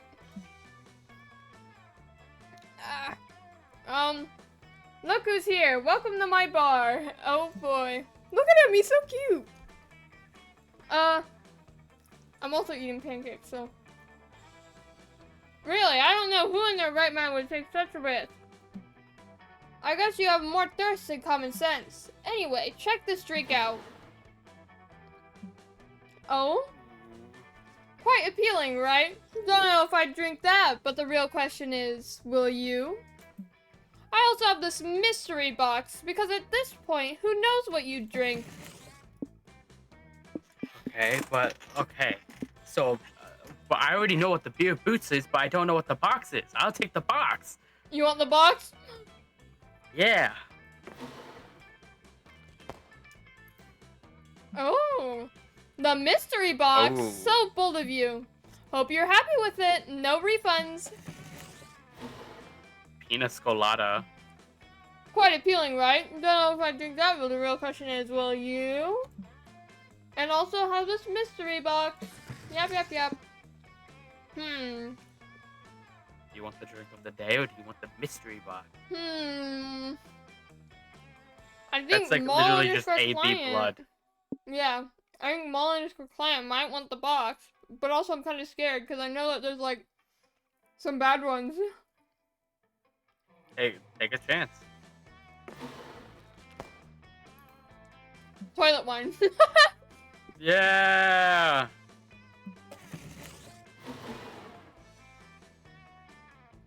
Okay. Don't drink the toilet wine! I just have it here because Polly insisted that I offer it as a marketing stunt. That shit cannot do anything good. Oh, okay. What? But I get tipsy very fast. They get rid of it! Ooh. Oh my god! I completely tanked your score! No! Let's drink this. The pina colada is a concoction that will shake the inside of your own skull. Choose 2 stats and see how the kick of this beauty makes those stats swap. Swap, swap, swap. Okay, so I'll pick smarts and boldness. Drinks. Still hard to believe you drank that. Good luck, I guess. God damn it. God That's damn crazy. it. You should have kept the blood. I knew that I was gonna fail this time. God damn it. Everybody choose a food. The rock. I'll eat a rock. A rock? Yeah, rock. If you're choosing a rock, I want to say sand. Okay. Roxanne. Roxanne. Okay, never mind. And monstrous, you would choose to have in monstrous quantities? Well, I mean, you would have pretty big quantities of it. I mean, yeah, but would you rather eat a rock or sand? Do you think you'd be able to chew a rock? My little sister told me how she had a friend who ate a rock, Mm-hmm. and she saw it happen. Was it easy? Hard? I have no idea. Oh. She really didn't describe the entire thing, but I think I could eat at least like 5 rocks. At least 5, but it says monstrous quantities. I said at least. I mean, it would be crazy to eat 5 rocks, okay? Let's be real here.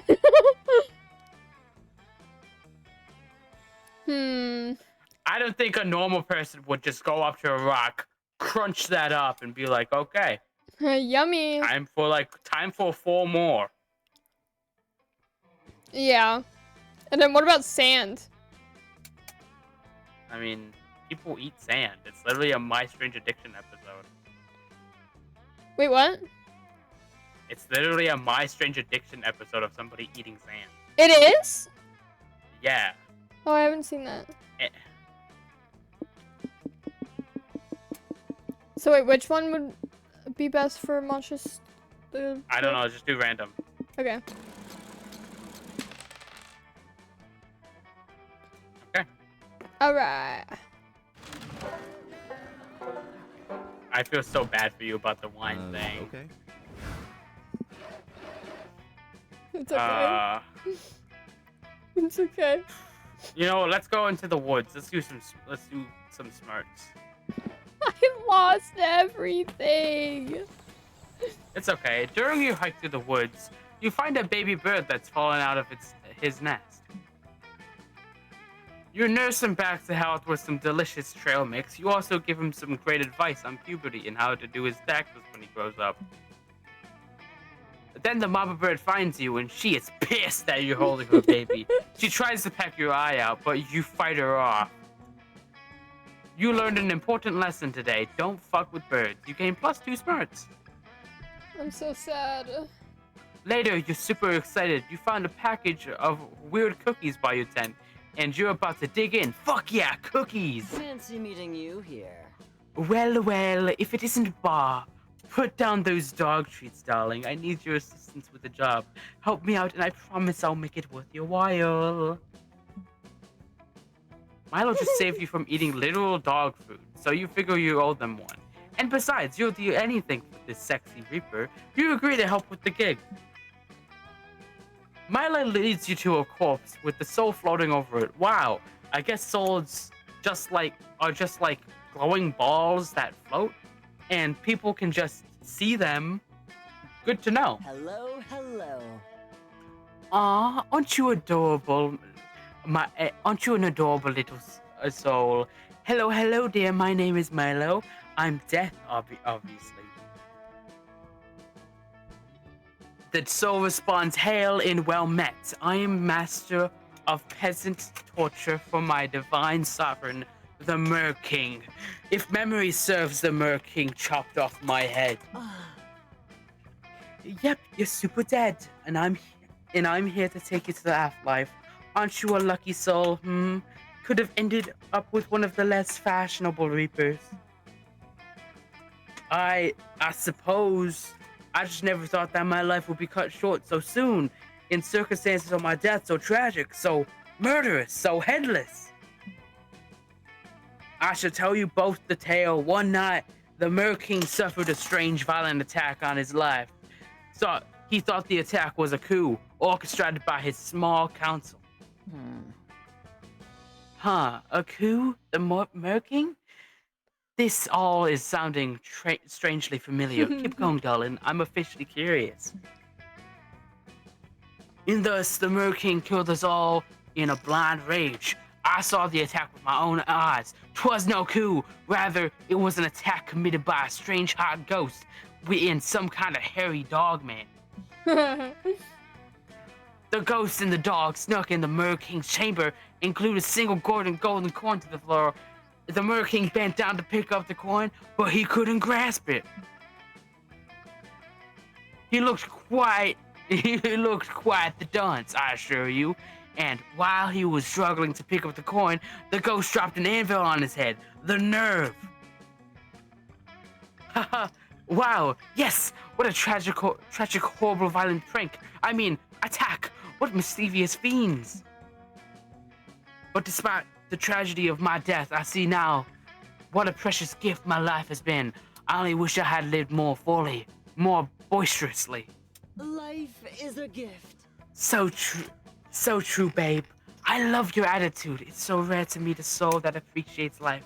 After all, life is like a river, and we're all just paper lanterns floating along it. Hey, King. Whoa. We're reading a lot. Yeah, we're reading What are you playing? Monster Prom. We're streaming. Yeah, we're streaming Monster Camp. That's why we're in streaming VC. Yeah. I know. Truly, look, I even made a bucket list containing 246 things I wanted to do before I died. What a tragedy that I did not complete even a single item from this list. Oh, darling, really? Not a single item? I really shouldn't do this, but I'm such a natural empath. I can't resist. I'm going to bend the rules just this once. Before I take you to the afterlife, you can pick one item off your list, and Ba and I will help you complete it. Thank you, gorgeous and elegant angel of death. But oh, which one shall I choose? Which? You take a look at the bucket list, and you see it. The perfect bucket list item to finish off the reaping gig and impress Milo while you're at it. Suggested, baby. You gotta go meta here. Choose bucket list item 122. Cross something off my bucket list. And there's only one thing on this bucket list worth doing. Pick bucket list item number 46. Become immortal. The first one's really funny. Yeah, I do like that one. I do Become like that immortal. one. That's kind of meta. No, do this first one. That's kind of meta. No, the first cheat one? death. Become immortal. No. Do I choose the first one, Ba? Yeah, choose the first one. Huh, actually, that's very doable. If I understand the logic correctly, then we could just cross this item off the list. The snake eats itself. But there's something I still don't get. Why did you cross something off your bucket list on the list itself, hon? Oh, to be honest, I made that bucket list with the best of my intentions, but I never truly devoted any time or energy to completing the things I wanted to do. That's kind of real.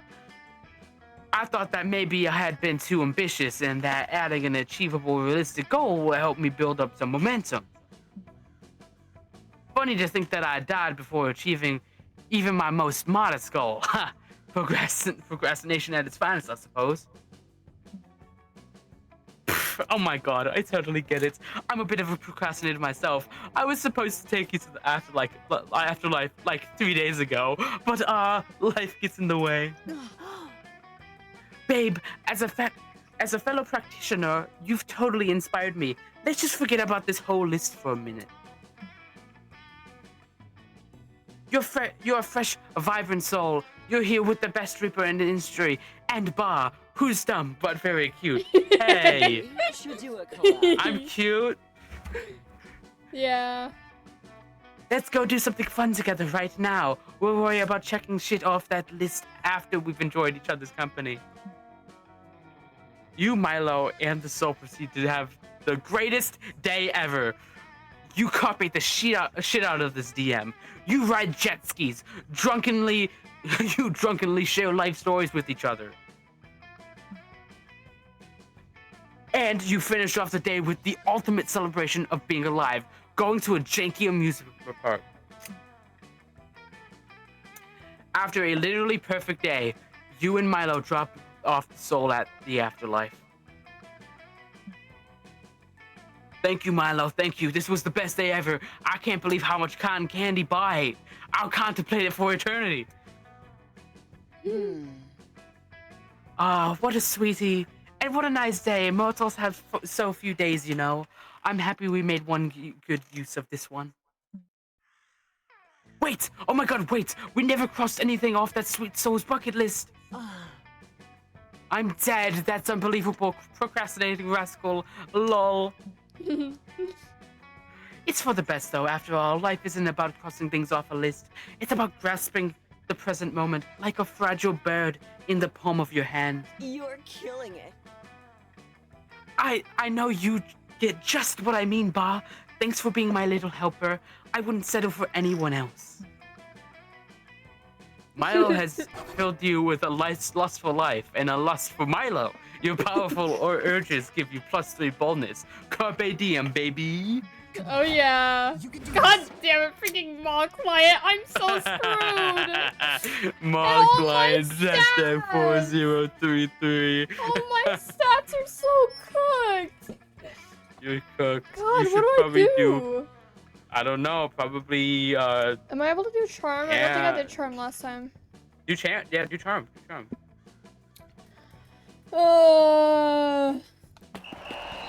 It's a typical bloody camp dome battle royale. While you're hiding to catch a breath, a severed fist flies through the air and lands in your lap. You unfold it. The fist is holding a tarnished silver locket containing the photo of a loved one, likely waiting for the hand's former owner to return home safely. You toss that behind you and also find a crumpled up coupon redeemable for 2 charm at Pedro's Pastrami Paradise. Oh yeah. Rad! Thanks, Mysterious Hand. Later, you're caught up in an intense game of capture the flag with Camp Rival Camp. You thought it would be kind of fun? You were wrong! The dome had become an active war zone. There are full-scale military hierarchies, weapons of mass destruction, and lots of death on both sides. Luckily, you're not on the front lines. You, Dahlia, Aravi, and Calculester are guarding Camp Spooky's jail. Jail is just a chalk square you drew on the ground. But you've got a prisoner. It's Morty, the wildly bangable Minotaur from Camp Rival Camp. He keeps stripping his clothes off and hip thrusting to seduce you for his freedom. Enjoy me while you can, idiots. I won't be inside your pathetic jail for long. No container can hold me. That's why I never wear condoms. Shut up. It's not a big deal. Shut your mouth, scum! Unless you're going to tell us the location of your team's flag. If that's the case, then you could open your mouth to speak, but otherwise, shut it! Ha! You think I'm gonna give in that easily? God. Oh my god. What? His ass is out. Yeah, it is. I'll never tell you the location of our flag. Unless that's a lot. No! I disconnected from Discord.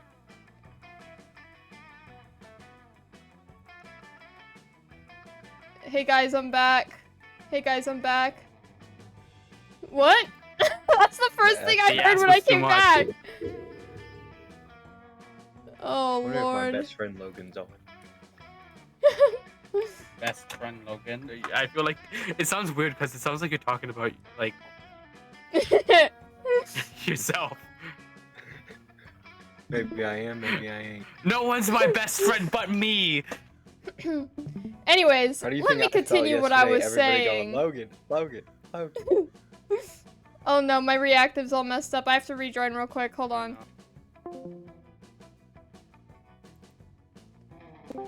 Still going. Okay, I'm back. Who's in chat? I think Logan. Yeah.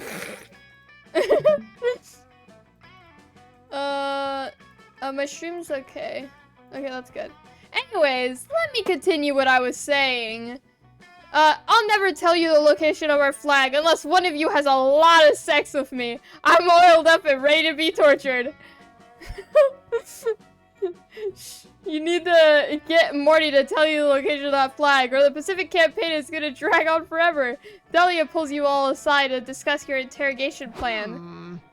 I think I yelled that, by the way. Did I yell that? I don't know. Ooh.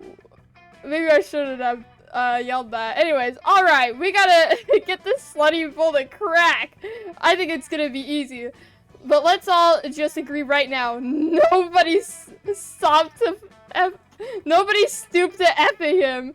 We're better prison guards than that. Agreed. If we're gonna torture a Minotaur until he gives away precious war secrets, then let's do it with some let's do it with some MF mother freaking integrity. Eggplant. Understood. I've blacklisted. Oh jeez. Thank you, King, for the 100 bits. Yippee! Ooga booga. Ooga booga. The Man, I don't have I any love bit the money. yippee. Oh, I'm pressing not all the currently. wrong tabs. Uh-oh. Okay, there. It's okay. I've blacklisted Morty _the_ Minotaur from my potential sexual partner classification. Look at the screen. That's a good screen. I don't know. Okay, with that out of the way, let's talk strategy. I say we just rip his teeth out. It's a classic because it works.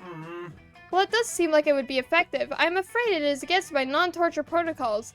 I would feel more comfortable with another strategy, please. Yeah, Cal is right. Teeth ripping is basic AF. And Morty's got a buff mouth anyway. Let's waterboard him.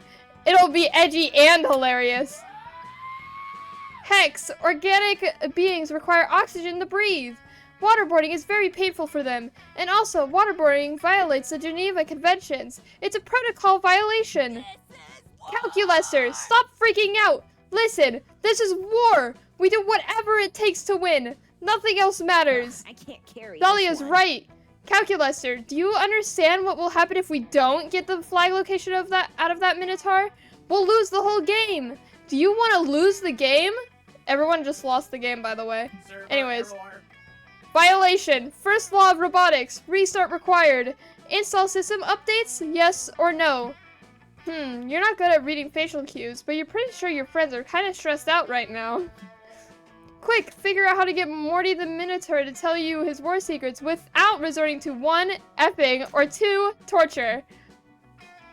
It's easy. Make an online quiz. And for the third question, ask, where is your team's flag hidden?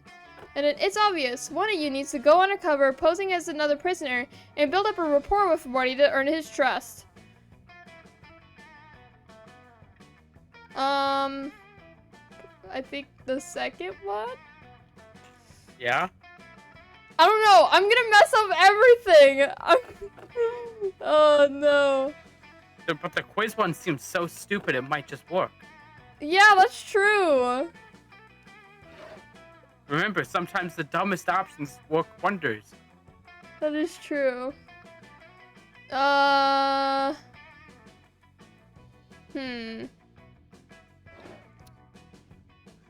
Because, like, we're in the charm area right now as well, so, like... Yeah.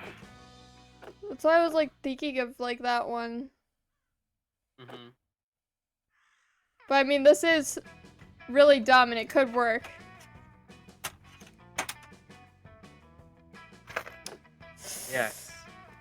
Yes.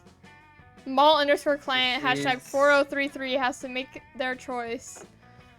Oh. That is your name.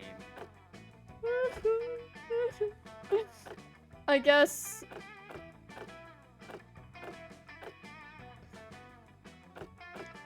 Flip a coin. Where's my coin? Oh no. Funny story, I don't know where my coins are. I have a coin. You want me to flip it? Yeah. Okay, which one do you want to be 1 and which one do you want to be 2? 1 is heads, 2 is tails. 1 is heads? Okay, oh shit, my dog's barking. I wonder why. Like, I really do wonder why. I'm not gonna go check it out though.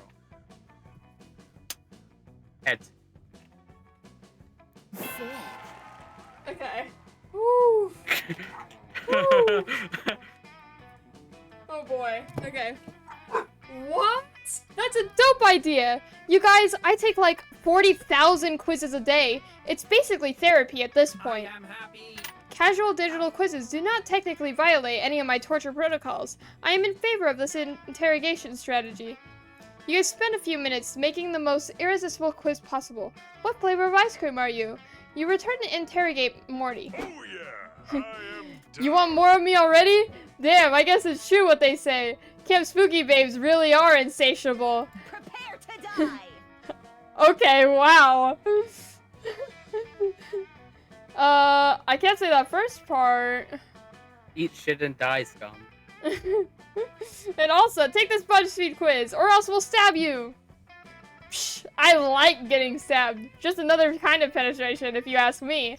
But fine, whatever. I'll take your loser quiz. Whoa, what kind of flavor cream am I? Now I gotta know. You know forgot what ice. I should be? No, I said ice cream. You just said cream. No, I didn't. I swear to God, I just heard cream. Oh no. I'm forgetting words! 1 second. Maybe let I me shouldn't check. play word. No, don't check. No, I'm gonna be embarrassed Check. if I actually just said Check. cream. I'm gonna be so Check. embarrassed if I actually just said cream. Please, no. No, please. Guys. Wait. I'm gonna be so embarrassed. No, No, no, no, no, no, no, no, no, no, no, no, no, no, no. No, no, no, no, no, no, no, no, no, no, no. Guys, that didn't happen. Guys, listen, that didn't happen. Anyways, you know what I should be? A pistachio, because my outside is hard, but I'm full of nut. Question 1, what's your dream vacation? Psh, easy, my answer is Brazil, because Brazil has 14.4 of the global cattle population. It's basically... Okay. Question 2, what's your favorite holiday? Obviously, it's Halloween. Not to brag, but my costumes are so slutty that they're technically illegal to wear in Utah. And question 3, where does rival camp hide their flag? I'm not supposed to tell anyone, but I can't give an inaccurate answer. What if I give a fake answer to this question and the quiz says I'm some gross ice cream flavor like oatmeal raisin celibacy? I can't risk it. I don't know what that means. You win this round. I'm gonna give the real answer. Camp Rival Camp's flag. I'm gonna. Oh no. Hey, Orange. Oh no. Oh no.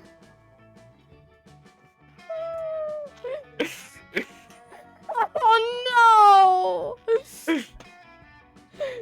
Guys, please.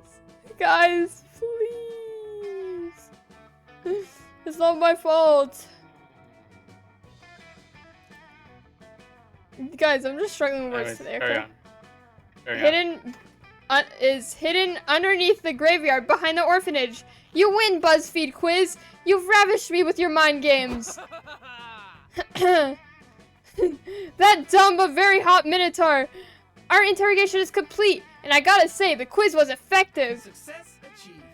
I have transmitted this war-ending information to Admiral Bloodface. Also, I am happy because we achieved our goal and became slightly closer as friends. God, I'm still thinking about the fact that I freaking said that. That's God. funny. More quizzes for the prisoner! Make him take quizzes all day! You guys spend all day devising quizzes to extract all of Morty's secrets. He never figures out what you're doing, and you get tons of valuable intel. Morty tells you lots of secrets about Camp Rival Camp, his entire backstory. It's very moving. And you finally get a confirmed measurement of his bicep girth. Admiral Bloodface leads a devastating attack on the orphanage, and Camp Spooky wins the Capture the Flag war. Hell yeah, the rush of victory! Also, you secretly write a quiz for Dahlia, Cal, and Aravi. It's called Pick Your Favorite Images of Nosebleeds, and we'll tell you which Disney princess you are. You seek in the question, do you like mall_client #4033 as a friend and or a potential partner? They all answer yes! You're so excited you get +2 fun and +1 smarts. Oh my gosh. Oh man, that's your permanent name. It's so great. I'm so angry. Choose an animal. You know what, Orange? Huh. Either way, I'm gonna say you should go first because you have the lower stats than me. No, don't do that. No, I will. No. Anyways, Orange choose an doesn't animal. know it's the animal I picked. Me? Yes. You know what? I'm choosing you then. I'm choosing you. I'm not a BaTheSheep. furry. I'm not an animal. Yeah, but your name's BaTheSheep, so I'm choosing you. Okay, buddy. I'm not. Okay, fine.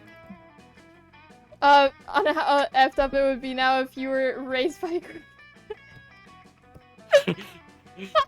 What would be worse, being raised by Orange doesn't know or BaTheSheep? Oh God. Maybe we should. Maybe we shouldn't have chosen that. No, this is perfect. Wait, I have to let Mavis. But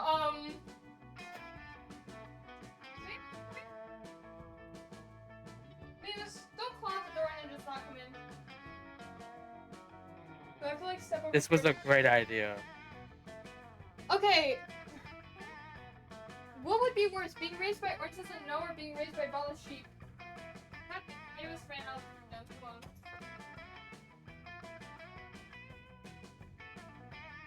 I don't know. I don't know.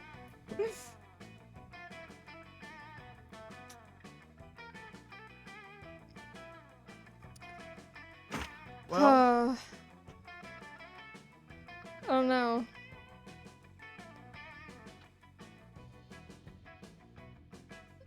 Do we random this? yeah. But see, this is. Why does it always pick me? Apparently, it would be the most effed up if you were raised by yourself.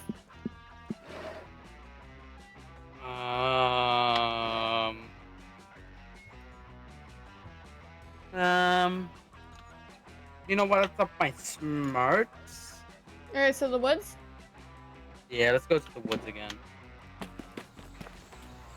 Wow, you're hiking through the woods. You accidentally step on a pile of leaves, covering a massive hole. Whoa! It was a trap. Maybe An evil goblin hunter. Is it a goblin who hunts someone or who hunts goblins? You'll never know. Appears. They were the one who put the trap there there. This is it. You're done. You get ready to embrace death. But the goblin hunter only set the trap to get someone to help them to get someone to help them do their math homework. Wow! Sorry. Also, good thing you got food. Good thing you got food.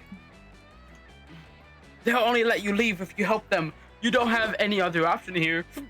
It's a bit boring, but you actually learn some useful calculus. You gain +2 smarts. Oh yeah. Oh shit. Got it. What? Afterwards, you end up vibing with Milo, sharing a hammock, cuddled up close with each other. Oh, I accidentally tabbed out. Whoops. And you're both checking your phones. Hell yeah. What could be more emotionally intimate than quietly scrolling right beside your #1 summer crush? That's honestly kind of real. Suddenly, Milo's phone starts blowing up. Granted, Milo's phone is always blowing up, but right now, it's worse than usual. Hey, darling. No need to look jealous, dear. Just a work text. I keep telling the head office not to contact me when I'm taking a staycation, but I suppose reaping is urgent. La la la, another day, another day. Oh my god. This is a little awkward, isn't it? Well, not awkward for you because you don't know yet, and I shouldn't tell you. But I can't resist a little gossip. Listen, Bar, I don't usually disclose proprietary information, but I just got a gig for next week to collect your soul. Uh-oh. Huh? Milo's gonna reap your soul? That sounds super terrifying and also a little bit hot. You ask Milo if this means you're going to die next week. Short answer, yep. You're totally going to die. Long answer, life, death, and fate are weird and messy, and it's hard to say 100% because of quantum nonsense, but if I'm getting the gig, yeah, you're going to die. Congrats. Holy shit. This is the most awkward news you've ever heard, you've ever received while lounging in a hammock. You start to freak out. No, Ba, don't freak out. I'm an expert, and I promise you, it's not scary as it seems. Death reminds us of the profound, infinite beauty of life.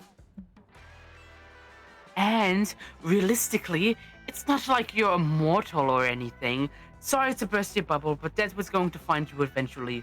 Boo. To be quite honest, I'm actually doing you a huge favor by letting you know ahead of time. It's my gift to you, the opportunity to go out with a bang. This is the first day of the rest of your life. Let's make this the last week of your life. Let's make this last week of your life the best week of your life. We'll spend every moment together, and we'll end it with a huge party, a celebration of Ba. A whole week with Milo? That sounds like heaven, and it's exciting enough to distract you from your imminent death. You're in. Aesthetics on point. Lovely. Oh God, you're gonna get so many posthumous follows. I'm almost jealous. Oh, and we should start considering the party aesthetic right away. We need some big memorable main event at the party, something to show that'll honor your true essence, Ba. And obviously, it should be Snapchat friendly. Any ideas? Your time to shine. Quick, what's the perfect way to 1, entertain your party guests, 2, commemorate your entire existence, and 3, impress Milo? You will narrate the epic tale of your life through the profound carnal medium of interpretive dance, or you'll have your friends give toasts in your honor. It'll be emotionally moving, and everyone will get, yeah. 2 birds, 1 stone. Shit-faced.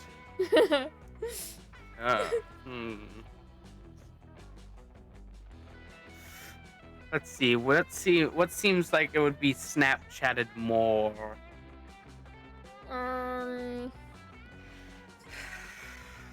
Interpretive dance or getting shit-faced drunk? I think getting shit-faced drunk. So, second one? Yeah. Oh. Oh, that's perfect. It'll be celebrating your life by intertwining it with the lives of the people you loved. I had no idea you were so profound, Ba. But if I know anything about drunken party toasts, we're going to need pre-approval on these speeches. We've got no choice but to conduct a rehearsal immediately. You spend the afternoon getting all your friends together and breaking the big news. You're dying next week. Shockingly, they all seem pretty fine with it. Crazy. You humbly request that they all deliver a toast for you at the party, and no matter what, you tell them that these speeches should come from the heart. Hello, darlings. All right, lovely people, welcome to the rehearsal for Ba's elegant end-of-life blowout bash. Let's proceed with the heartfelt eulogies. Friend Ba is an organic being. Organic beings experience death. The news of his impending death has caused me mild sadness. Goodbye, fellow camper. My most recent salient memory of Ba is when he attempted to make love to an oak tree to pollinate a forest. It was an unsuccessful attempt, but he would do it again. Cheers. Would you do it again, Ba? Yeah, I don't know. Yeah, Ba will definitely be remembered once they're dead. Not by me, though. I'm going to be fine. I'm tough as shit. But yeah, I'm sure some people will at least miss them. There's gotta be, like, at least one person anyway. Pour one out. I guess I'll remember Bobby for being super horny all the time. And other than that, I guess he was really good at choosing between sets of 2 options. Here's to you, Ba. Yikes, that did not make you look cool or popular after your friends finish their heartfelt toasts. Milo pulls you aside. I can't be seen with you. Tough time, babe. The toasts were awful, and the party is going to be an absolute train wreck. I simply cannot be associated with it brand-wise, you understand. I'm going to call in a few favors and reschedule your death. It'll be completely annoying, but it's better than risking being seen with you. Oh. Wait, Milo could reschedule your death this whole time? Why didn't they do that earlier? You had a good attitude about it, but it's not like you wanted to die. All right, done. Your death is canceled. And so the party. Enjoy taking each day for granted, I suppose. I chose the wrong option. You learned a valuable lesson from all of this. You can never trust your friends to be there for you. You get a little bit meaner. You lose 3 key creativity. Yikes. Come on. Well, now it's small client's time, I guess. Small client's time to shine. I'll go have You need some fun. You're in the lake sunbathing. It's kind of relaxing, but hella boring. What's That the doesn't issue? look like sunbathing. Yeah, it doesn't. Have you lost your ability to have some fun unless you're playing video games or partying in wild raves? No, but you see the problem now. You didn't put on sunscreen, but fun screen, which has a fun protection factor of 50. You wash the fun screen away with some water and put on some sunscreen. There you go. You prevent some sunburn and gain 2 fun. You're rubbing tanning oil on Joy and motor oil on Calculator when when your horny activity is interrupted by Damien screaming at a sandcastle again. Fight me, dude! What do you mean you don't have any flamin' hot Cheetos? I am your king and I demand Cheetos as tribute! Damien, please. Unlike myself, most inanimate objects are incapable of understanding or producing speech. I'm not talking to the sandcastle. I'm talking to the subjects inside the The sandcastle. world is at risk again. There are people inside the sandcastle and they're your subjects? Come on, Cal. This is an emergency. Join Calculator, dash over to Damien's sandcastle. You follow behind, spilling oil everywhere. Is this a camping? Fascinating. The sandcastle truly is swarming with tiny humanoids. Where did you acquire this civilization? These are the citizens of Smalltopia. I found them in the yard at Spooky High and graciously agreed to be their king. He's a despot, cries one of the tiny people. We were a representative democracy before he came along. I knew they would die without my enlightened leadership over the summer, so I packed them all in a lunchbox and brought them to camp, where I built them this castle. It was a massacre, cries another of the tiny people. That lunchbox didn't even have air holes. Duh, if air can get in, so can deadly diseases. I was protecting you. We used to have hospitals and universities, despairs another tiny person. But now all we have is a mountain of sand and broken dreams. Our society is ruined. Whoa. Oh, posture check. Okay. I was actually. I'll hydrate after the big walls of text. Ugh, these guys have been such a bummer since I brought them here. It's like they're not even grateful. I've tried everything. Threatening them, paying a Ravi to threaten them, threatening to pay a Ravi to threaten them again. What about, I don't know, digging them an irrigation system? Or supplying them with microcomputers and learning software? Oh, good idea. Then I could threaten to take those things away if they don't stop moping. That'll cheer them up. That was sad. You know what? How about Cal and I focus on improving the Smalltopian infrastructure? You could help by, this is delicate. If Damien's not allowed to help, he will definitely go... Ape shit. Yeah, yeah. But most of his ways of helping involve going... Ape shit anyway. Bro, quick, give him a non-destructive way to improve Smalltopia. How about find some beach-appropriate decoration for the castle? He can't F that up, right? Introduce some hermit crabs. They could be Smalltopia's wacky but lovable neighbors. I feel like this definitely can be F'd up, but I feel like this also can. In some way. It's a lose-lose situation. I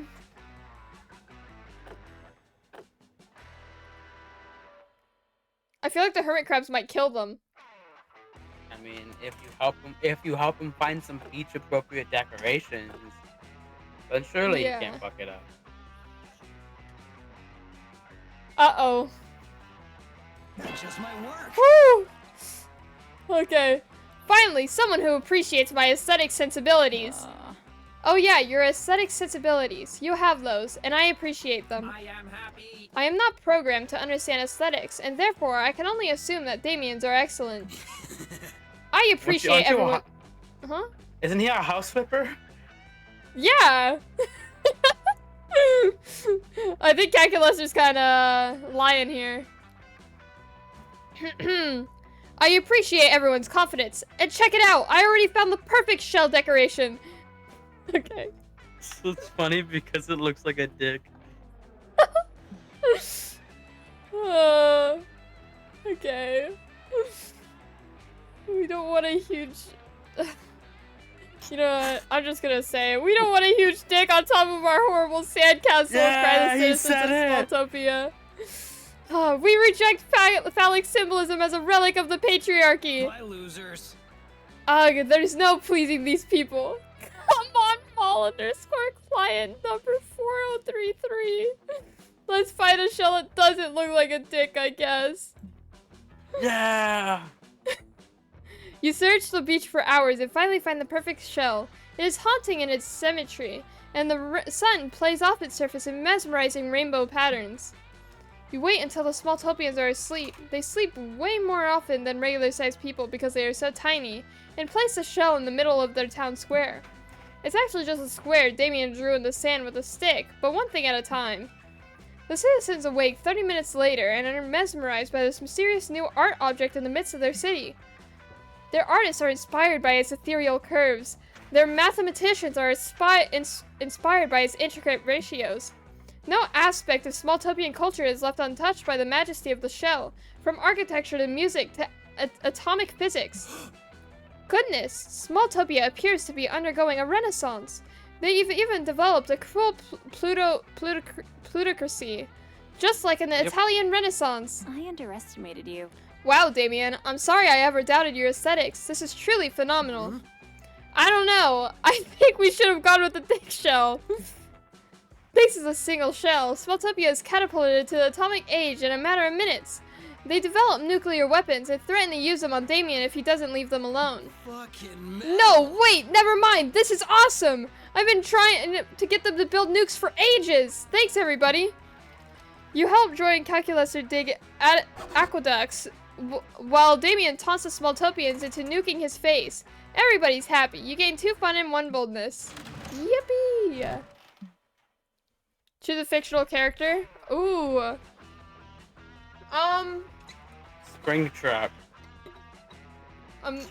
Let's see. I think I'll go with Bluey. Springtrap. Least likely to know how to pitch a tent correctly. A literal child or a literal dog child or Springtrap. Or Springtrap. It's a hard choice. This is a tough one. I don't know if this is a tough one. What do you mean? It's so difficult to choose. Before he was Springtrap, he was a man who had a family. And he probably knew how to pitch a tent. He didn't like his family anyways. Okay. I was gonna say, I don't know if I even know how to pitch a tent. Yeah, I don't. know how to pitch a tent. I don't. Anyways, do you think Bluey Okay. would know how to pitch a tent? Okay, but like Bluey gets help from like her dad all the time. Yeah, but do you think she could do it alone? Probably. I don't know. Let's just say yours though. Okay. God, we're only like halfway done. We don't interrupt any conversation. You know, I'll talk to the moth guy. Good evening, fellow camper. God dang it. Hey, mall_client number 4033. Welcome to my cozy little log. How is everything? Say, have you heard anything particularly juicy lately? Any good stories about our campmates? Look at me, trying to make small talk and not at all fishing for some gossip. No, just some good old-fashioned small talk. Come on, spill the beans, my friend. Spill that gossip. F it, it's time for some lies and gossip. Here we go. I think it's choose yourself. Yeah, I can choose myself. Moth creature! 4 out of 5 that is recommend Listerine. People unironically wear Crocs. Wash up Elvis impersonators. Hot single milfs in your area. Okay, this one might be kind of funny, actually. Okay, do that one. Choose one. Gamer girl feet pics. Solid Okay. gold condom. Still functioning severed testicle. And bag of hot salad. This is an array of choices that I could choose from. These are all fire ideas. This is sure something. Oh, Lord. I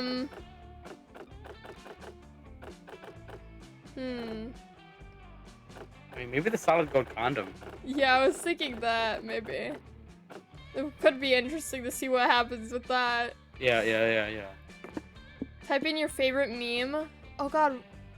Yippee! Juicy. Gamer girl feet pic. Not drop again. Ooh, how interesting. First Papyrus talking about babies or something, whatever. And now this? Yeah. I'm so glad our conversation naturally led to you to tell me that without me having to pry at all. I promise I will take this secret to my grave. If you'll excuse me, I'm off to whisper covertly to our campmates about something completely unrelated. Since nobody has anything better to talk about, you quickly hear your gossip circulating camp. I heard the strangest thing. Oh, who's this? Okay. Anyways. Oh my god, guess what I just heard about Mall Client 4033? Huh?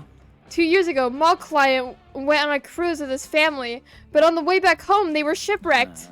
When everyone got off the boat, they realized that they accidentally found the fabled island of hot single milfs in your area. That's crazy. The hot single milfs in your area were distrustful of these intruders, so the cruise inhabitants chose Mall Client to be their ambassador. I'm the ambassador to... Okay. Yeah. The leader of the hot single milfs in your area only had one question. What religion do your people worship? Mall Client, of course. Yippee! The hot single milfs in your area loved Yippee so much. They offered to help the castaways, but only if they were given a good present in exchange. So much of his prize solid gold condom. The hot single milfs in the area were very pleased with the gift, and so they happily helped the castaways leave the island. Food for thought. You may want to remember that next time you hang out with Mall Client, as it speaks volumes of his character. Does it? Oh, everyone remembers that? I got 4 charm! Guys, does that sound like a me thing? You wanna go here? Yeah, that's where I wanted to go. Milo is doing their usual review of today's engagement with their Instagram post. Calculester is peering at the phone interestingly. This should be good. So you say that these likes are necessary to your health and well-being. Do they provide sustenance of some kind? Don't forget to like and subscribe. Well, they say... Well, they sustain me spiritually in a better way. The more likes I have, the better I feel, and the better the world becomes. Engaging module.exe. It is a biopsychological need then to know and be known. I am comforted that once again logic has proven that everything can be boiled down to a science. I have read that other pack animals have corvids experience similar social drive phenomena. Do corvids have Instagram? Wait, Instagram isn't a science. Curating aesthetically pleasing selfies and pairing them with poetic phrases of inspirational genius is a very delicate art form that science could never hope to explain. That's why I'm an expert in the field, darling. It's hard to be the bard. Error 404. But friend Milo, because Instagram is a computer-based application, wouldn't it follow that it is rooted in science? Instagram isn't used on computers, darling. It's almost entirely exclusive to smartphones. That's a lot true. Is that a microaggression? Smartphones are computers too. They are merely young upstarts with smaller, sleeker appearances. I apologize, darling. You're right. I should be promoting promoting technological body positivity. I'll post about it right now. My demographic would love it. Actually, after doing a quick algorithmic scan of all 1.2 billion Instagram accounts worldwide, I have scientifically concluded that the most sleek subject you can post is Not enough signal to process this. three iguanas in Birkenstocks reading Eat, Pray, Love. What? No, your scientific method clearly doesn't work. Art, you see, is like an eggplant. It's okay. Neither of these nerds are getting anywhere fast. Can you end the debate on whether or not Instagram is a science or an art form? Calculator, there are lots of things science is unable to explain, like Instagram, the nature of consciousness, and how I feel about Milo. Milo, you're saying no with your words, but yes with your IG profile. While we were talking, you just went and posted the iguana thing. The first one? I realize you are attempting to help.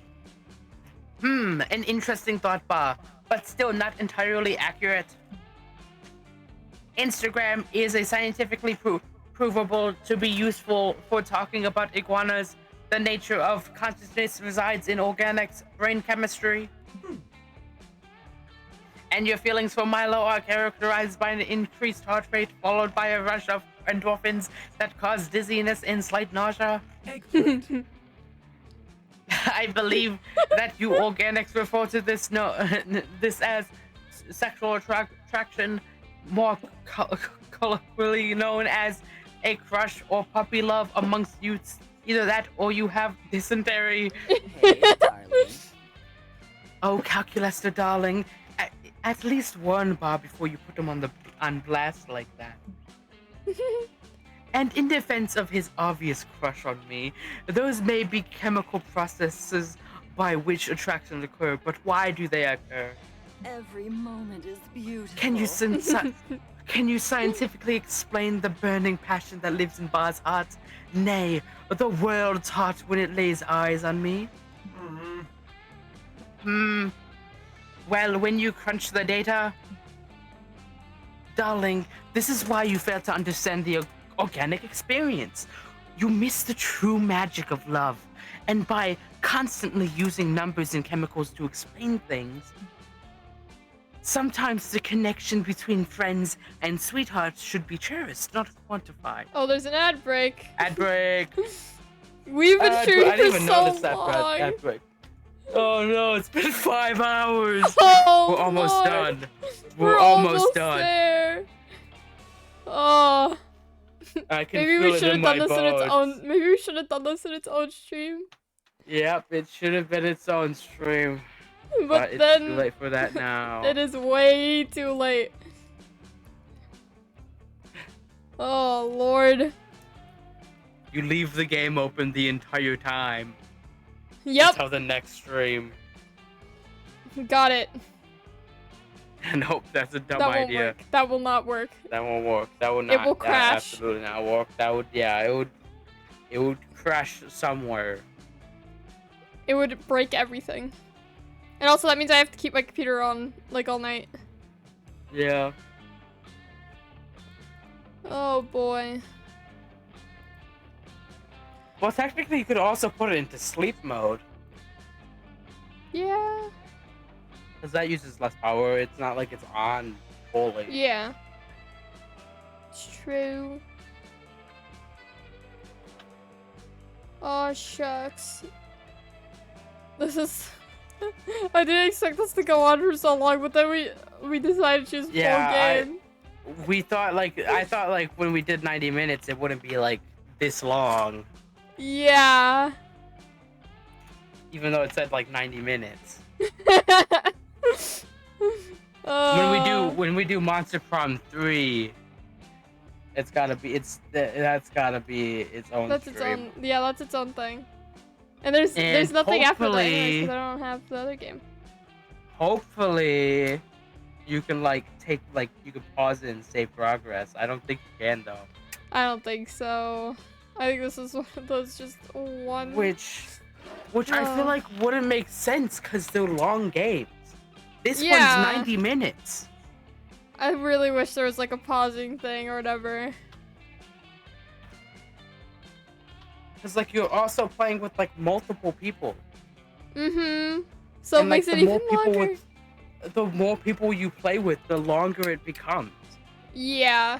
Mavis, stop trying to get into the drawer. God, I'm dying.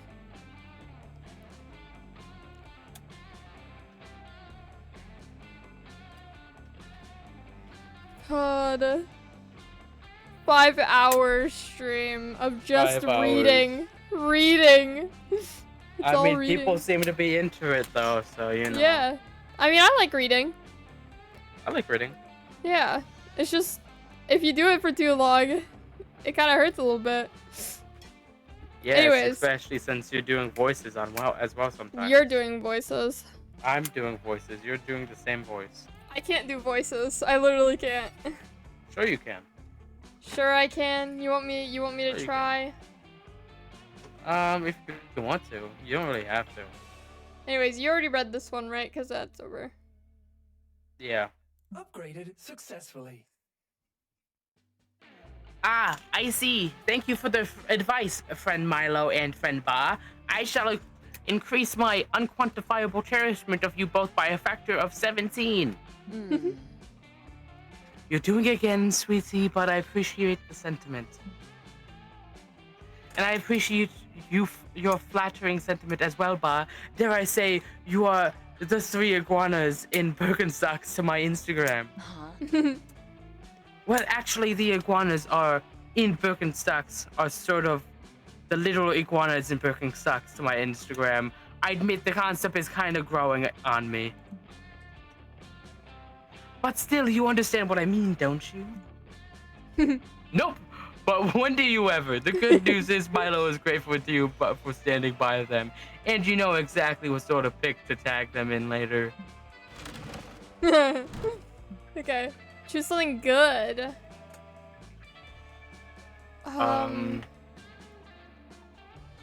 Orange's streams.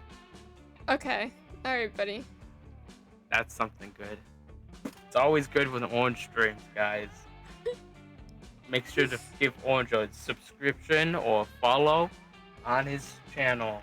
Okay, alright. Gosh. I'm trying to think of something because I'm not gonna just go with like what I first thought of. Even though I probably that's the whole point. But I already said Minecraft earlier, didn't I? I don't know. I could say it again because it was either Minecraft or I was either gonna say Minecraft or you, and I was like, I have to think of something else. I have to be more creative. And then, you know, I'll just say Minecraft. Minecraft? This thing would not be seen as good during the Middle Ages. Minecraft? The fuck is a Minecraft? And it's either Minecraft or just no streams. Oh. King! King, look! It's another orange just in snow stream! Well, put it up on the big screen then. Not you! I'm referring to an actual king! Yeah, you talking. No, Okay. like, one with the King crown Bushy. you did. That's not your name. Get out of here. King Get out! Well, Well, so do you think they'd be more freaked out by Minecraft or Orange no streams? Minecraft. Orange doesn't know streams. Nope, Minecraft. Orange doesn't know. One doesn't know is Terrifying. not terrifying. If you don't know, it is. I hope I I've heard choose kids correctly. cry in their beds at night from Orange doesn't know streams. What? Oh my god, we're almost done. We're almost, We're almost there. done. I'll... Oh, is there another wine drink? There's another drinking thing soon. Oh no!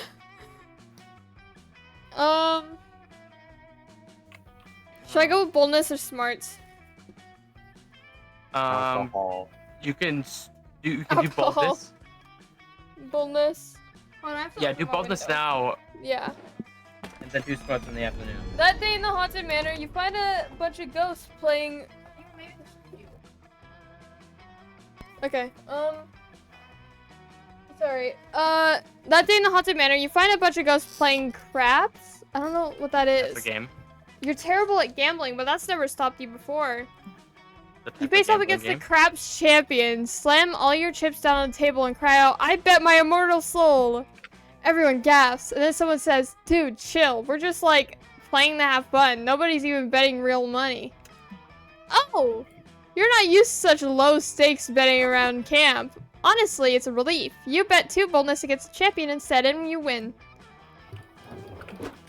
You link up with Milo and Calculester, who are busy rebranding the spooky basement as a selfie crypt. Damien is helping by threatening the ghosts. Bro, my PC sounds like it's about to take off, bro. I don't know. Let me put Why? my mic over here and see if you can. Probably not, because you do cut out when you say things sometimes. Do you hear it?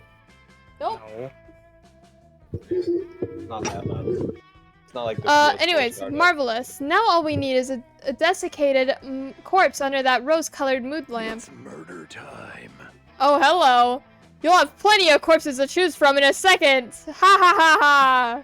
Except you won't be able to choose because you'll be dead. Because I'm gonna stab you. I'm Jerry the murderer, by the way. We may have met. I hardly blame you. Kill me. Ha. Please, darling. Can't you see I'm an immortal entity beyond the petty distinctions of life and death? I, too, am an unwise target for stabbing. Friend Damien gets electrocuted every time he tries. Brad. Great, that just means more stabbing for me. Let's get knifey, you hockey mess. Yeah.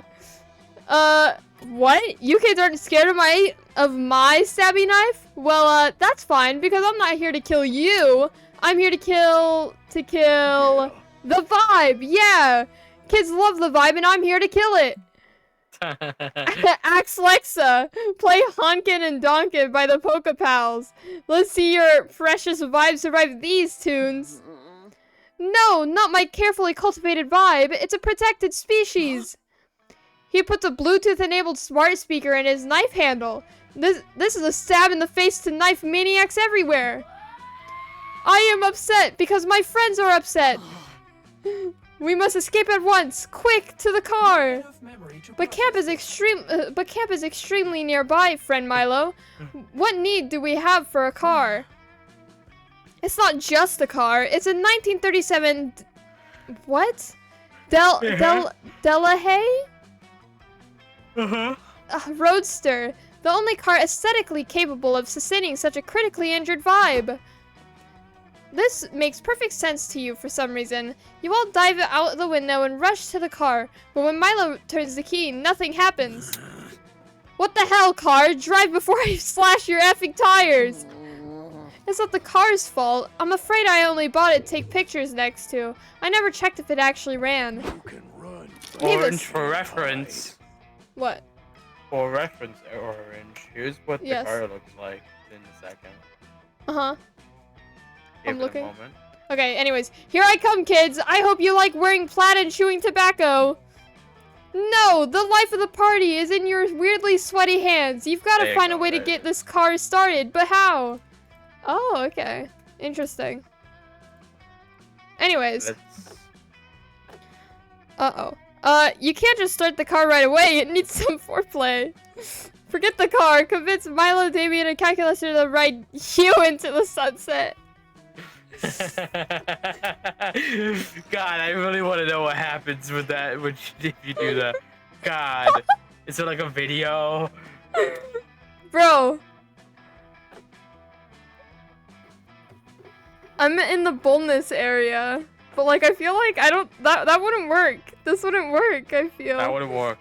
Dude, I think the foreplay might be the right solution. Yeah, I think I need to do some foreplay. I think that's what I need to do. I think that's Yeah.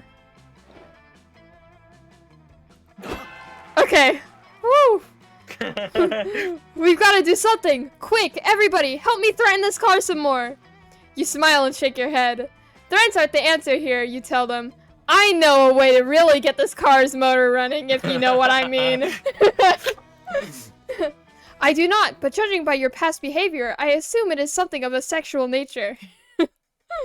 I don't care what you have to do, mall client, but do it fast! We've got to get this vibe to a hospital immediately! Preferably a selfie hospital. You don't need to be told twice, or once even. You were born to romance this automobile. Oh no. You start with a full body wax. One for the car and one for you. Feeling clean is an important prerequisite for feeling dirty. You move around to the front and give the windshield a long squeegee and gently caress the wipers. A little wiper fluid wow, this car must really be excited. I only squirt wiper fluid when never mind. You slide gracefully around to the rear. There's a lot of junk in this trunk. You take an opportunity to slip a cheeky finger up the tailpipe. Honks with surprise delight. Oh wow! God. What technique? I've always said that the tailpipe is too often ignored during foreplay. You're just...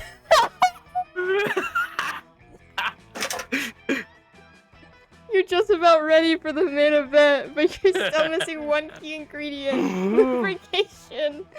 You pop open that hood and fill her up with premium oil as you slowly finger the crankshaft. I had no idea there was a sexier use for oil than setting fire to people's kids. Oh lord. The car can't take it any longer. The engine rumbles alive with a throaty purr. You're absolutely drenched with oil, car wax, and wiper fluid. Just the way you like it. That's crazy. Climb in, mall client. I think there might be hope for this vibe after all. Oh, you stare deep into the car's glowing headlights. You've been in control so far, but now the engine is roaring and yes, it wants you inside it. God, I suck. Oh, wow. Anyways, hope you're ready to get your vibe murdered because I'm... Ah, damn it, you're escaping. If only I hadn't stopped to murder all those other people. You speed away from the scene of the attempted crime and also a bunch of actual crimes with your friends. Your hair/Wi-Fi antenna blowing in the breeze. No one says anything. That would kill a vibe. But you can tell they're wondering what it would feel like if you used your foreplay skills on them. You get the car's phone number, 2 fun and 1 boldness. Oh, wow. That was something to read. That was crazy. Oh, man. Oh. You know, let's do some creativity. Some creativity, yes. That day, the Monster Scouts hike around the camp, cleaning up litter to respect nature and stuff. Nobody but Coach gives a damn about picking up trash, but it does quickly become the contest to find the coolest garbage. Some find used condoms, others find weirdly shaped fruit. You somehow find a remembrance. It's an original. The mystery of how the Rembrandt ended up there will go on to trigger the most epic adventure you all will go on during this summer, but it won't happen on screen. But you still gain +2 creativity just looking at it, so magnificent. Well, but there's little you love more than loving on Milo. So it's fun to see how many other people are on the same lovesick boat. This comment says, the composition in your selfies is always so artistic. You should go into photography. And this person says, you post the most inspirational quotes. Day equals made. This one just says, HMU with that Reaper dick daddy. Well, assuming all Grim Reapers have dicks and/or identity as male is so 14th century Europe. Hashtag blessed. But I'm flattered by the sentiment. Love keeping my fashion hooked on my aesthetics and thirsty for my all of me. What the fuck? Miss Belladonna, I was expecting to hear a conversation on owning your attractiveness, being true to your identity, and historical monster lore, but what do I find? Exactly the conversation you just described, Camp Director Miss Weaving. No! You on your phone, always probably making blog posts on your TikTok page. I hardly blame you. Camp Director Miss Weaving, maybe if you got a social media page of your own, you'd be able to better relate to your campers. It really is the social hub. I don't want to hear it. I refuse to consider the possibility that online interactions can possibly help people form connections or express themselves on the grounds that I didn't have the internet when I was your age. I am sick and tired of you campers burying your noses in your phones when you could be living in the real world, forming real connections, doing real manual labor. As such, Mix Belladonna, I am confiscating your Instagram account until further notice. You just admitted you're not familiar with the internet, so let me tell you, that's not how it works. You can't just confiscate someone's... My phone! What? My Instagram account is gone! It just disappeared! How is that possible? I told you, Mix Belladonna, I confiscated it, and there's nothing you can do to get it back. That can't be true, and it won't be true if you have anything to do about it. If there's one way to impress Milo, it's gotta be to get their Insta back. Your plan? Subject your minds to the mysterious trials of the House of Captcha to prove you're worthy of retrieving Milo's account. And according to the Instagram terms of service, any account ownership related dispute can be settled with a grand race at Murder Mountain. Sounds like Instagram. Does it? Kinda.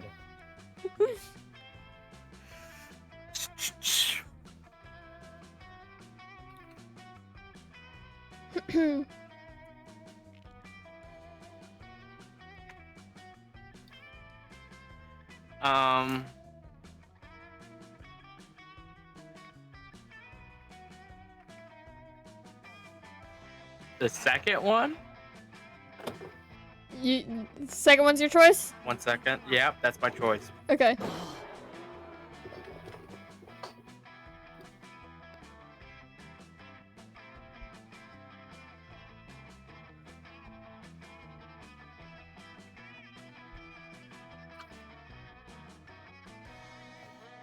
Pop, pop, pop, pop. Whoa, is it going by itself? Oh wait, no, okay. Sorry, I looked in the corner and I saw movement.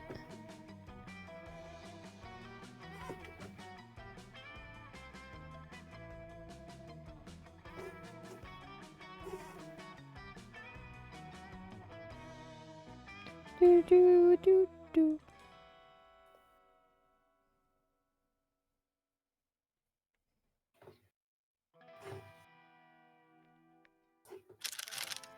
Pop, pop, pop, pop, pop.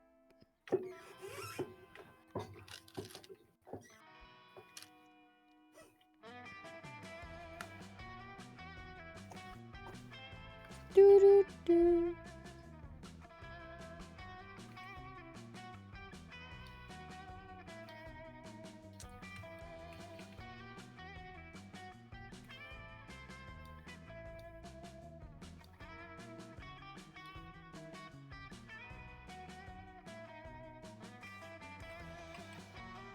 Whoa, I zoned out. Whoa, my eyes. Ah!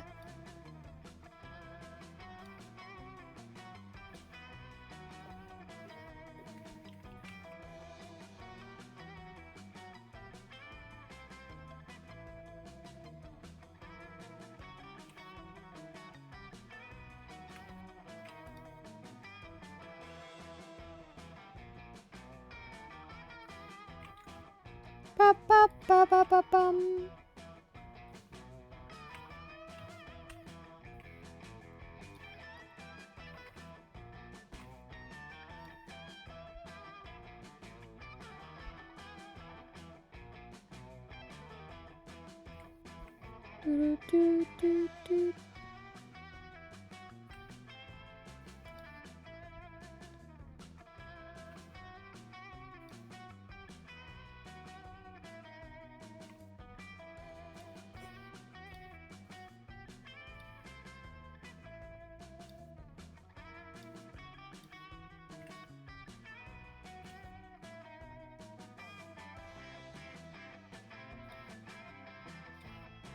Do do do do do do.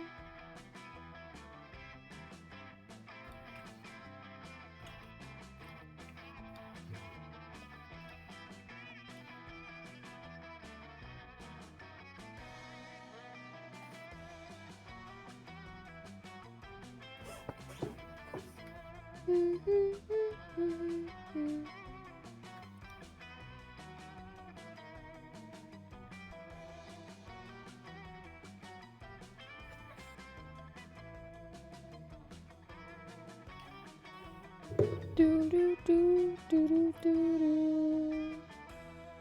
Been live for so long. Is this the usual stream length? I mean, I've streamed for long periods of times like this. Oh my god. But Orange, when's the 24-hour stream? another one? I would do another but one, this to be one honest. You gotta beat every mainline FNAF game. Oh lord, I don't think I could do that. I couldn't beat them normally. Yeah, I can't beat them normally either. But I do long streams time to time, but today was unexpected. Security Breach, Orange. I want to play Security Breach. I feel like that would be such a good stream. Yeah, except it probably wouldn't work with my computer.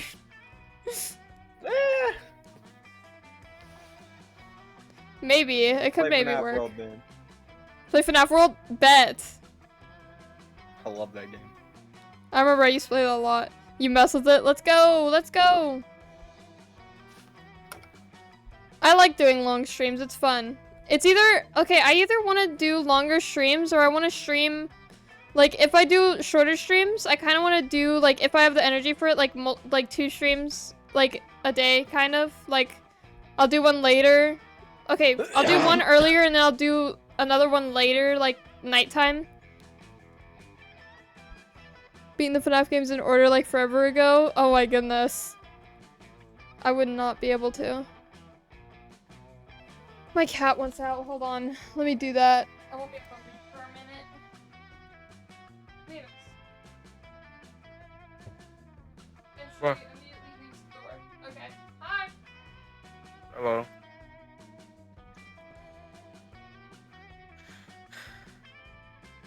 You can stream that too when you start? Yes, fire. Of course, I always forget that Instagram is actually a portmanteau incorporating an acronym Insta for instantaneous. Was that some positive reaction? No. Fuck. And GRAM is an acronym for Grand Race at Murder Mountain. They dropped the second M around the same time Facebook dropped their the. A race? Very well, Miss Belladonna. I accept. But just know that it's unwise of you to enter into such a competition against me. Yeah, cool, whatever. I have to get my Instagram back. I'm going to do whatever it takes. The 3 of you arrive at Murder Mountain, where Instagram's top execs eagerly await your arrival. They let you in on their secret. Honestly, Instagram was always an elaborate scheme to get more people to participate in the grand race down our beloved Murder Mountain. But the whole thing just kind of spiraled out of control pretty quickly. Hi! Hello, welcome! What's up? What's up? Holy peak, let's go. Wait a second, says the CEO, eyes growing wide. Is that Arcane Aragog Hugo Weaving, the greatest drag racer in history? Uh-oh. What? This is not I might be. Ah, Weaving is a legend. She used to race down the slopes of Murder Mountain long before we ever came up with the Instagram as a scheme to have more races. She's undefeated. I I'm starting to think maybe we shouldn't do this. Milo has a point, but you know if you let them quit, they'll never recover their Instagram. Their Instagram is everything to them. As a good friend, you pressure them to go for it, telling them that they have to believe in themselves. They'll have to win. This turns out to be patently untrue.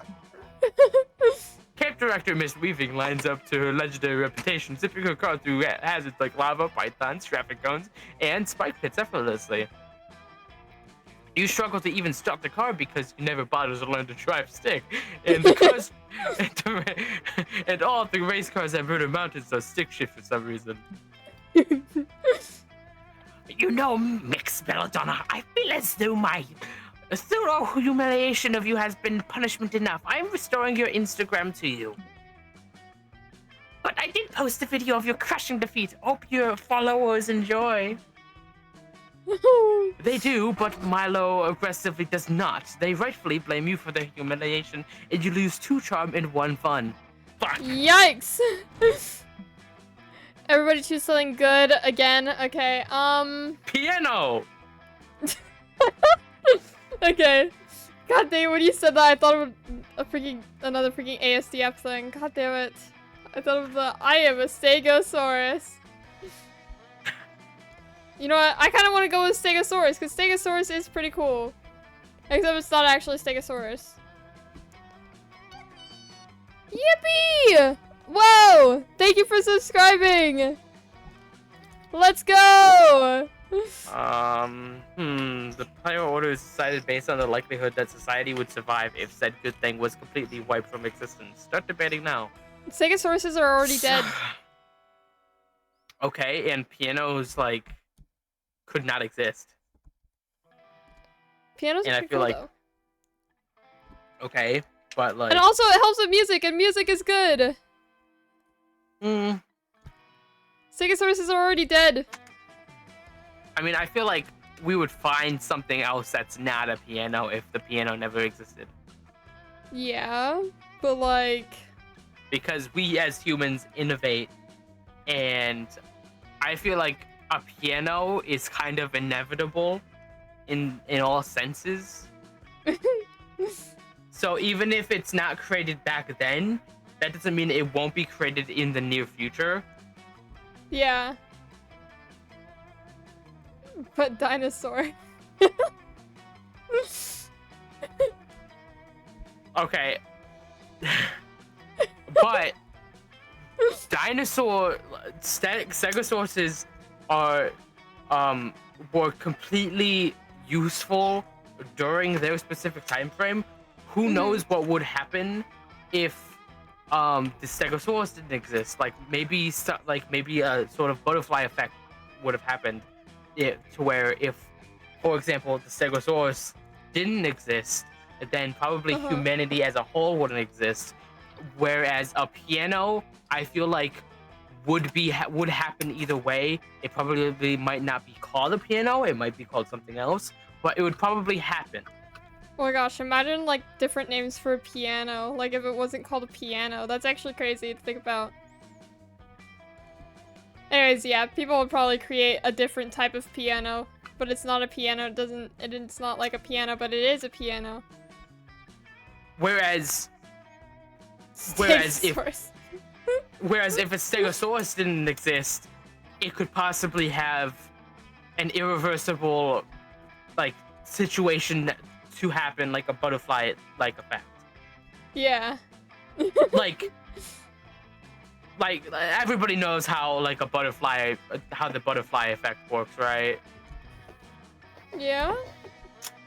Yeah, like a small thing turns into a big thing. Yeah, I feel like the Stegosaurus would have a similar effect to that. Yeah. I feel like if Stegosauruses didn't exist, it would change things completely. Change a whole bunch of stuff. But we can never know unless it happened. We'll never know. We'll never know.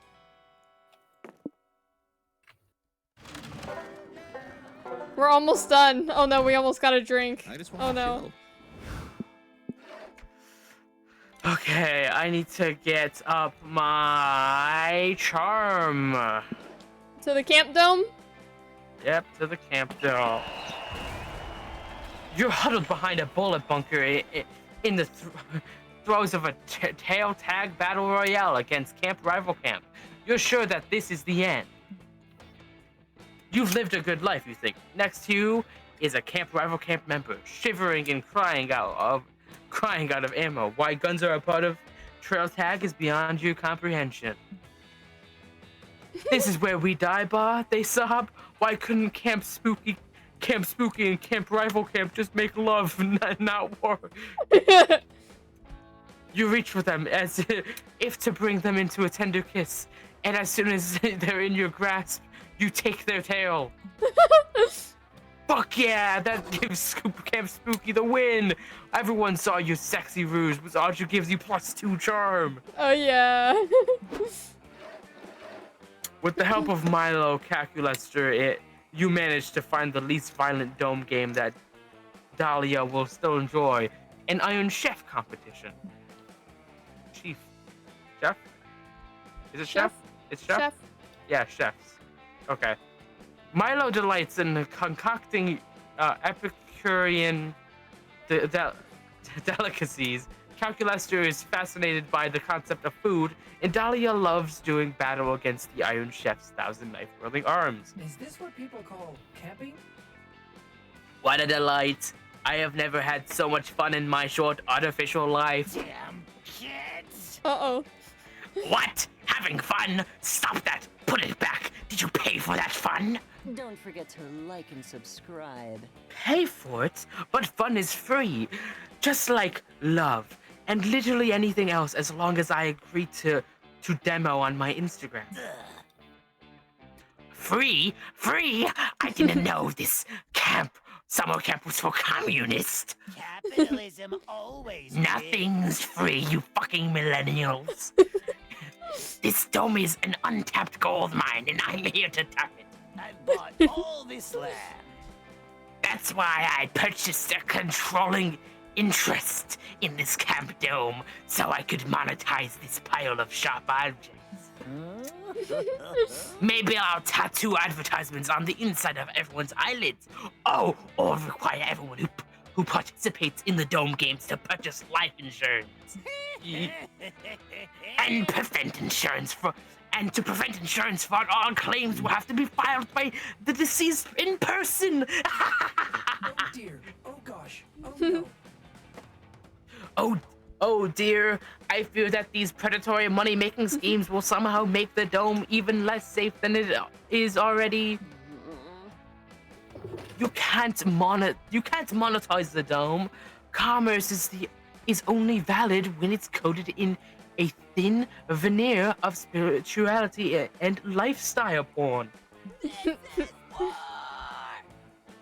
Because I can't participate in this discussion. I can't participate in this discussion because I'm still fighting this knife robot, but I'm mad too.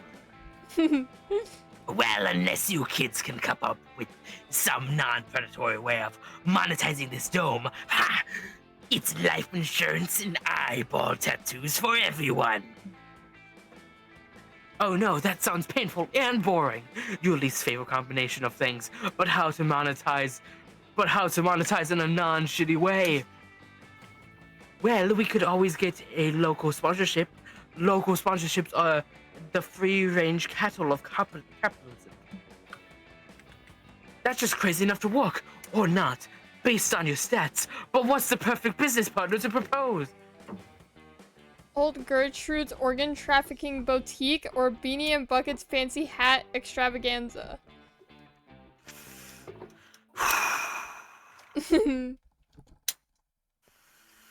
What am I doing? Which one am I doing? Am I doing charm? Yes, you're in the charm area right now. I feel like Beanie and Bucket's hat extravaganza is the way to go. So second choice? Yeah, if I'm wrong, I'm gonna die. Emotionally. Fuck! Ha! Good luck getting a fancy hat shop to fund this dome. What do fancy hats have to do with sports murder? Don't be so toxic. Oh, you think just because someone's doing a sports murder, they don't want to look fabulous? Okay, boomer. No, wait, I'm cool, I'm hip. Let's go talk to Buckwad and the Bean Dip. My dudes, I'm down. You head into town, locate everyone's favorite local hat distillery. Beanie and Bucket are delighted to see you. Welcome to Beanie and Bucket's motherfucking fancy hat emporium, screams Beanie. You could tell he's Beanie because he's wearing a beanie with the word beanie on it. Shut the fuck up, Beanie. You know we changed our name to Beanie and Bucket's fancy hat extravaganza, shouts Bucket. He's wearing a bucket on his head and nothing else. Nothing else. Just a bucket on his head. Yeah, whatever, yells Beanie. What's it gonna take to get you kids into a fancy new hat today? Well, not to be rude, but it seems that your entire selection consists of solely of beanies and buckets. Hell yeah, it does, says Bucket. That's a whole thing. That's why we legally changed our names to Beanie and Bucket. How tasteless. It's just that beanies and buckets aren't exactly fancy hats, are they? A chill falls over the store as if all the air has been sucked out of the room.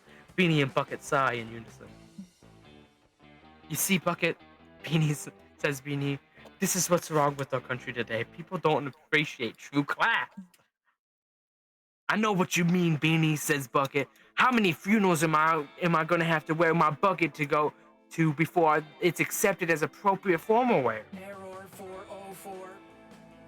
Pardon me, friends, but according to my research, beanies and buckets have never been considered fancy hats. Examples of fancy hats include top hats, fascinators, monocle hats, and a bald eagle. Oh, and shrimp cocktail. Nothing fancier than a shrimp cocktail. And what do you put that shrimp cocktail in? Cries Bucket, absolutely enraged. A piddling martini glass. Cretins! Everyone knows you can fit a much fancier amount of shrimp and cocktail sauce in a bucket. There, says Beanie, comforting his enraged comrade. These fools clearly have no taste. Come on, we're late for the Queen's coronation. As Beanie and Bucket stomp out of the room, you begin to doubt yourself. Maybe shitty headwear truly is the height of fashion. You try wearing a bucket as an experiment. You are wrong. You look dumb, and everybody hates you. The CEO bottles and sells your embarrassment as insect repellent. Looks like he managed to monetize the dome after all, at the cost of your -2 charm. Okay, I'm back to 8 charm and 1 creativity. Well, I made it nowhere. Let's see. Boldness, creativity, and charm. I guess I can go to creativity because I haven't been there in a bit. Oh wait, I need smarts. I'm an idiot. I didn't read that number. You spend the day learning new skills with the Monster Scats in order to earn badges. I mean, I guess I just wasn't being smart about it. You earn a badge for healing a wound only using the bark of a tree. You earn a badge for writing poems in iambic pentameter. Orange, I'm gonna be real. I think we're doing bad this time. We're doing so bad. I don't know if we're gonna be lucky if we get our people that we want. We're gonna be lucky. Don't worry, if we both fail, we go Monster Prom together. It's Monster Camp. I don't Monster think there is a prom. We can go see the meteor shower together. My bad. Whoa! You! God damn it. Okay. How long is the IRL word ban? Let me check.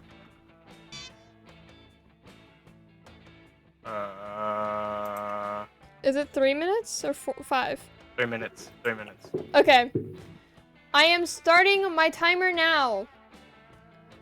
I earn a badge for building a blackberry using only real blackberries. Nice! Completing all of those unexpected and probably useless lessons earned me to creativity.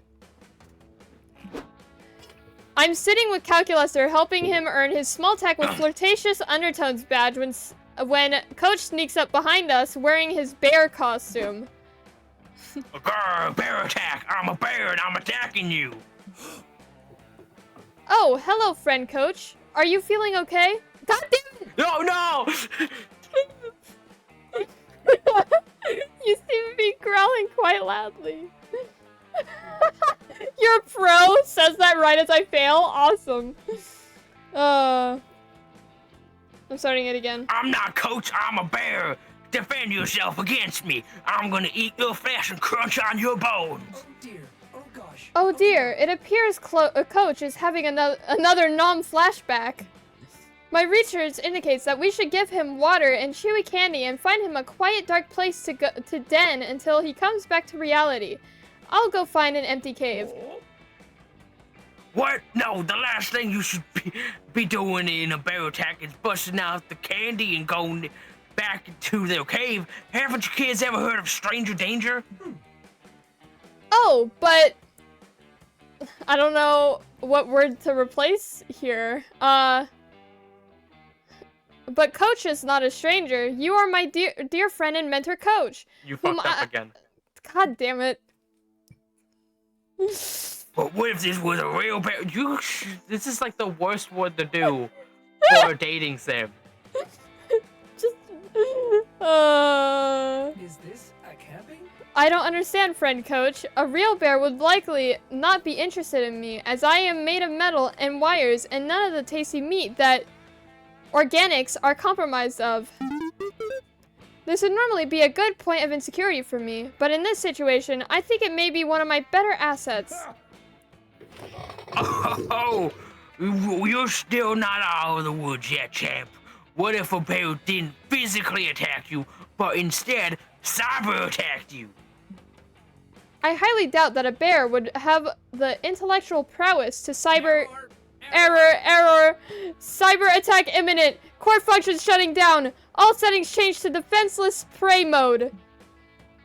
I look over and realize that Coach has actually gotten out a laptop and is cyber attacking Calculaster. I beg him to stop. Always believe in yourself. No, this is good for him. Now defend yourself, Calculaster. If a real hacker bear were doing this, he'd have already cleared all your memory caches. No, please! My childhood is in there! Well, as usual, Coach has turned a harmless thought exercise into a life or death situation. I better help Calculaster out before he can no longer remember his parents' faces. Or screens, I guess. I must summon the hacker bear's natural predator, the hacktivist hyena, or cyber attacks can be repelled with firewalls. Literal firewalls. I'm here for creativity, right? Yeah. I don't know if I should choose... I mean, the firewall one sounds kinda... I don't know. Cause, like, it could go wrong.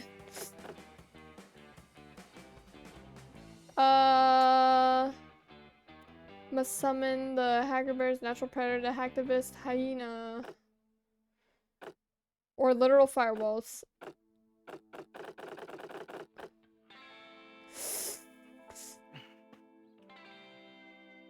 Activist hyena or firewall? I'm gonna fail this anyways. Yeah, okay. I whip out my own laptop and post on 4legschan and r/anon but just for hyenas about the bear cyber attacking you in hopes a clan of hacktivist hyenas will see it. Hey, Orange? What? You said you again. I was at 15 seconds. We're restarting it! My posts are immediately flooded with comments from hacktivist hyenas who are sympathetic to my cause. They declare war on Coach and engage him in an intense cyber battle. Oh, sorry, Calculator, but I think our list will have to wait a moment. Looks like your good old friend Coach has to teach a few anonymous rascallions a lesson. Hi, X. Hi, X. Hi, I just came to deliver some sad news to Orange. Wait, what? What do you mean? What? Lilo, our penguin, has now joined his brother. No! No! That's great. Yeah. Oh. Yeah. He passed away today. No! My phone didn't give me notifications.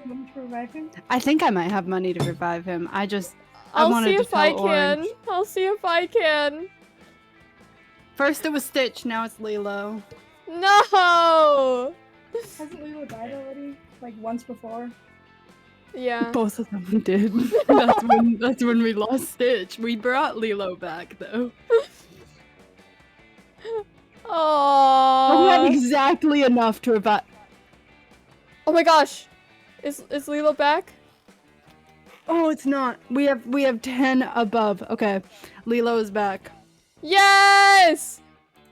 That's all for the year. I came to deliver the news because I was downstairs and I was like, that's so heartbreaking. I only have 2 children now. Don't worry, Lilo is alive. Lilo is alive and I apparently haven't not checked my wearing Finch clothes. either. But- Oh. Oh. That's crazy. That's crazy. Anyways, have been playing this for 5 hours and I need to continue reading. We have to finish this. We have to finish Oh, I'm this. sorry. I'm sorry. I'm No, sorry. okay. I'm gonna go back to my game. Okay. Do that. Love you. Bye. You guys have fun. Bye. Yeah, bye. Bye. I said you! God damn it! Have fun. Sorry, my bad. I said you! You know, let's not count that one. Let's not count that one. No, I already counted it. Fuck, okay. The timer started. I can see on Calculus's screen that low-poly versions of the hacktivist hyenas are fighting Coach's computer with keyboards and axes. It's like some weird vintage video game, except it's happening on top of Reddit, and people are enthusiastically typing up their support for either side in the background. Holy crap, when did Coach get so good at hacking? After a very intense battle that has me on the edge of my seat, and Calculusor on the edge of his sanity, Coach forces the hacktivist hyenas to retreat. I need to reboot. Oof, is it over? Can now. Coach restore my administrative access to my limbs, please? Yeah, it's over. Okay, kids, I have good news and bad news. The good news is, Calculator, you successfully stopped a bear cyber attack. I am now confident in your ability to face such challenges without me in the future. Lucky me, /S. The bad news is, that was a very intense fight, and it had massive repercussions on the rest of the internet. It appears that all cat memes have been permanently replaced by moose memes. No! What? But the moose has neither the fluffy attractiveness nor the wily charm of the modern house cat. Change it back. Take care and never stop Hey. believing. Hey, sometimes you gotta lose the cyber battle to win the cyber war. Anyways, I got some more students' lives to theoretically save. See you on the other side of the trenches. Coach leaves, very pleased with what he has done here today. Calculuster, on the other hand, is completely heartbroken that cat memes are gone forever because of him. No! I try showing him a goofy moose meme to cheer him up, but it's just not the same. I lose 2 fun and 1 creativity. Choose an object. Tack. Moose meme. Guys, Okay. why is Moose Meme trending on Twitter now? Okay. Based on which object would be most useful, new Swiss Army knife attachment? A What tack did you or say? I said tack. What, like a tack? Like the thing you pin on a wall? Yeah. Why would I? Okay, so one's a meme, and the other one just puts your entire Swiss Army knife onto the wall. Yeah. Or you could God damn it. You know, I'm gonna finish.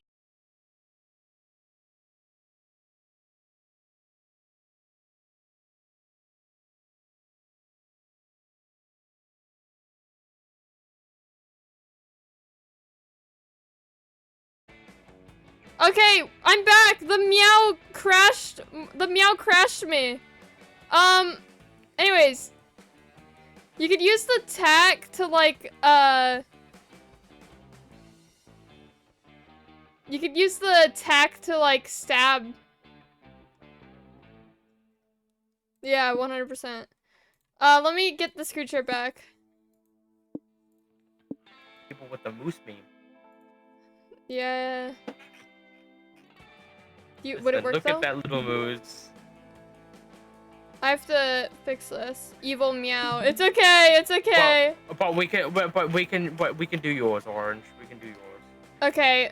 I'm sorry. My stuff Why is my stuff crashing like this? It's so evil. Anyways, there. It's happened. Anyways, I win. We're almost done. Oh my God! Please. Ooh. Ooh. You could sit with Calculester. I can't say this word. I hear the sound of joyous laughter and lively conversations, so I just know some crazy stuff is going down.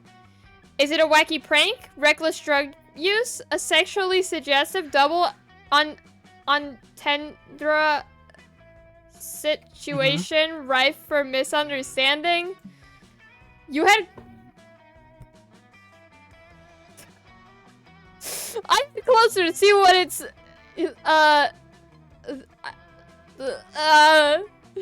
What? I head closer to see that it's Calculester and Joy doing Sudoku.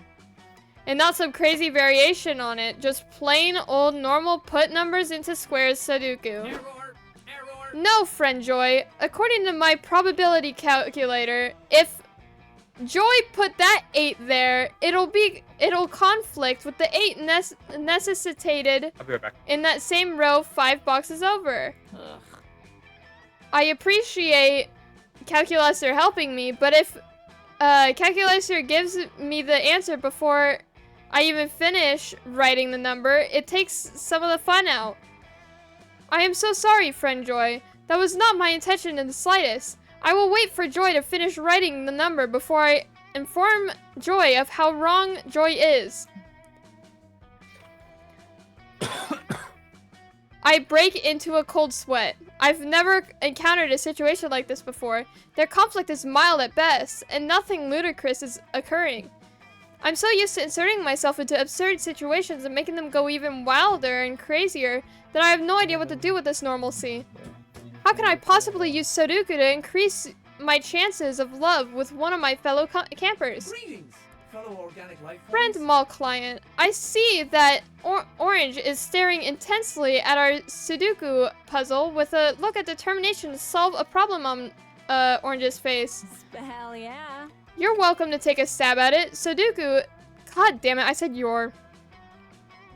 I was doing so good. Sudoku is such a nice way to unwind after saving the world from my my enemy's schemes and my friend's shenanigans. Oh no. Oh god. If only I was given a rampaging cockatrice or a high-stakes Pokemon battle or a dead body to hide, but Sudoku...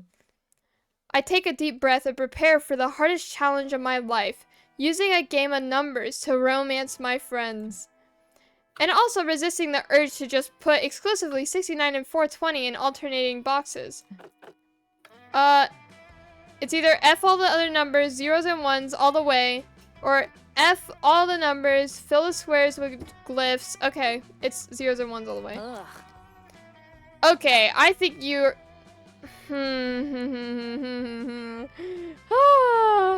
I think Orange has badly misunderstood the point of Sudoku.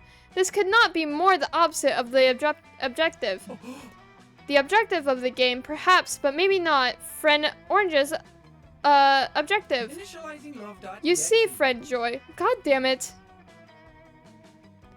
You know, just give up. No, I have to do this. You will never do this because it's so hard. Friend That's Joy. the hardest word to do. What Joy sees simply as mere zeros and ones, I see as a romantic missive written in my native language of binary code. It reads... Now. Doused. Thou are my favorite Sudoku of all, Calculester. One day I'd love to solve Calculester if that's okay, winky face, lol, haha. Yep, that's pretty romantic, I guess. Friend Orange, you're...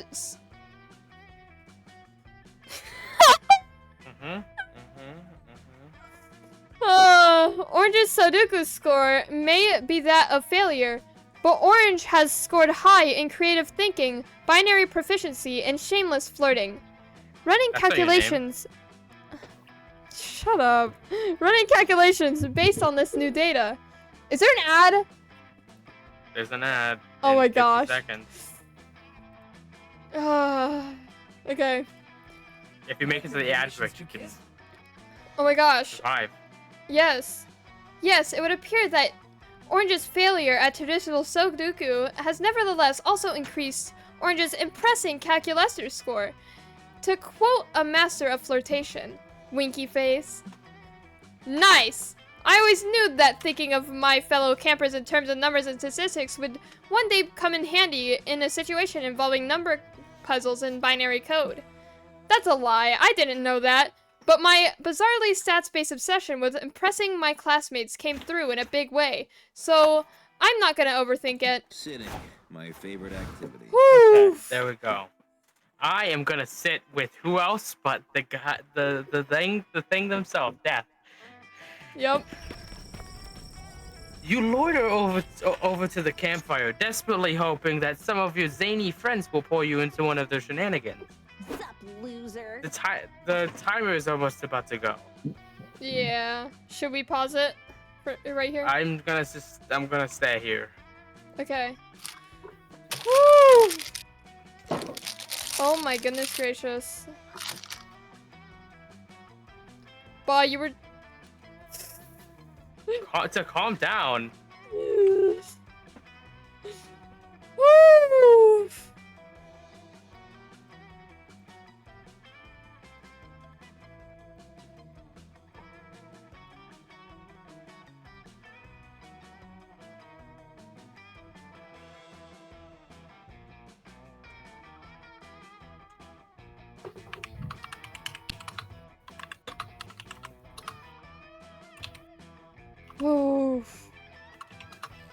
What's up, chat?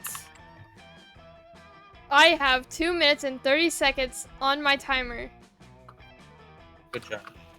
Just don't Which say hopefully... anything. But I have to speak. No, you don't. I can speak I the do. entire time. At least I am just not able to say that word, and it's not something like I. If it was I, it would be worse.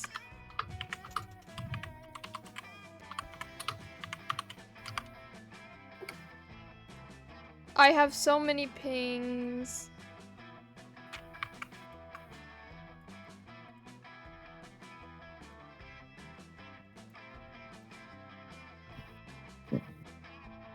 Oh. Sick and twisted. Literally sick and twisted. Literally so sick and twisted.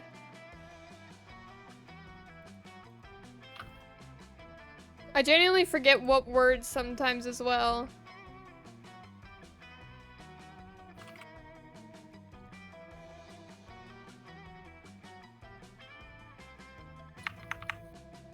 Man.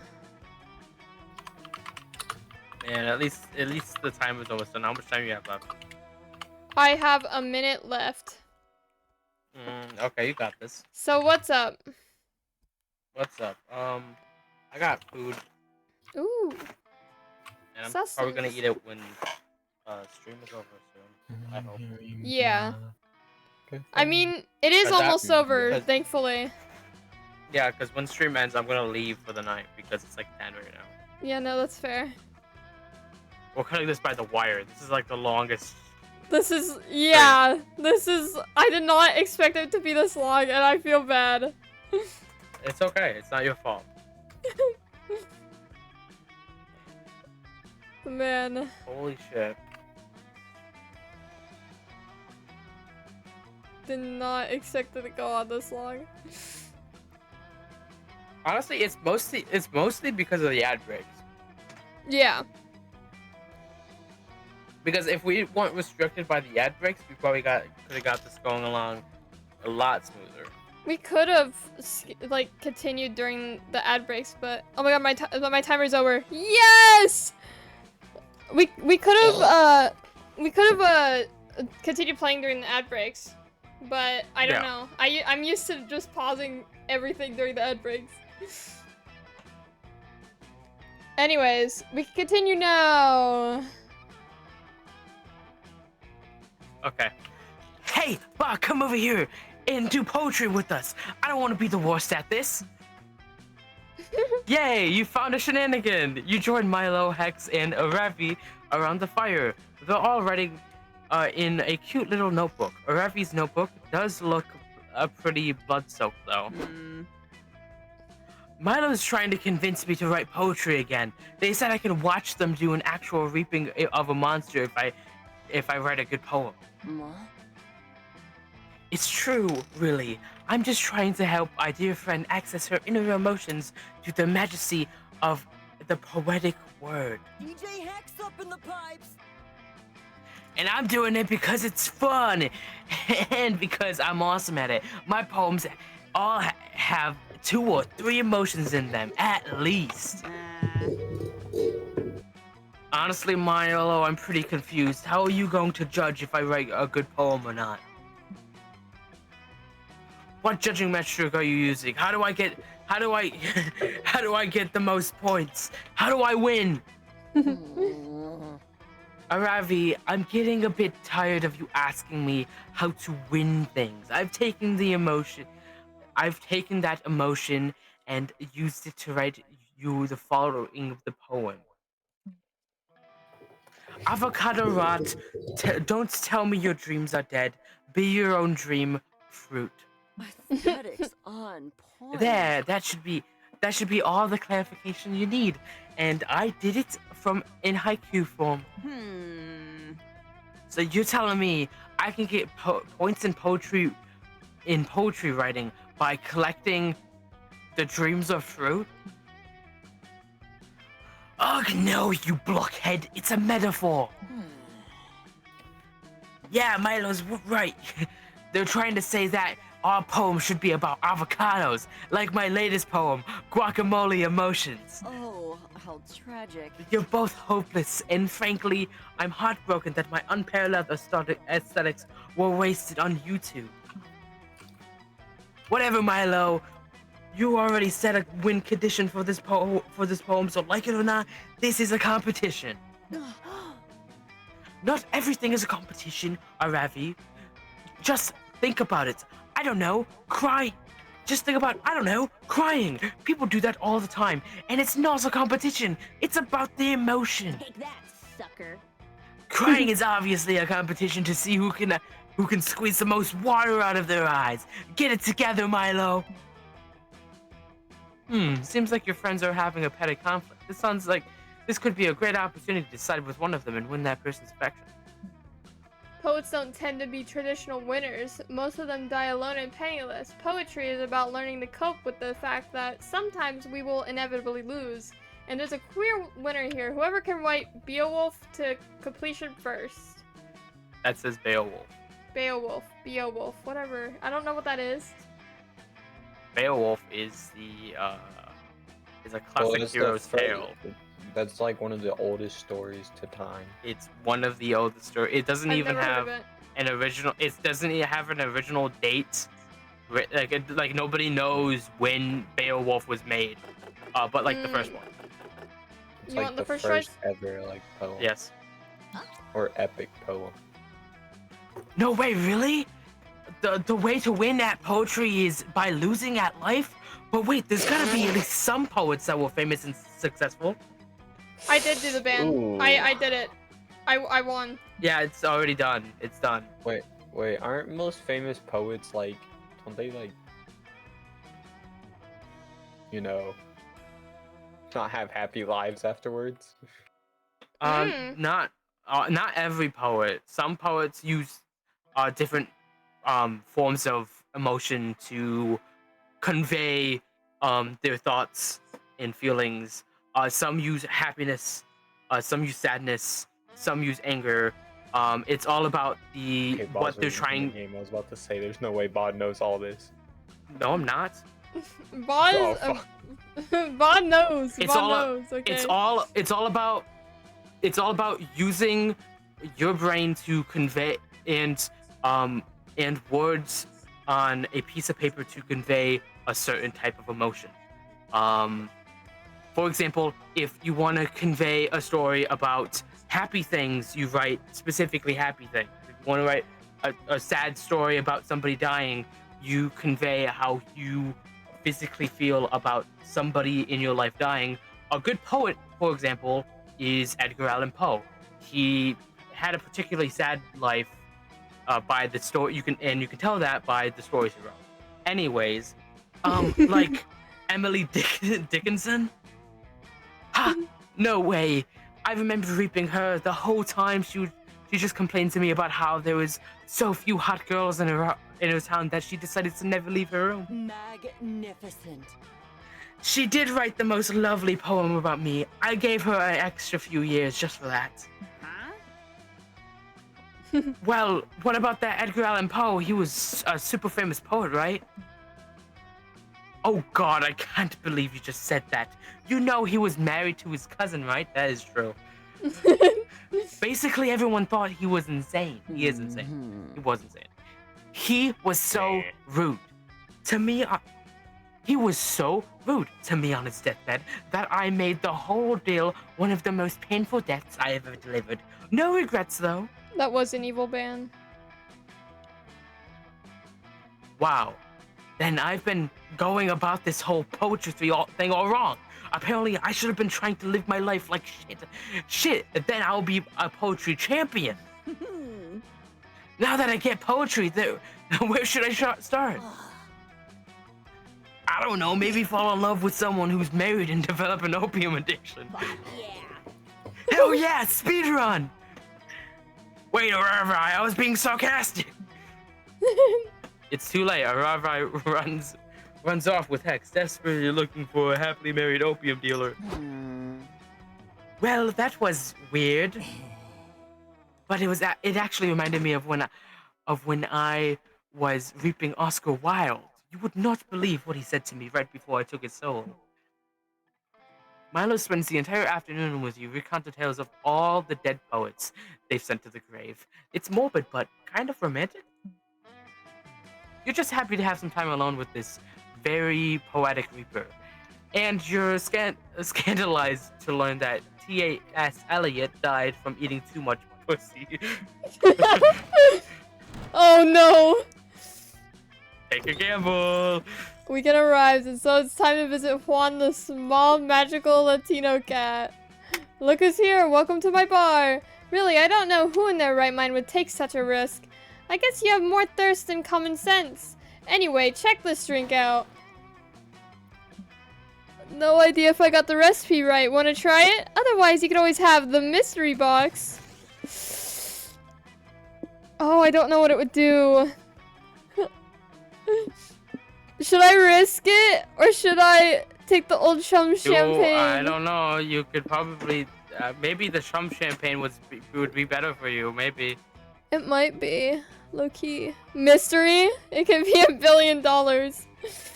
It's not gonna be $1 billion. I don't want it to be like the wasp one, though. Because I know there's like a wasp one, I think. Mystery box? I think I might have to do the mystery box. Yeah, we're doing it. Bone hurting juice. I'll take the box. You're gonna take the box? Okay. Protein shake. What do you say? Will you take the drink of the day, or would you prefer the mystery box? Bob wants the mystery box. Taking the box. Margarita. Hope you're happy with it. No refunds. Let's see what it happens. Put it all in. You got the margarita. So you want to drink a margarita, huh? To think that by drinking a brain you'll absorb his smarts is a bit simplistic. But hey, it's what actually happens. I don't know what that is. Occam's razor at Occam's razor at its finest. I could use a drink. Oh no. Yummy. No, not the bone-hurting juice. What have you done? Oh, no, your bones. No, your bones will hurt. It's right there on the bottle, you dum-dum. No! You're so unlucky. You're so unlucky. Hope you could stomach that. Happy trails. Oh no. Orange, why are you so unlucky? I mean, I am unlucky. Anyways, animal, shark. Wait, no. Stingray. No, wait, I changed my mind. I don't want a bald eagle. I want a fox. Okay. Decide based on which animal would become the most dangerous if granted opposable thumbs. Either a fox or a stingray. So, a stingray with thumbs, I feel like would be the exact same. It just has thumbs now. Yeah, it's the exact same, but it has thumbs. But a fox, I feel like mine would be way more dangerous. Bro, that's just a furry. That's just a furry. Furries are dangerous. Furries Not are all a danger of to them. society. Not all of them. Scratches the back of my neck. All of them. How? All of them. Okay. How so? Let's go. What do I need the most? Charm? I need charm. So you wanna... Didn't you just go to Campton though? Yeah, but I lost my charm, remember? Because of the hat thing. The hat debacle. So you wanna go here? Yeah, I wanna go back. Today you're playing the most dangerous Camp Dome game of all. Charm Wars. The rules are simple. You must gain charm by the end of the round or you will die instantly. But you better earn some charm quick. Like in the next 10 seconds or you're gonna fucking die. Holy shit, earn some charm already. Okay, thank God you just earned +2 charm. Phew, that was way too close. Ah, capture the flag. Truly the dodgeball of Camp's duty. All right, Team Blue, who's ready to go hard and crush Team Red into the ground where they belong? Calculester Hewlett-Packard. Calculester Howell Packard reporting for duty to defend my team friend Dahlia. Huh? Doing it for the gram. Don't forget to like and subscribe. Okay, pre-game selfie time. Not to be confused with mid or post-game selfies. Everyone say Team Blue. Team Blue! Wait, friends. Team Blue. Look in the background of this selfie behind us trying to seal our flag. Is that? Badness is here. Oh, shoot. Looks like you caught me. That's right, Team Red. That's right, Team Red will be crushed into the ground where you belong. Wait, Badness doesn't seem super concerned. Why doesn't Badness seem super concerned? Oh, maybe because I was the diversion and much deeper plan is already in motion. A plan you will never be able to stop. Saved by the Deus Ex Machina. You see, Team Red has a mole hiding inside your team this entire time. Little would you fools ever have guessed. Soon you will suffer a great and painful betrayal. Right, Ba? A wink? What? Ba, are you planning on betraying us? You try to jump in and defend yourself, but Badness is too fast. No, of course not. Hey, Ba, are you ready for that Obelay Ross K or Double Day Oscray? How do you say a double cross in Pick Latin? Friends, Team Blue, it appears Badness is trying to get a secret message to possibly false friend Ba. Oh, man. Has Ba really just been pretending to be our friend for all these years just to set up this betrayal and let Team Red capture our flag? Okay, you haven't been friends with Dahlia for years, much less anticipating a capture the flag debacle. Time to clear your name before it's too late. Admit you've been in league with Badness, but only to pretend to double-cross Team Blue and really double-cross Team Red to triple-cross. Or research your family tree and reveal that your great-great-grandfather was one of the original Team Blue founders 150 years ago.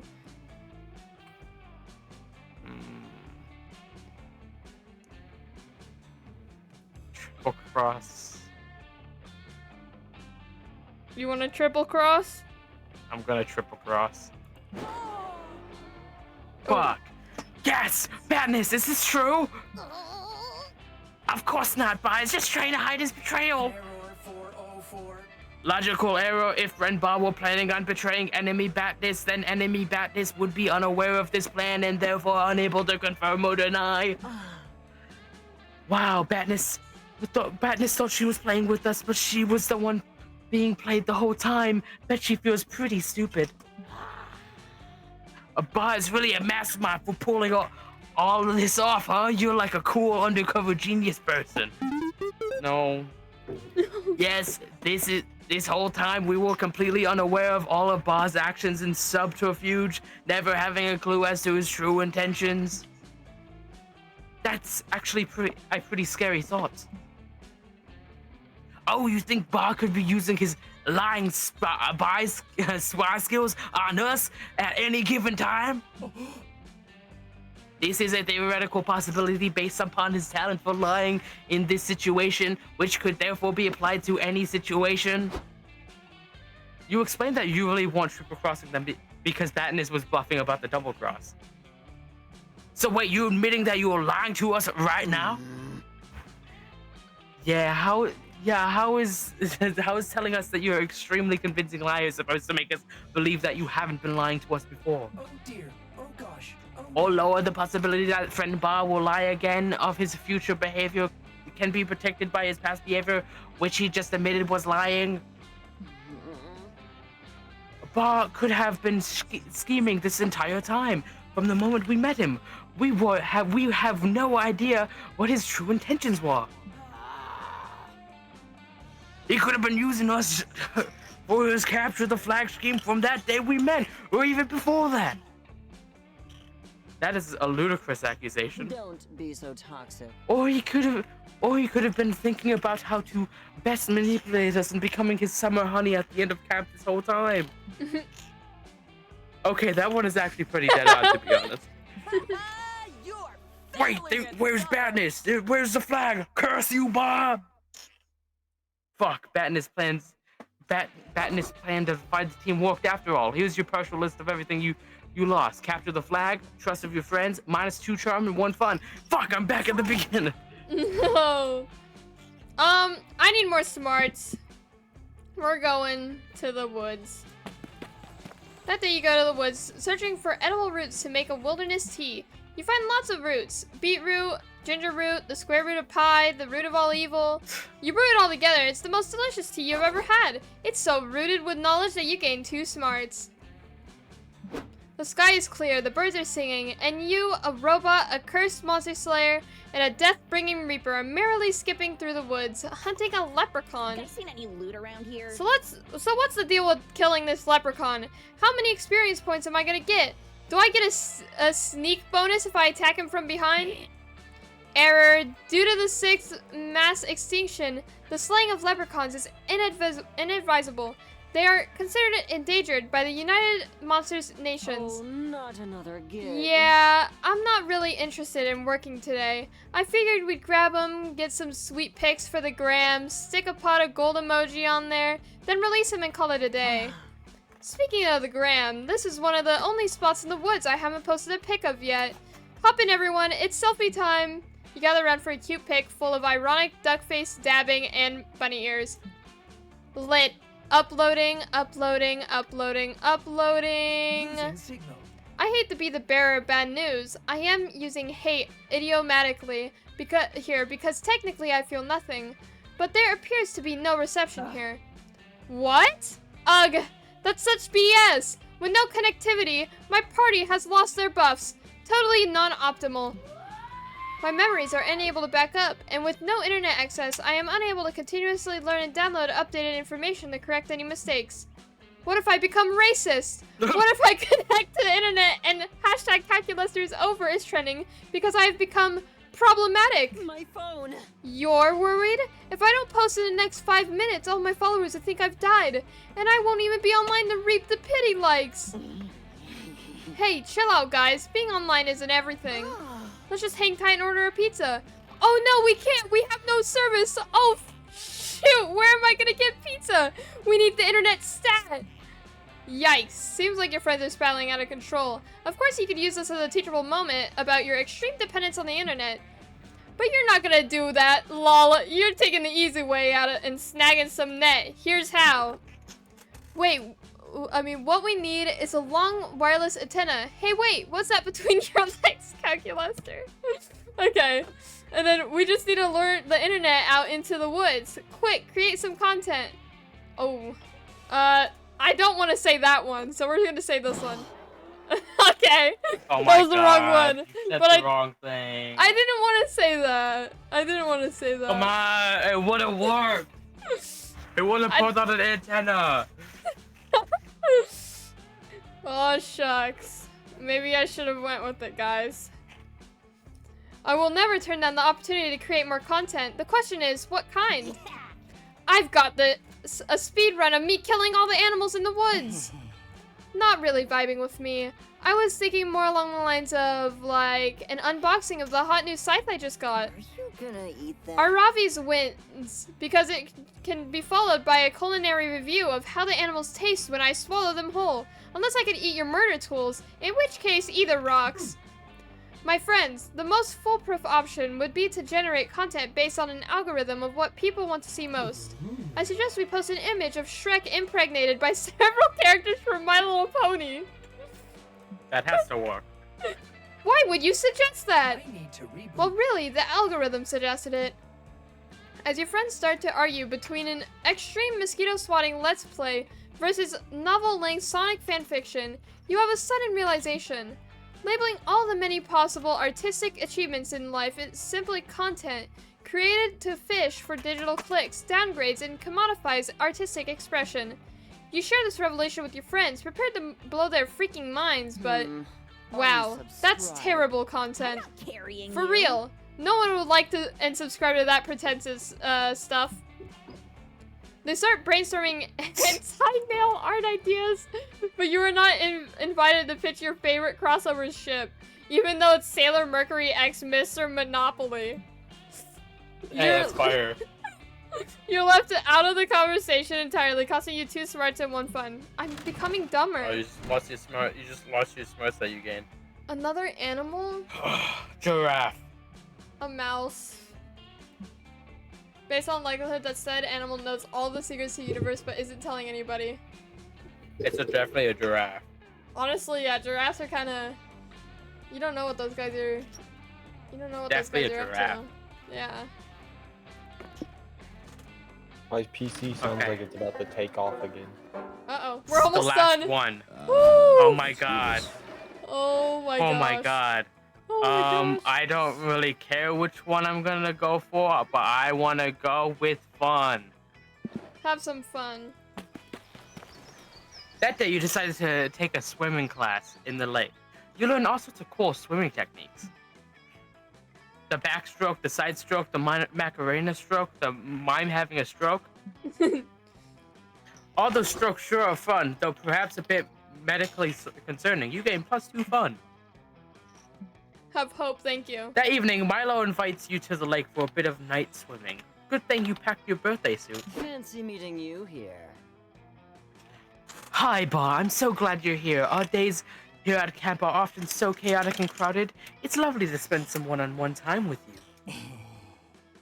Are you ready to go swimming? I must admit, darling, I've always wondered what you looked like while wet. Ooh. How much we all you start taking off your shirt, ready to put the skin in skinny dipping. Oh wait, don't you have a swimsuit of some kind? I don't want to get banned for nudity. What? Just give me a moment to prop my phone up on this rock. Oh, and shout out to Katie Cat 99 for the follow. Welcome to our happy dating family.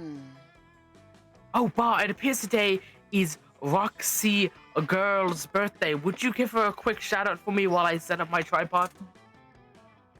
What the hell is going on? Did Milo turn this day into an orgy without consulting you? I mean, not that you would be mad, but a heads up is always nice. Like and subscribe. Huh? No, I'm streaming our dates. I hope you don't mind. I just love sharing things I like with my followers, and I really like you. I promise I won't let it become too distracting. We'll still have a wonderful time.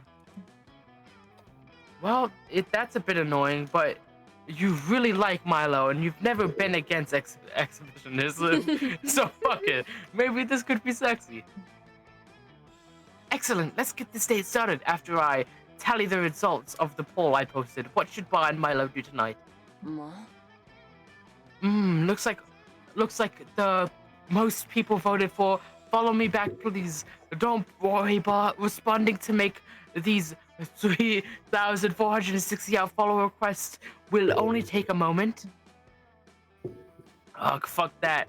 Never trust the attention-starved masses to do a motherfucker's job. Suggest a different way you can have fun date while still improving Milo's stream.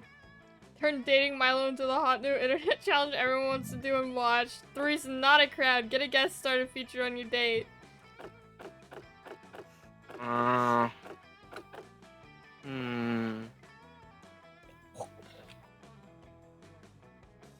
One? First one? Yeah. Oh, thank you, Bar. That's a very flattering idea. But dating Milo was actually internet's hottest challenge last year. I hardly blame you. It's not surprising. I mean, everybody wants a piece of all this. It was pretty fun, but the objective, but in the end, the challenge was sort of objectifying. It is so adorable that you're so internet inept. It is one of the things I like most about you. I do like the idea of creating a challenge, though. Maybe we could capitalize on a different internet trend. Perhaps the Ice Bucket Challenge? No, it's a bit dated, and I don't want to be cold. Or we could do the ass eating challenge and encapsulate two of Gen Z's favorite things, food and thickness. Winning. No, I've got it. Let's do the snuggling while watching a rom-com challenge. That'd be so perfect for a date, and it's so fun to stream. No, wait, what about the ass eating one? Go back to the ass eating one. Oh, well, this is still fun anyways. You and Milo cuddle up on the shore and watch how to lose a guy in 10 days together while Milo's fans look on. In a poll, everyone votes that you share a bowl of popcorn and accidentally touch hands, and Roxy Girl suggests you feed each other a birthday cake in her honor. You and Milo start a viral new trend, but for now, all you care about is how intimate is this date with 112,408 viewers. You gain +2 fun and 1 charm. That's great. Time for me to fail. No, you could pass this one. Let's see. I guess it's either boldness or charm. Do boldness. Do boldness.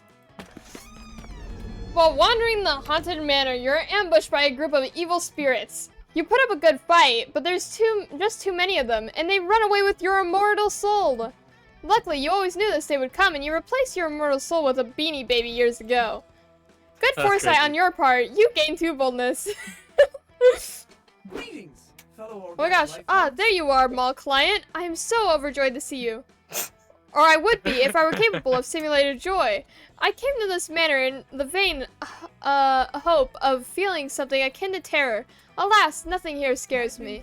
Perhaps with you, however, I can learn to feel a more romantic emotion. Ooh, holy circuit breakers! This is the opportunity you've been waiting for. You begin to explain the concept of second base to Calculaster when... Uh-oh, you guys aren't getting frisky in here, are you? It's cool if you are. It just means I'm gonna have to stab you both to death and then do something freaky with your body parts. Honestly, I'm kind of looking forward to it. Uh-oh. I am not sure if we are getting frisky in here, By getting frisky, do you mean exploring possible sexual scenarios with one another? It's murder time. Yup. Sounds like you two are cruising for a murdering. Cruising for a murdering? Come on, Jerry, you're better than that. Get it together. Interesting. Okay, you Jerry, propose you're to doing kill your us. best. Is that correct? Yup. Are you sure? I don't mind very much myself, as I am non-living being and therefore impossible to kill. But I have a feeling my companion might object. Please, object away. You know what they say. Screaming and begging are the spice of murder. But are you sure there is not some other alternative to being murdered? You can run. Well, I suppose you can run and hide somewhere in the mansion while I stomp around yelling about how there's no escape until I eventually kill you, but... That sounds excellent. You stay here and close your eyes. No cheating. While we go find someplace to hide. Ready? Alright. It has been a long time since I've gotten to do a proper stalking. Here I go. 1, 2, 3, 4. You congratulate Calculaster on his brilliant scheme. Now you just leave the haunted mansion and go make out somewhere else, right? Of course not, friend mall client. It's wrong to cheat. But don't worry, I have the perfect way to hide ourselves. Take this marker and draw random wavy lines all over your face. Whenever anyone does that, I completely lose the ability to recognize them. Oh boy, if you want your organs to stay inside your body, you'd suggest a better place to hide than behind a bunch of wavy lines on your face. Why not hide behind the facade of false friendship or in Uzbekistan?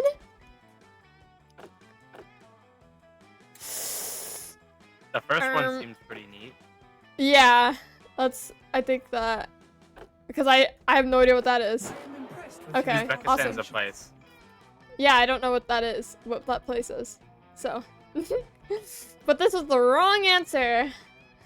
Excellent. Man, This will be quite easy for me. Uzbekistan. As technically, all of my friendships are simulated. All we need to do is emulate the classic signs of friendship, such as laughing at jokes, making sustained eye contact, and caring about the things the other person says. Nah, F that. All you really need to do, you say, is hide behind these two cardboard cutouts of you and Calculaster giving a thumbs up. Well, I suppose you are the more organic one between the two of us. I shall hide with you.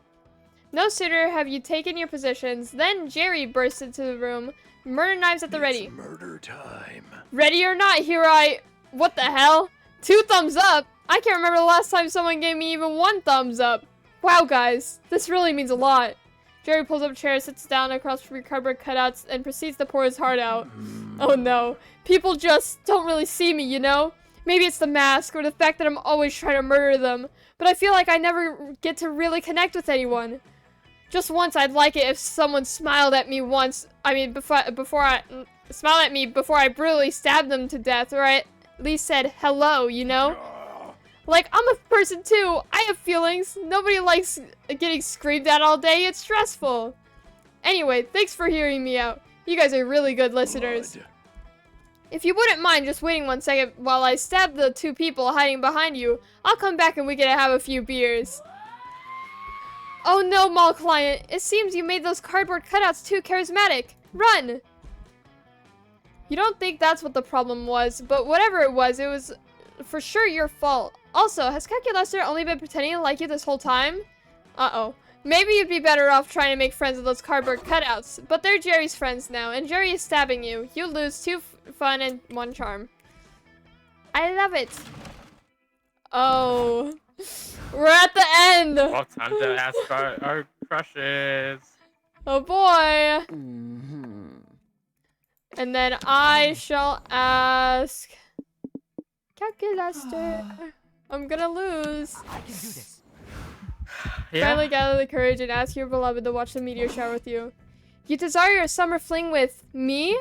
What a colorful proposal. I see the misunderstanding. You know what I want to experience. You know that I want to experience life on its various forms. This is the correct observation. However, there are some aspects of life I have no interest in exploring. Dating you is one of these aspects of life I just mentioned.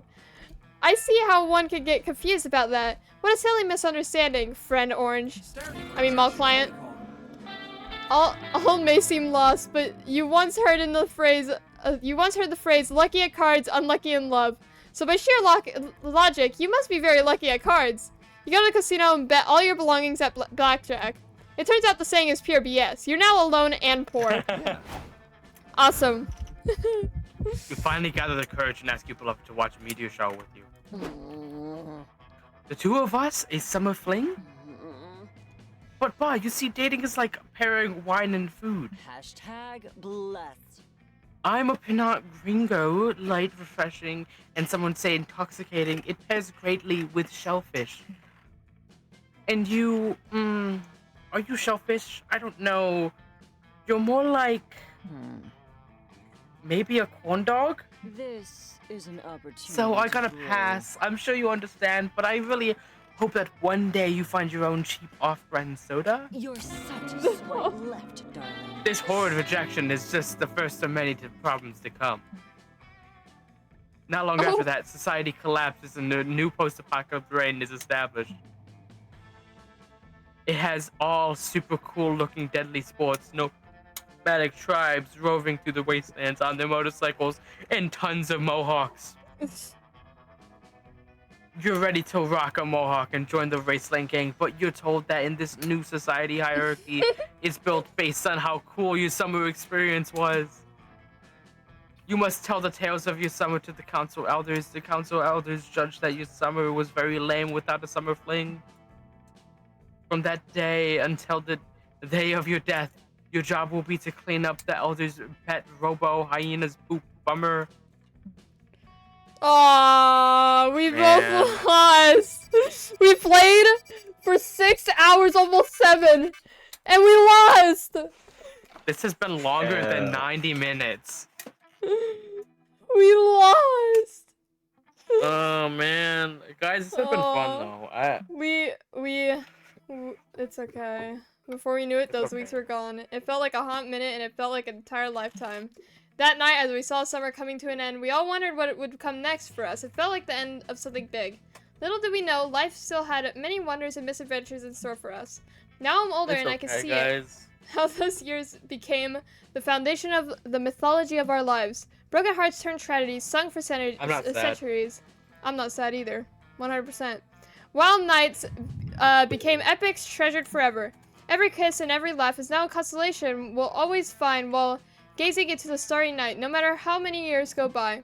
Don't worry, we could see the meteor shower together. That's Oh, great. what is this? Oh wait, even today I can still close my eyes when I'm there on a summer night, feeling like I was. I would like to find out what the rest of that is, but I gotta go for the night. Yeah. Oh, you don't. So you guys finish off. You finish off stream. I'm gonna go. I'm gonna go for the night. Bye, guys. Bye bye. Bye, stream. Bye. Bye. Oh, it's just the outro. Man. We'll watch this. We'll watch this.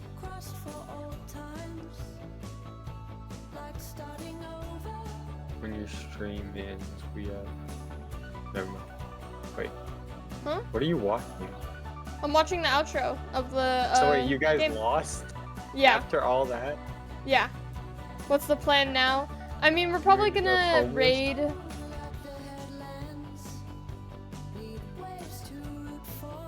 Cause I think is Axe still streaming?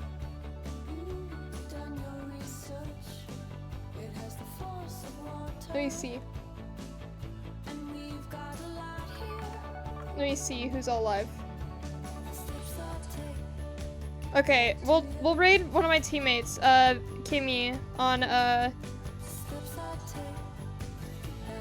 yeah, we'll raid Kimmy.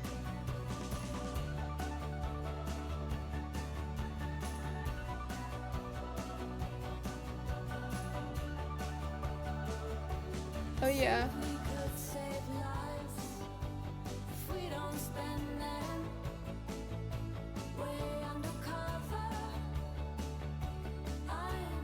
How long has Kimi been live? Let me see. Because if it's been a long stream.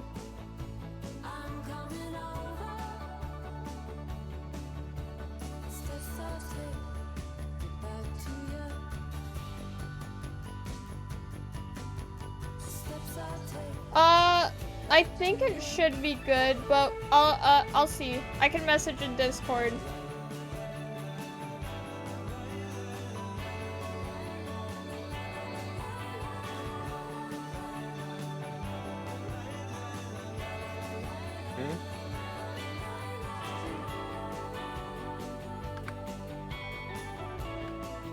Oh, look at Calculester.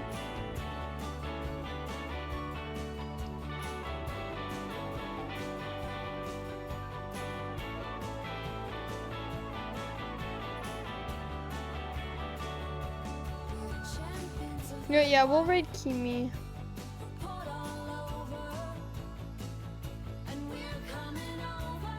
Yeah. Yeah, I'm gonna skip this because I don't know how long it's gonna go. Unlocked Flash Genie. Unlocked Poison. Stat Smoothie. There's a lot of stuff in there, but let me close this. We're gonna go to this screen. We're gonna make you smaller. And then, let me open up Opera. Hopefully this doesn't crash everything.